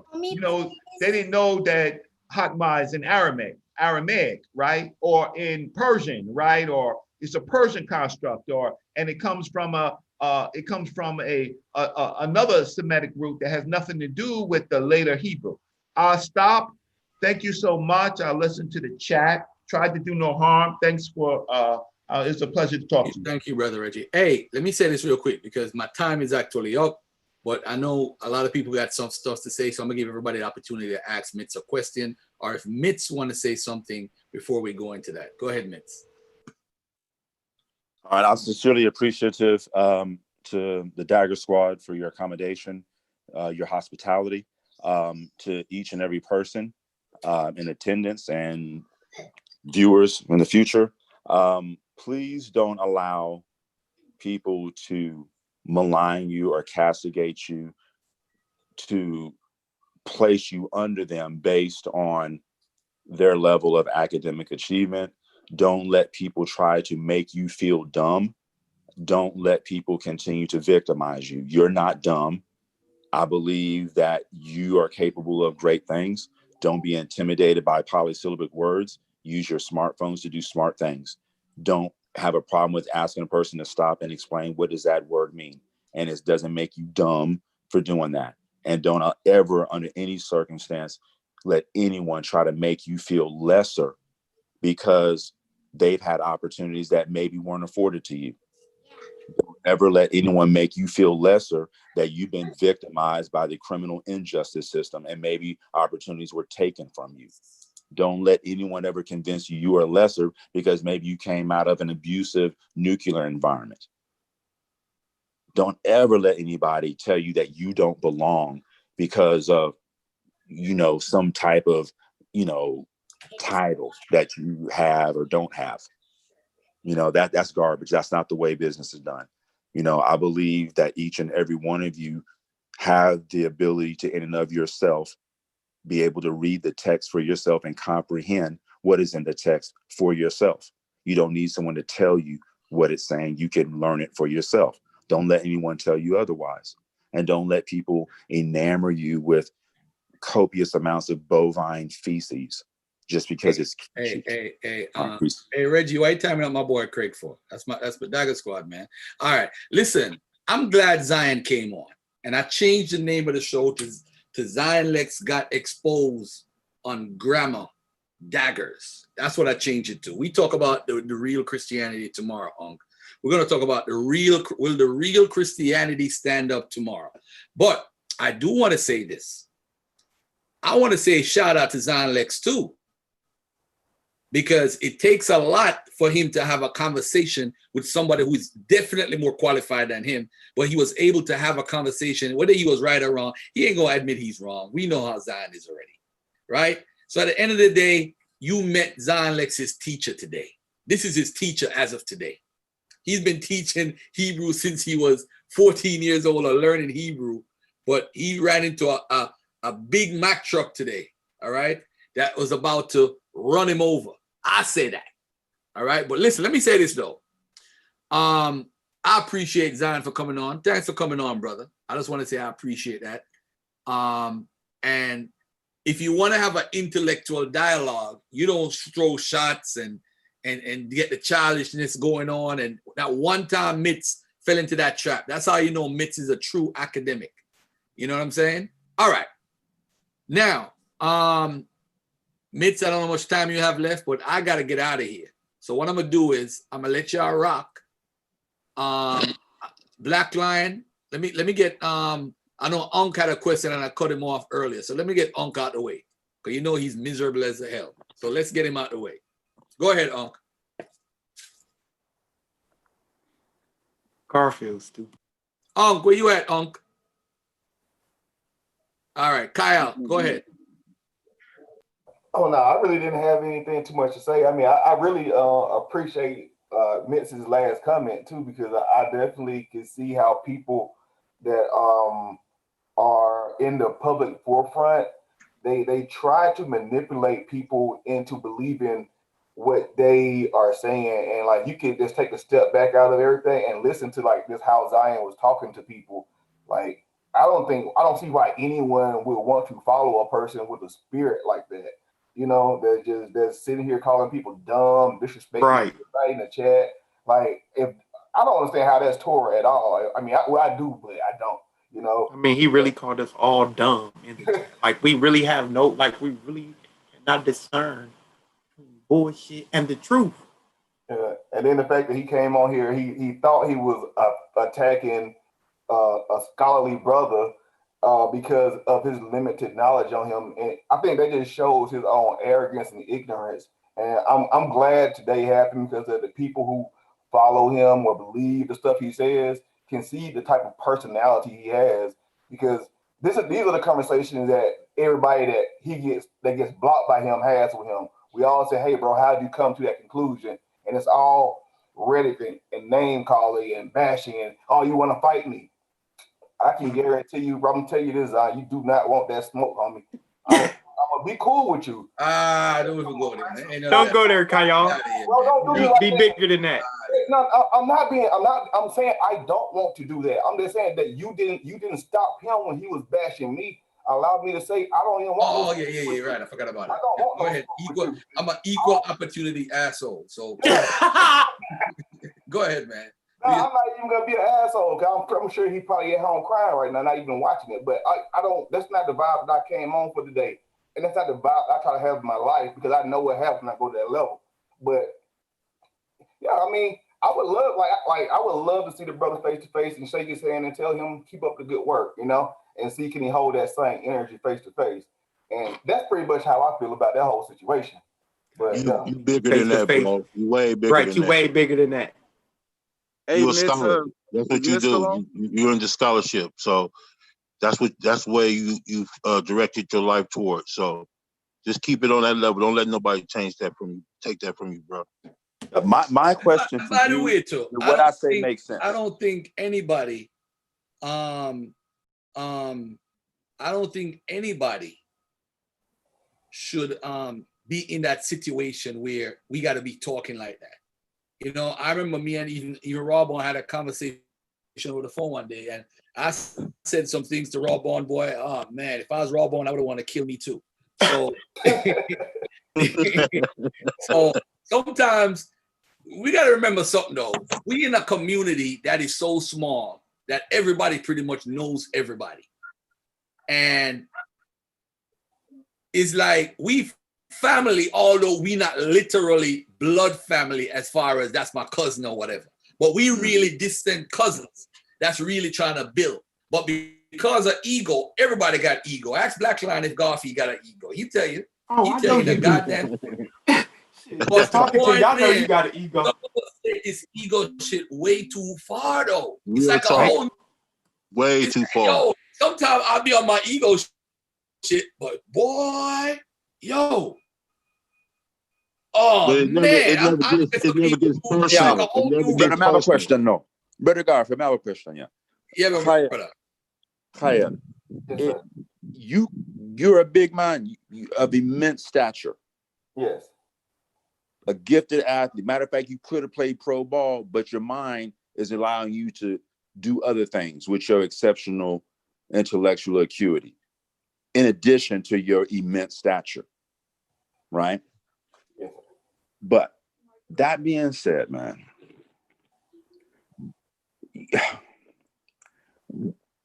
I'm just trying not to say it so even. I mean, it's like how do I not put Mr. Lexx on blast? Like, if you turn in a paper, right, in school, even with your immense size, your ability to articulate, your vocabulary, and your math doesn't hold up, what kind of grade you gonna get back? F. Does it matter how big and how tough you are and how loud you can get or how well you can talk? Don't matter at all. Okay, so if the math is not, if it doesn't add up, it doesn't add up. So the conversation is never one to escalate or be, brought to the level of provocation to that degree, because the bottom line is this math. I can't tell you esoterics means that 2 + 2 is 5 when the absolute value of 2 is 2. Esoterics can't get you there, right? And so you can't get mad when someone says that to where you want to pound their head in. The math is just the math, right? And so for us, for you, everybody listening, it's just the math. Don't ever let people try to poke and prod and leverage emotional disposition in a very logical argument. This is just math. Very right? well put. Facts. But see, everybody on here has been pushed before. Someone has physically pushed you. And so what you did intellectually was pushed him. You pushed him. And so automatically you get on the defensive when you feel like you're pushed. You can't have that type of mindset in this game. You have to think as a scholar would think. You have to act as a scholar would act and respond the same as a scholar would when someone's coming at you with something that you are pushing and they coming with you and throwing daggers at your conclusions and your premise. And so we have to learn that it's okay to be corrected. And we see that your feelings are hurt when you respond in that manner, when you're throwing ad hominems and you're acting a certain way, trying to make it turn it into some street madness instead of keeping it scholarly. We can see you already been defeated. So you're giving away how you feel inside already once you start engaging in that kind of behavior during a discussion like this. This is not a street discussion. We're not up here gangbanging and talking about who's the baddest and who can whoop who and who can do what. We're having a scholarly discussion. And if you can't keep it on that level, then maybe you shouldn't involve yourself in these type of discussions until you're able to discipline yourself in a manner where you can have this kind of discussion without engaging in that kind of behavior. And you know what? That's a very good point that you just brought up, because a couple weeks ago, I found a new word and the tactic that he used is called boverism. When your information is being challenged and you have no way to come back, what you do is you attack the person, you attack their credentials and the things that they're saying, because you have nothing left. And that was a boverist tactic that he used. He tried to. It was a bully tactic, basically. This word was founded in the 1800s. So I'm glad I looked it up. I was watching one of them Ate This Experience videos, and they had it on there. Hey, I don't think he did that. I don't think he did that. I mean, he used to interacting with me and everybody else, and that's how we have fun. That's how we get down. I think his inability to change gears was really the problem. You know what I'm saying? Like you got to be able to monitor a conversation. So if me and Lex cussing each other out on a regular basis, and then we get into a conversation where we're not doing it, we got to be able to recognize that, look, we ain't trying to do that today, and you got to change that. So, he was throwing this. I mean, that's how we do. Throw some flavor into it. I got you. I got him. Coach put me in the game. You know what I'm saying? So I don't think necessarily that he was bullying anybody. He was just, you know what I mean? My man kind of exposed him because my man stayed super calm. So whenever a person stays super calm on you, the more you do it, it just makes you look even crazier. You feel me? But I mean, that's how we do Kyle. I understand you cause but you really you deal with a person energy like they deal with you. So you wouldn't get a person like that if they wasn't and shooting that at you like that. Yeah, But you know, Exactly. man, me, I'm swinging back. That's how I am. You're not gonna sit here Yeah, talking. but I understand that that's how we all are. Me and Unc had a conversation about evolution. I went after his baby, and he didn't cuss me out. We just had a discussion. He disagreed with some of the things I said. I said what I said about it, and that was that. It's a way to engage each other. He didn't call me ignorant. He didn't say I was stupid because I came up with some ideas of my own, or I came at him questioning some of the information. He didn't do that. You know, We he just was had calling a conversation. And calling so the why whole can't we chats do too. that? Why does it have to be brought into a street level? If you really stand on what you believe in, if you really stand on your scholarship, why would you have to feel like you have to fight anyone physically? I'm gonna say this, and this is not me. Well, I guess it is me saying it, but I am in the defense of Zion. Right? I'm gonna defend him and what he does. Right. So the difference in the reason why me, you, Garfield, everybody, we can have these conversations is because we're not emotionally attached that these people are our blood relatives. You know what I'm saying? Like, and like, it's like, oh shit. Like y'all know I didn't want to go there, but go ahead, bro. You stupid, bro. Go ahead. You know what? Let's not even talk about it no more. Okay. Hey, can I ask Mitch a question real quick? Well, before you do, wait, hold on, wait. Hold on, guys. I just gotta say something Zion said right quick. Real quick. He's gonna go on Sonata and blast Mitz tomorrow. But guess who's going on Sonata the day after? You. Yo, Khael, quick question. Oh, yeah, go ahead. You and the good fellow Lexx are close. No, we're close, yes. Okay, but I'm saying the reality is you have a familiar bond that I don't share with him. So that means you have the ability to leverage the emotional component in the face of the logical component, right? So that means you have the ability to do some things that people in the listening audience don't have, and that's an inherent advantage. So what I'm going to ask is this: the information that I put out, did it make sense, one, to you? Yes.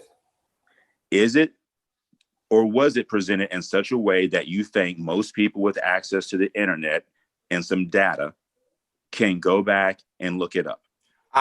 Yes, because I went and looked up some things you was talking about, and I actually want to actually if you teach classes. Tell the Kyle, good God Almighty, good God.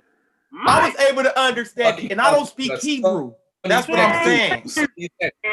Sonny, where's Sonny at? Let Sonny ask his question in the mix, man. I'm sick of y'all. So Kyle, did it make sense? And do you feel that the information was presented in a manner that would allow for people to be able to follow the dialogue to this amicable conclusion? Yeah, I definitely do. This is the only thing that I think would maybe a hindrance. Is because with Zion, a lot of people who directly follow him, they don't necessarily practice, I guess you would say, Hebrew Israelite Judaism, or they practice more of the esoteric thing that Zion teaches. So what he teaches it's his own little draw, right? And so for him, he's not necessarily going to understand a paradigm in the Levant region where there's multiple guys. So he's going to rectify the language to agree with his narrative.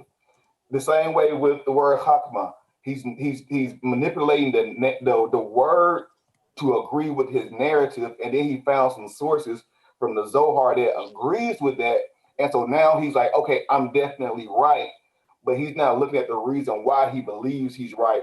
That makes sense? Yeah, completely. Okay. So he still doesn't think that's why he was able to agree. Like, the crazy part, he agreed with everything that you said, which is completely baffling to me that a person is so adamant, so disrespectful to someone, and then at the end of a 20-minute soliloquy says, yeah, but he was right. I agree with him. Right. Like, why are you even doing this? like this makes no sense. Like, and he doesn't want to admit that he is the one that has a variation of the original Hebrew concepts and things of that sort. He wants us to say, hey, we're just wrong because we don't agree to what the matriculation of that theological system was. Okay. Or the other thing that he tried to get away with is the fact that a lot of us may not know it or be able to read Hebrew, that we can't understand it if a person who does, who knows what he's talking about, breaks it down. Well, like I said earlier, you did such a concise job of breaking it down. I got the verb chart from Kayal. I was able to follow along and really understand the buffoonery that was coming out of Zion's mouth. Just from the few things that you were putting forth. Apparently, this is not Zion. Hold up. Why y'all cut out Sonny? See, now y'all gonna let Sonny talk about me behind my back now. Every time I come on, Garfield, make me talk. Oh man, my fault. Go ahead, Sonny, bro. Go ahead, Sonny. No, I can still remember my question. I was go ahead. It's for you, Mitz. Hey, Mitz, I was gonna ask you about. Do you remember when Zion had brought up Yehuda's work, Elijah ben Yehuda? No, I don't. What did he say about Elijah ben Yehuda? He had mentioned his work when he was basically, he used the phrases I had put in the chat too, is when they had came up with their own way of how they were gonna say what the word Hawa was. He actually said that part, right? And he used Yehuda's work. And but you said you're not familiar with him? No. Oh, okay. Well, yeah, that defeats the question there, because Elijah ben Yehuda is the one who created the lexicon for the Hebrew language. But yeah, So you're talking about for the modern Israeli language? No, for the Hebrew modern Hebrew language. Yeah. So conversational or standard Israeli Hebrew.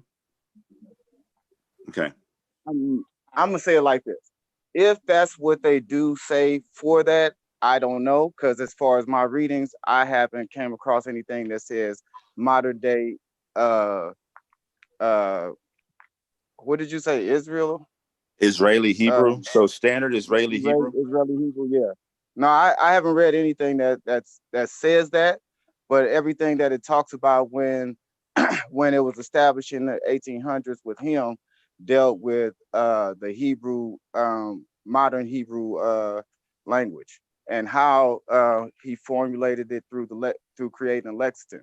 And so they had what I was gonna ask you that if you knew about it, because I was gonna go into asking so you could tell the audience about what was the purpose of them having the council or the meeting of an Orthodox and an unorthodox church, because it leads into things I have another page on where it is based on this information.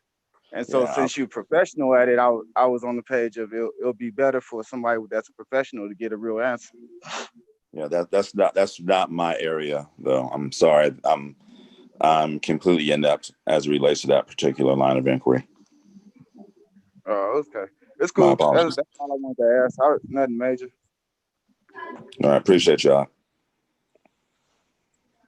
I'd like to ask the brother a question if I can. Sure. Go ahead. Okay, so we know Aramaic is the grandfather of Hebrew.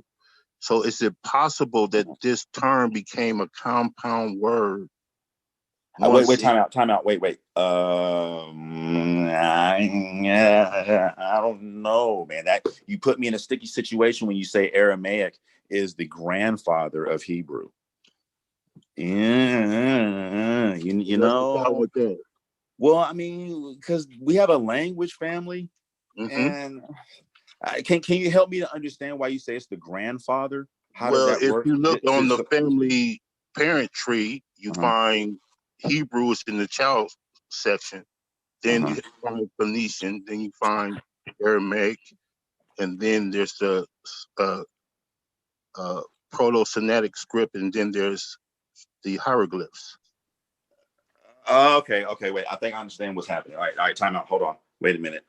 Just 1 second. I gotta. Where'd that book go? Hold on. I think I understand what's happening. So, Hold on. I'm looking for this text. There it is. All right. So, just so I can follow along, Aramaic, grandfather of Hebrew. I wouldn't say it's a grandfather. I wouldn't say that. Hey, fam, I'm finna check I'm out. just using Are the they title killing? from Are the they parenting killing tree. You those can call it what you want. Well, no. So, all right. So, for instance, let me just go backwards. So, let's just say that Aramaic, the Aramaic families or dialects, are a Northwest Semitic language. They share comparable features to other Northwest Semitic languages, including the Canaanite dialect Hebrew and Phoenician, and to some degree Ugaritic.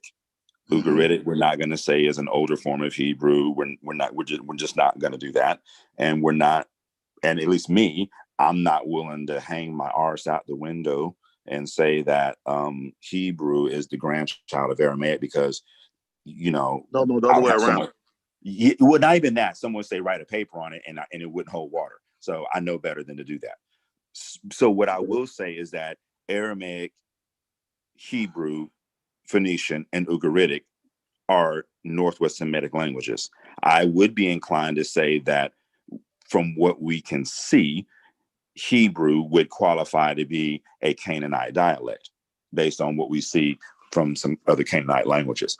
Do Now, you agree that the Hebrew alphabet comes from the Phoenician script? Well, let's all right. So let's just say that the language and how a culture attests that language, can vary. However, the commonalities, like the lexemes, like the words, and how the words are used, and how the sentences are constructed, and how the verbs are conjugated, and how nouns are declined, those are the features that would allow for languages to be considered cognate, right? And so when we think about cognate languages, and the word like chacham, the verb, and chokhmah, the feminine singular absolute noun, we should be able to look across those cognate languages for morphological and phonological features that would express to some degree some level of comparability, right? So you know the argument that's in the world of academia that those languages are related. Do you? Oh yeah. Okay, so you do understand that. Okay, so we're not going to. We'll just go back and forth when it comes to this. So let me change my question around. It appears that Zion Lexx would introduce this information like it came from his interpretation, but apparently this comes from a scout, the world of academia, because Brother Reggie read a report that kind of hinted at this term being a compound word. So my question to you is, do you know the counter argument to your position? Okay, so do I know how the various systematic theologies appropriate the Northwest Semitic? You gave your position on why it's not a compound word. I want to know, do you know the other side of the argument? No, I don't. I have to be honest. I only know what he presented. He told me, he gave me a route. And based on the route that he gave me, we would be forced to have to reverse engineer the process of how to go about producing a compound word from that root, and then affixing it to the interrogative pronoun ma to produce chokhmah. The problem with that is that the earliest Hebrew is 10th century BCE, and I have chokhmah used as early as a language as 14th century BCE. So that would have to be horseshit. That's just not possible. That also would have to fit in with what Brother Reggie read about Aramaic, and it's being an Aramaic term, since he's saying it's later than Hebrew, because Aramaic is older than Hebrew. So that will fit into what. So apparently, there's, like I said, there's a argument that agrees with Zion Lexx, at least his position on it being a compound word out there in the world of academia, apparently. So my question would be, what is our earliest Aramaic attestation? You see, that's why I asked you, did you know the other side of the argument? So So what I'm saying is my earliest to answer those questions. So my earliest would be 14th century BCE in a language that's not Aramaic, and it is not a compound word. What if it's in the Proto-Semitic script? What if it's in the hieroglyphs? Okay, we listen. need to find out the other side of the argument. Wait, listen to what I'm saying. Script orthography doesn't determine the language. It doesn't matter how you write it. The language is the language independent of the orthography. Of course, but how do we know it's not in the older languages? I understand what you're saying, but my question is, we haven't heard the other side of the argument. Very good. So when we look at the older languages, remember I said earlier, Hebrew is not the only language that uses ma as the interrogative. Right. Older languages use it and it is declined. That means the hey is a full-blown consonant. It is not a vowel indicator. Chokhmah, this is what I'm saying. Chokhmah, right? If it is a feminine singular noun, what happens to my full-blown consonant when it's in construct form? It deteriorates. So then it cannot be what we're saying, because when we decline ma, the hey does not deteriorate. It does not quiesce.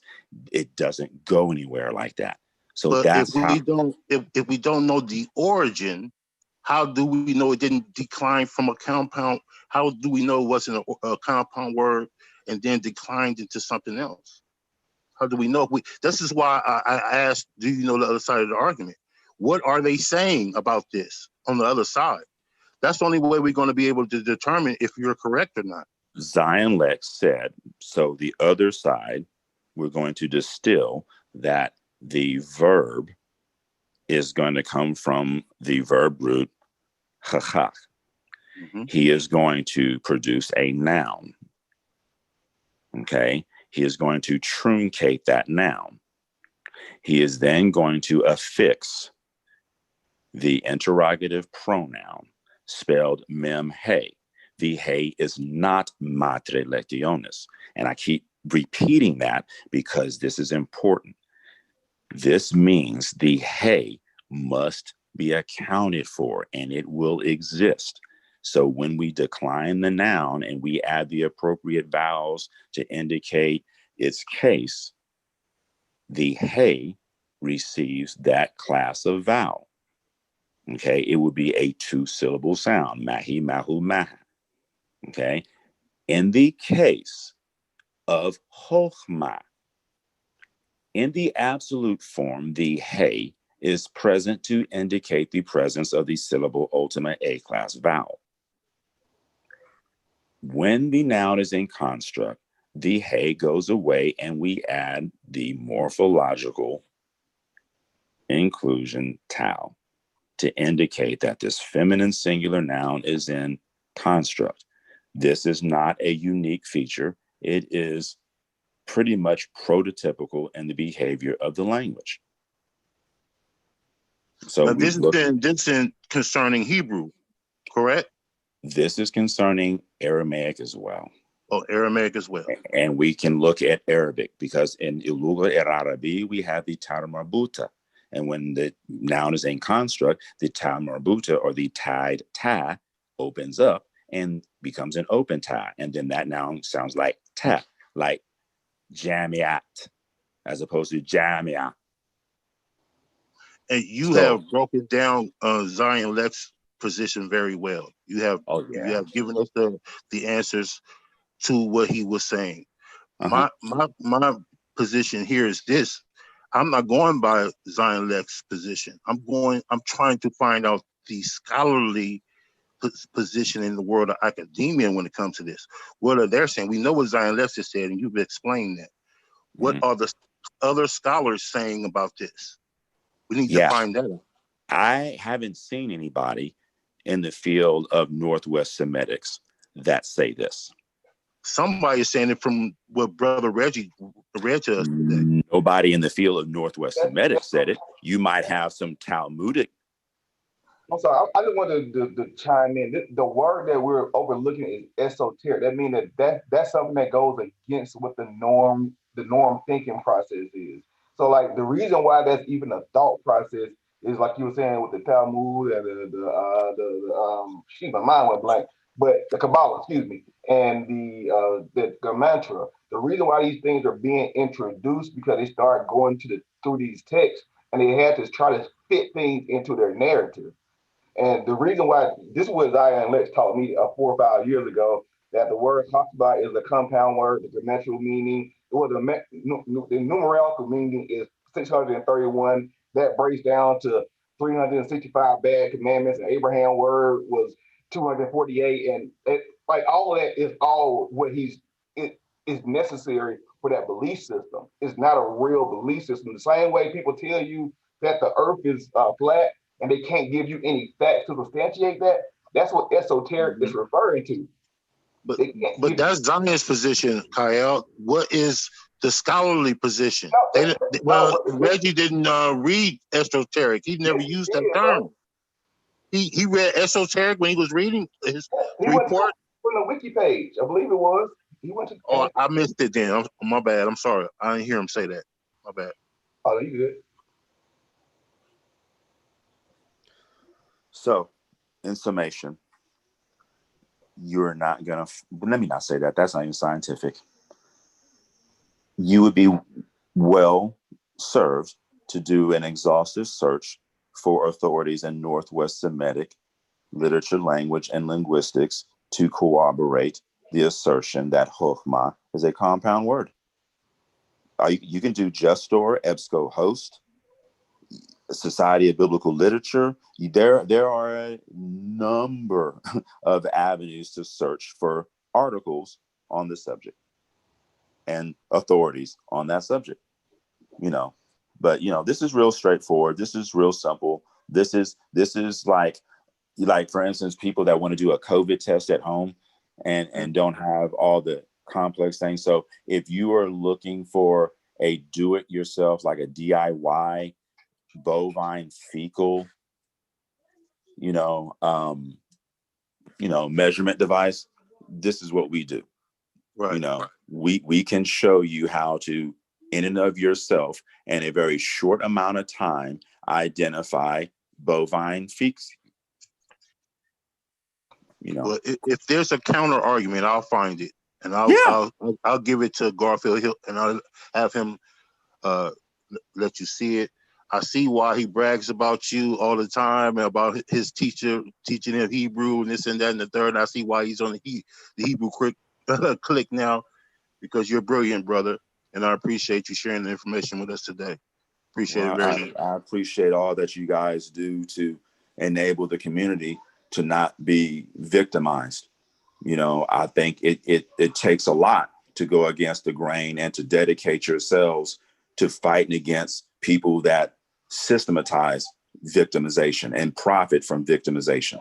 You guys are the front line as far as I'm concerned, and what seems to be a concerted effort to undermine the very fabric of the community that some of these people say they're out to save.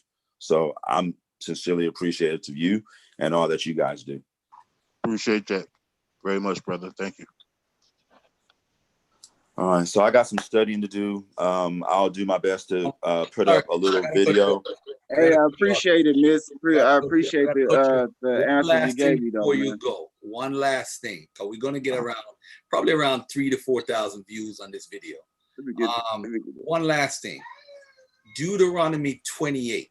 There was something this is what I wanted to bring up with you. Oh yeah, if that's that the is one. available, man, come on right now. This is what I want to talk about, man. Forget about all the foolishness. He said that there was something within the text that gave it a different meaning, and it is referring to the people. Screwed that up big time. I know what you're talking about, Garfield. All right, listen, everybody. There you go. He said that the transatlantic slave trade was due us. We deserved, diasporic Africans that were extricated from the African continent against their will, brought over here to the North American continent, the Caribbean, South and Central America, that this was something that they deserved, right? You know, and so what he did, he erroneously read Deuteronomy 28:68, right? And I wish I had a way to show you, but I mean, you can look at any number of my videos, and I've dealt with this issue ad nauseum. You want me to bring up the script, or what you want? Well, no. I mean, you can pull it up so they can see it, and then I'll just read it from my text. So if you want to share your screen or show Deuteronomy 28:68, matter of fact, you should probably,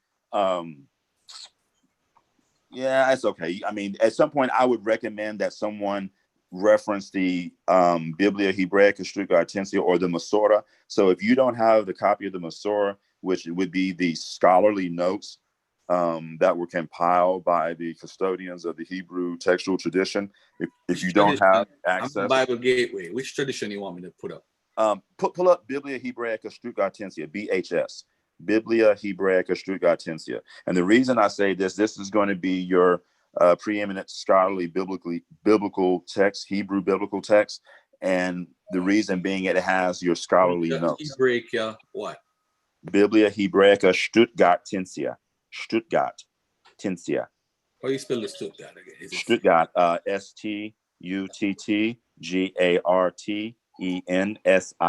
Stutgartensia. Stuttgartensia.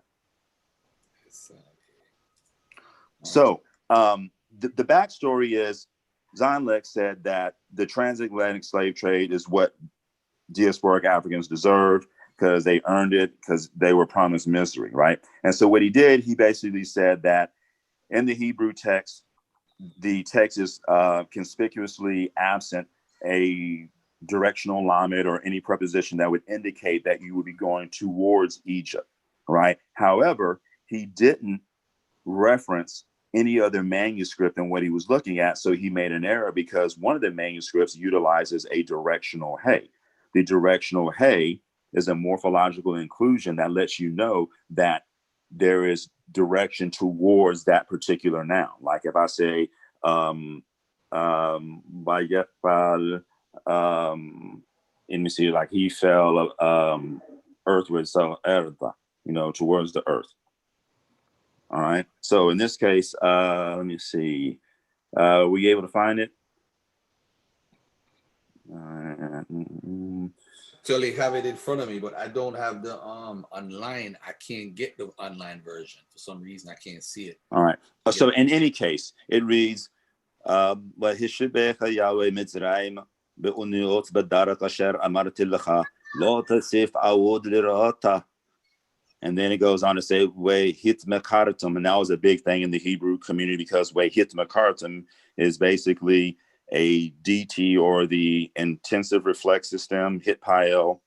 It is a second masculine plural or gender inclusive suffix conjugation plural, modal imperfect, saying that, and you shall sell yourselves.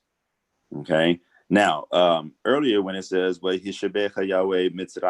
there is a critical note that tells you to reference another text. You could even look at the Samaritan Pentateuch or the Samaritan Torah, and you can see that it includes the directional hey. So you would understand this to be,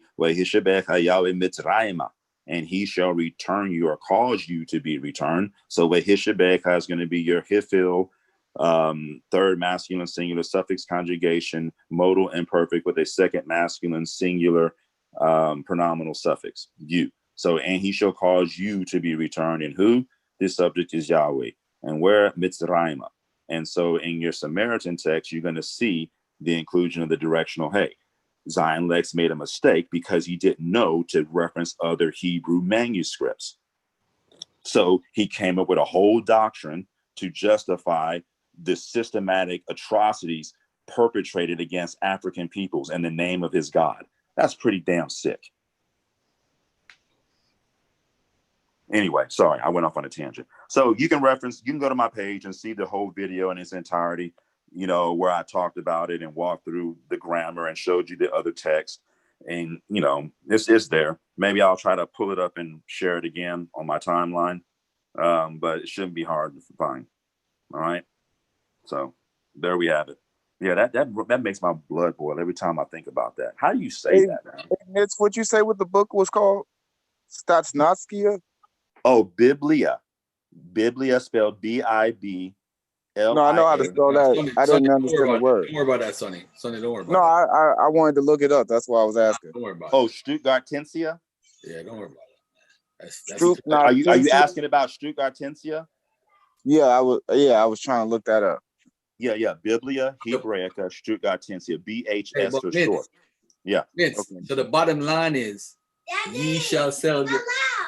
Okay, ye shall sell yourselves.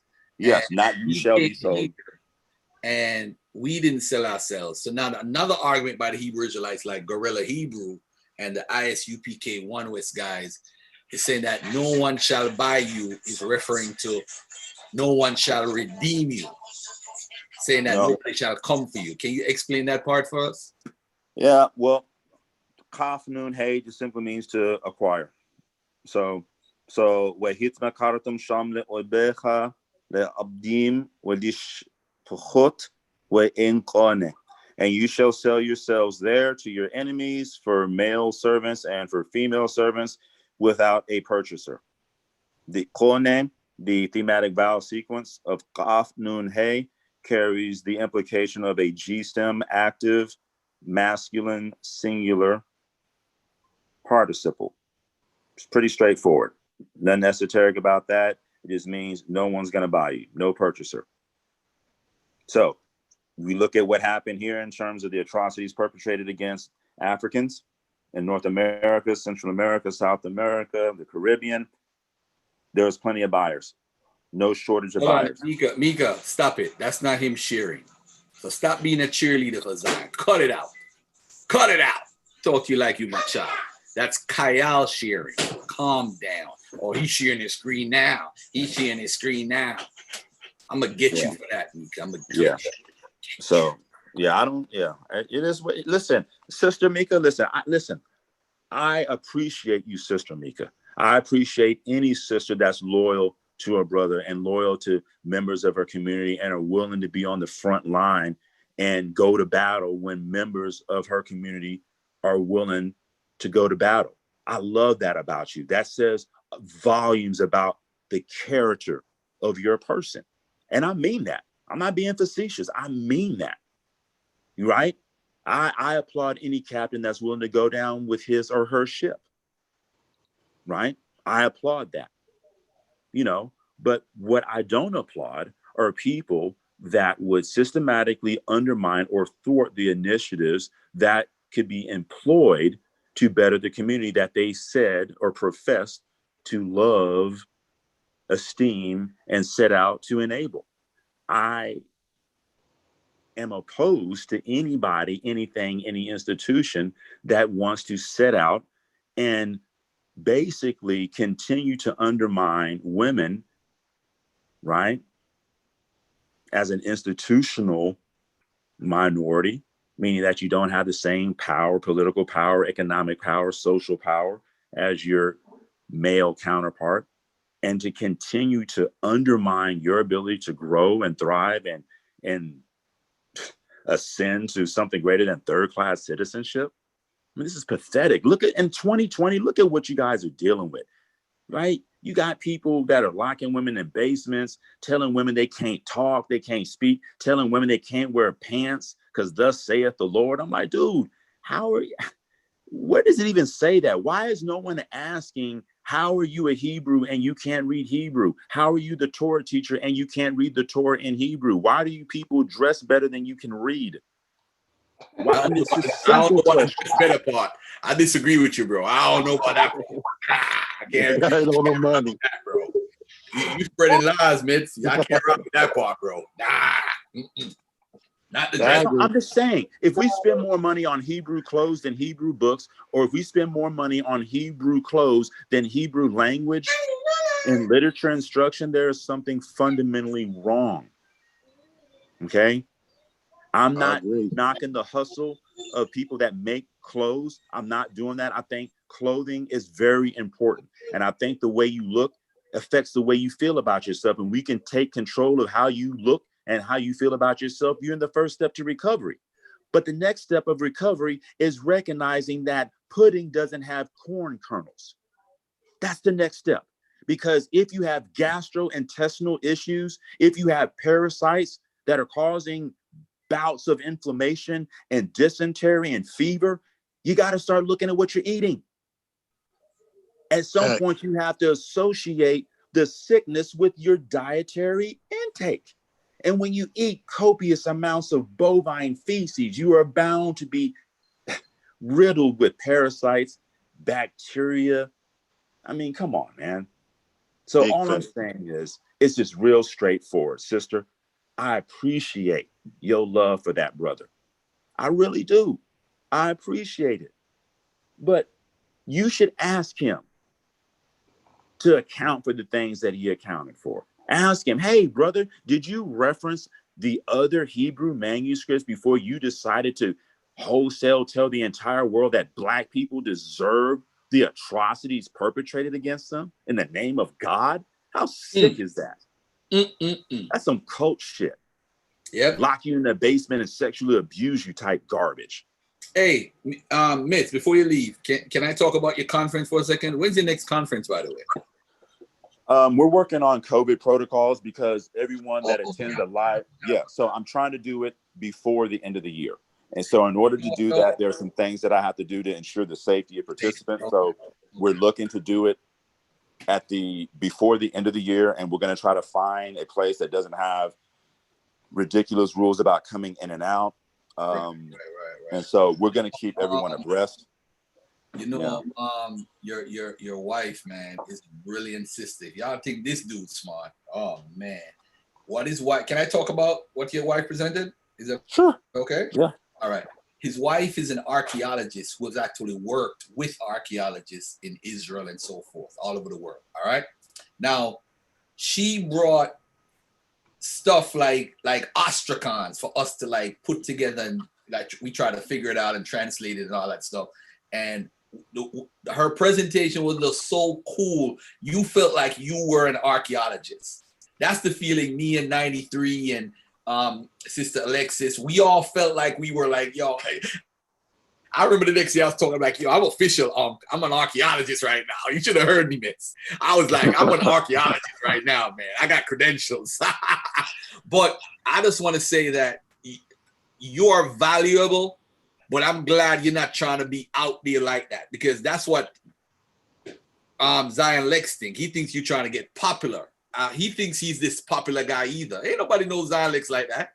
He thinks he's this #1 guy that everybody knows. So he's so cocky.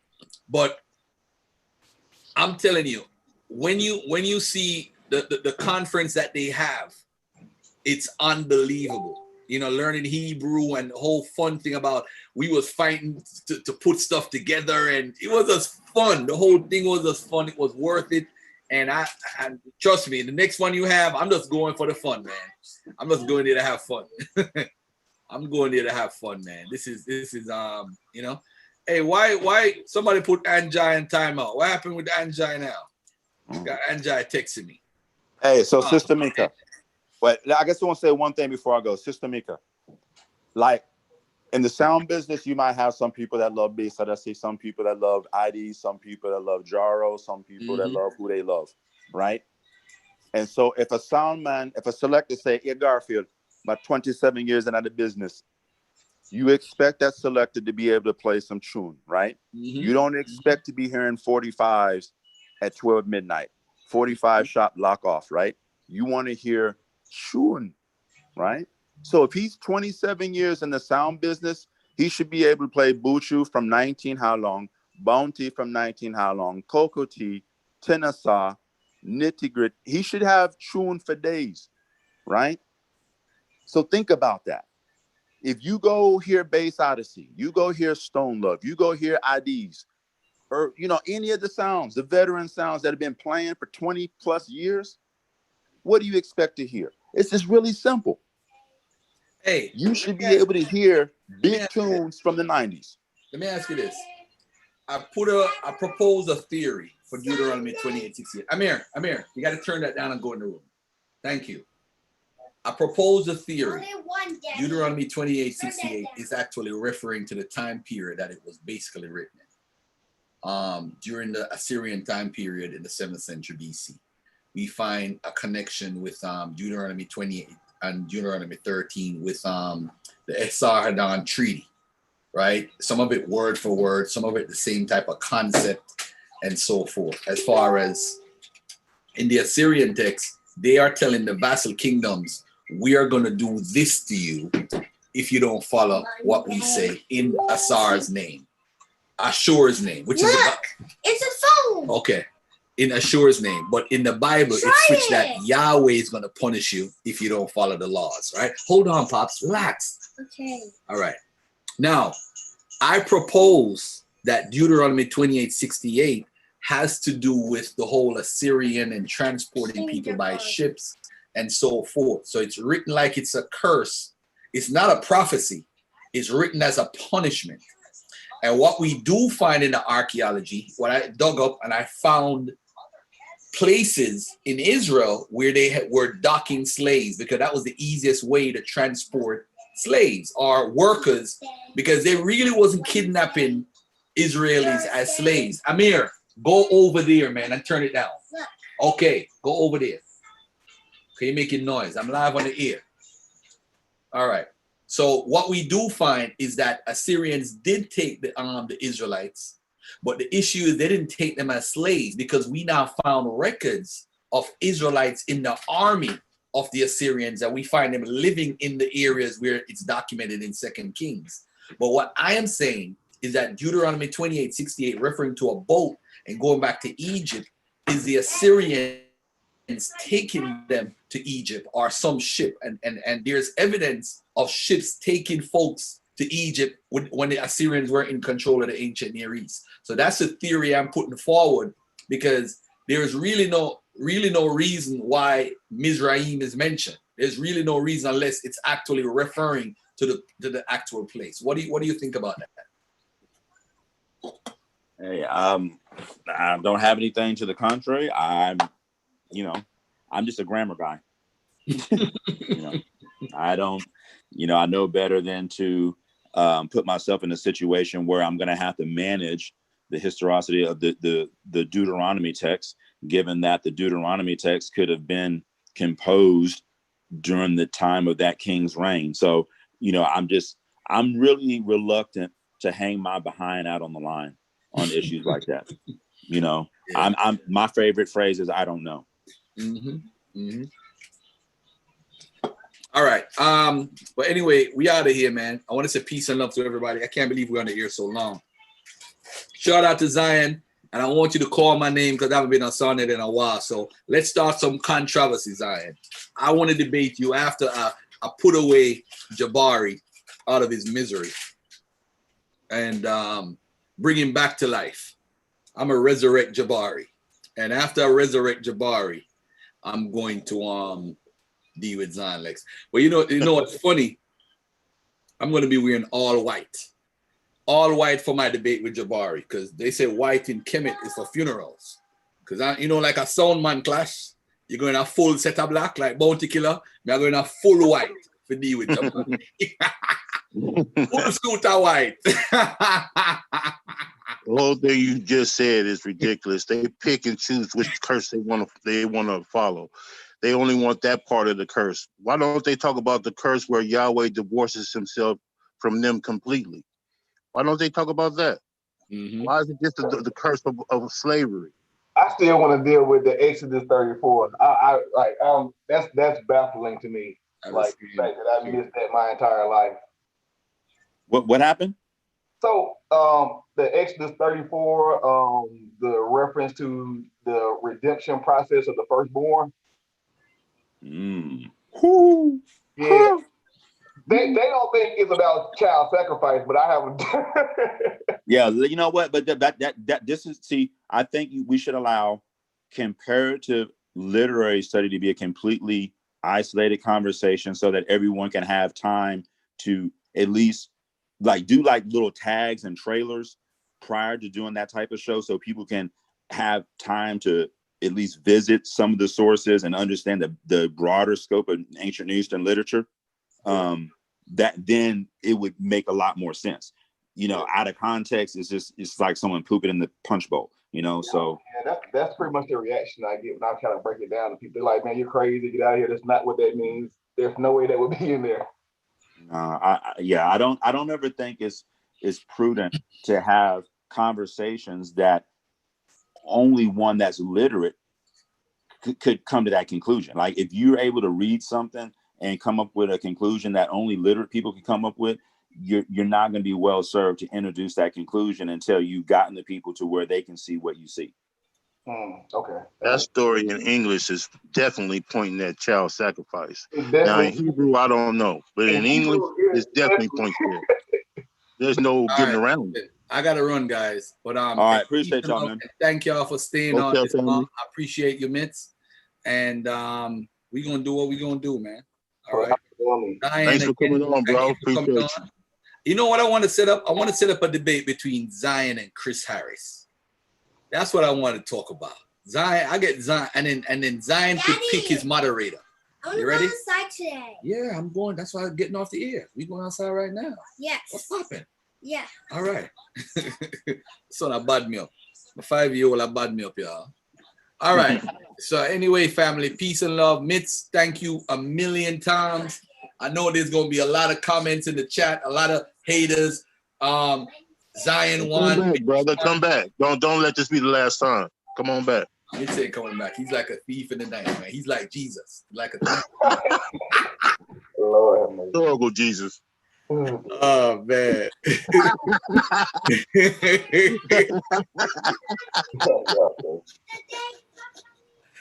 Oh man. And by the way, man, if y'all want to join the Dagger Squad back chat, let me know on Facebook. We in there, we chilling, man. We chilling.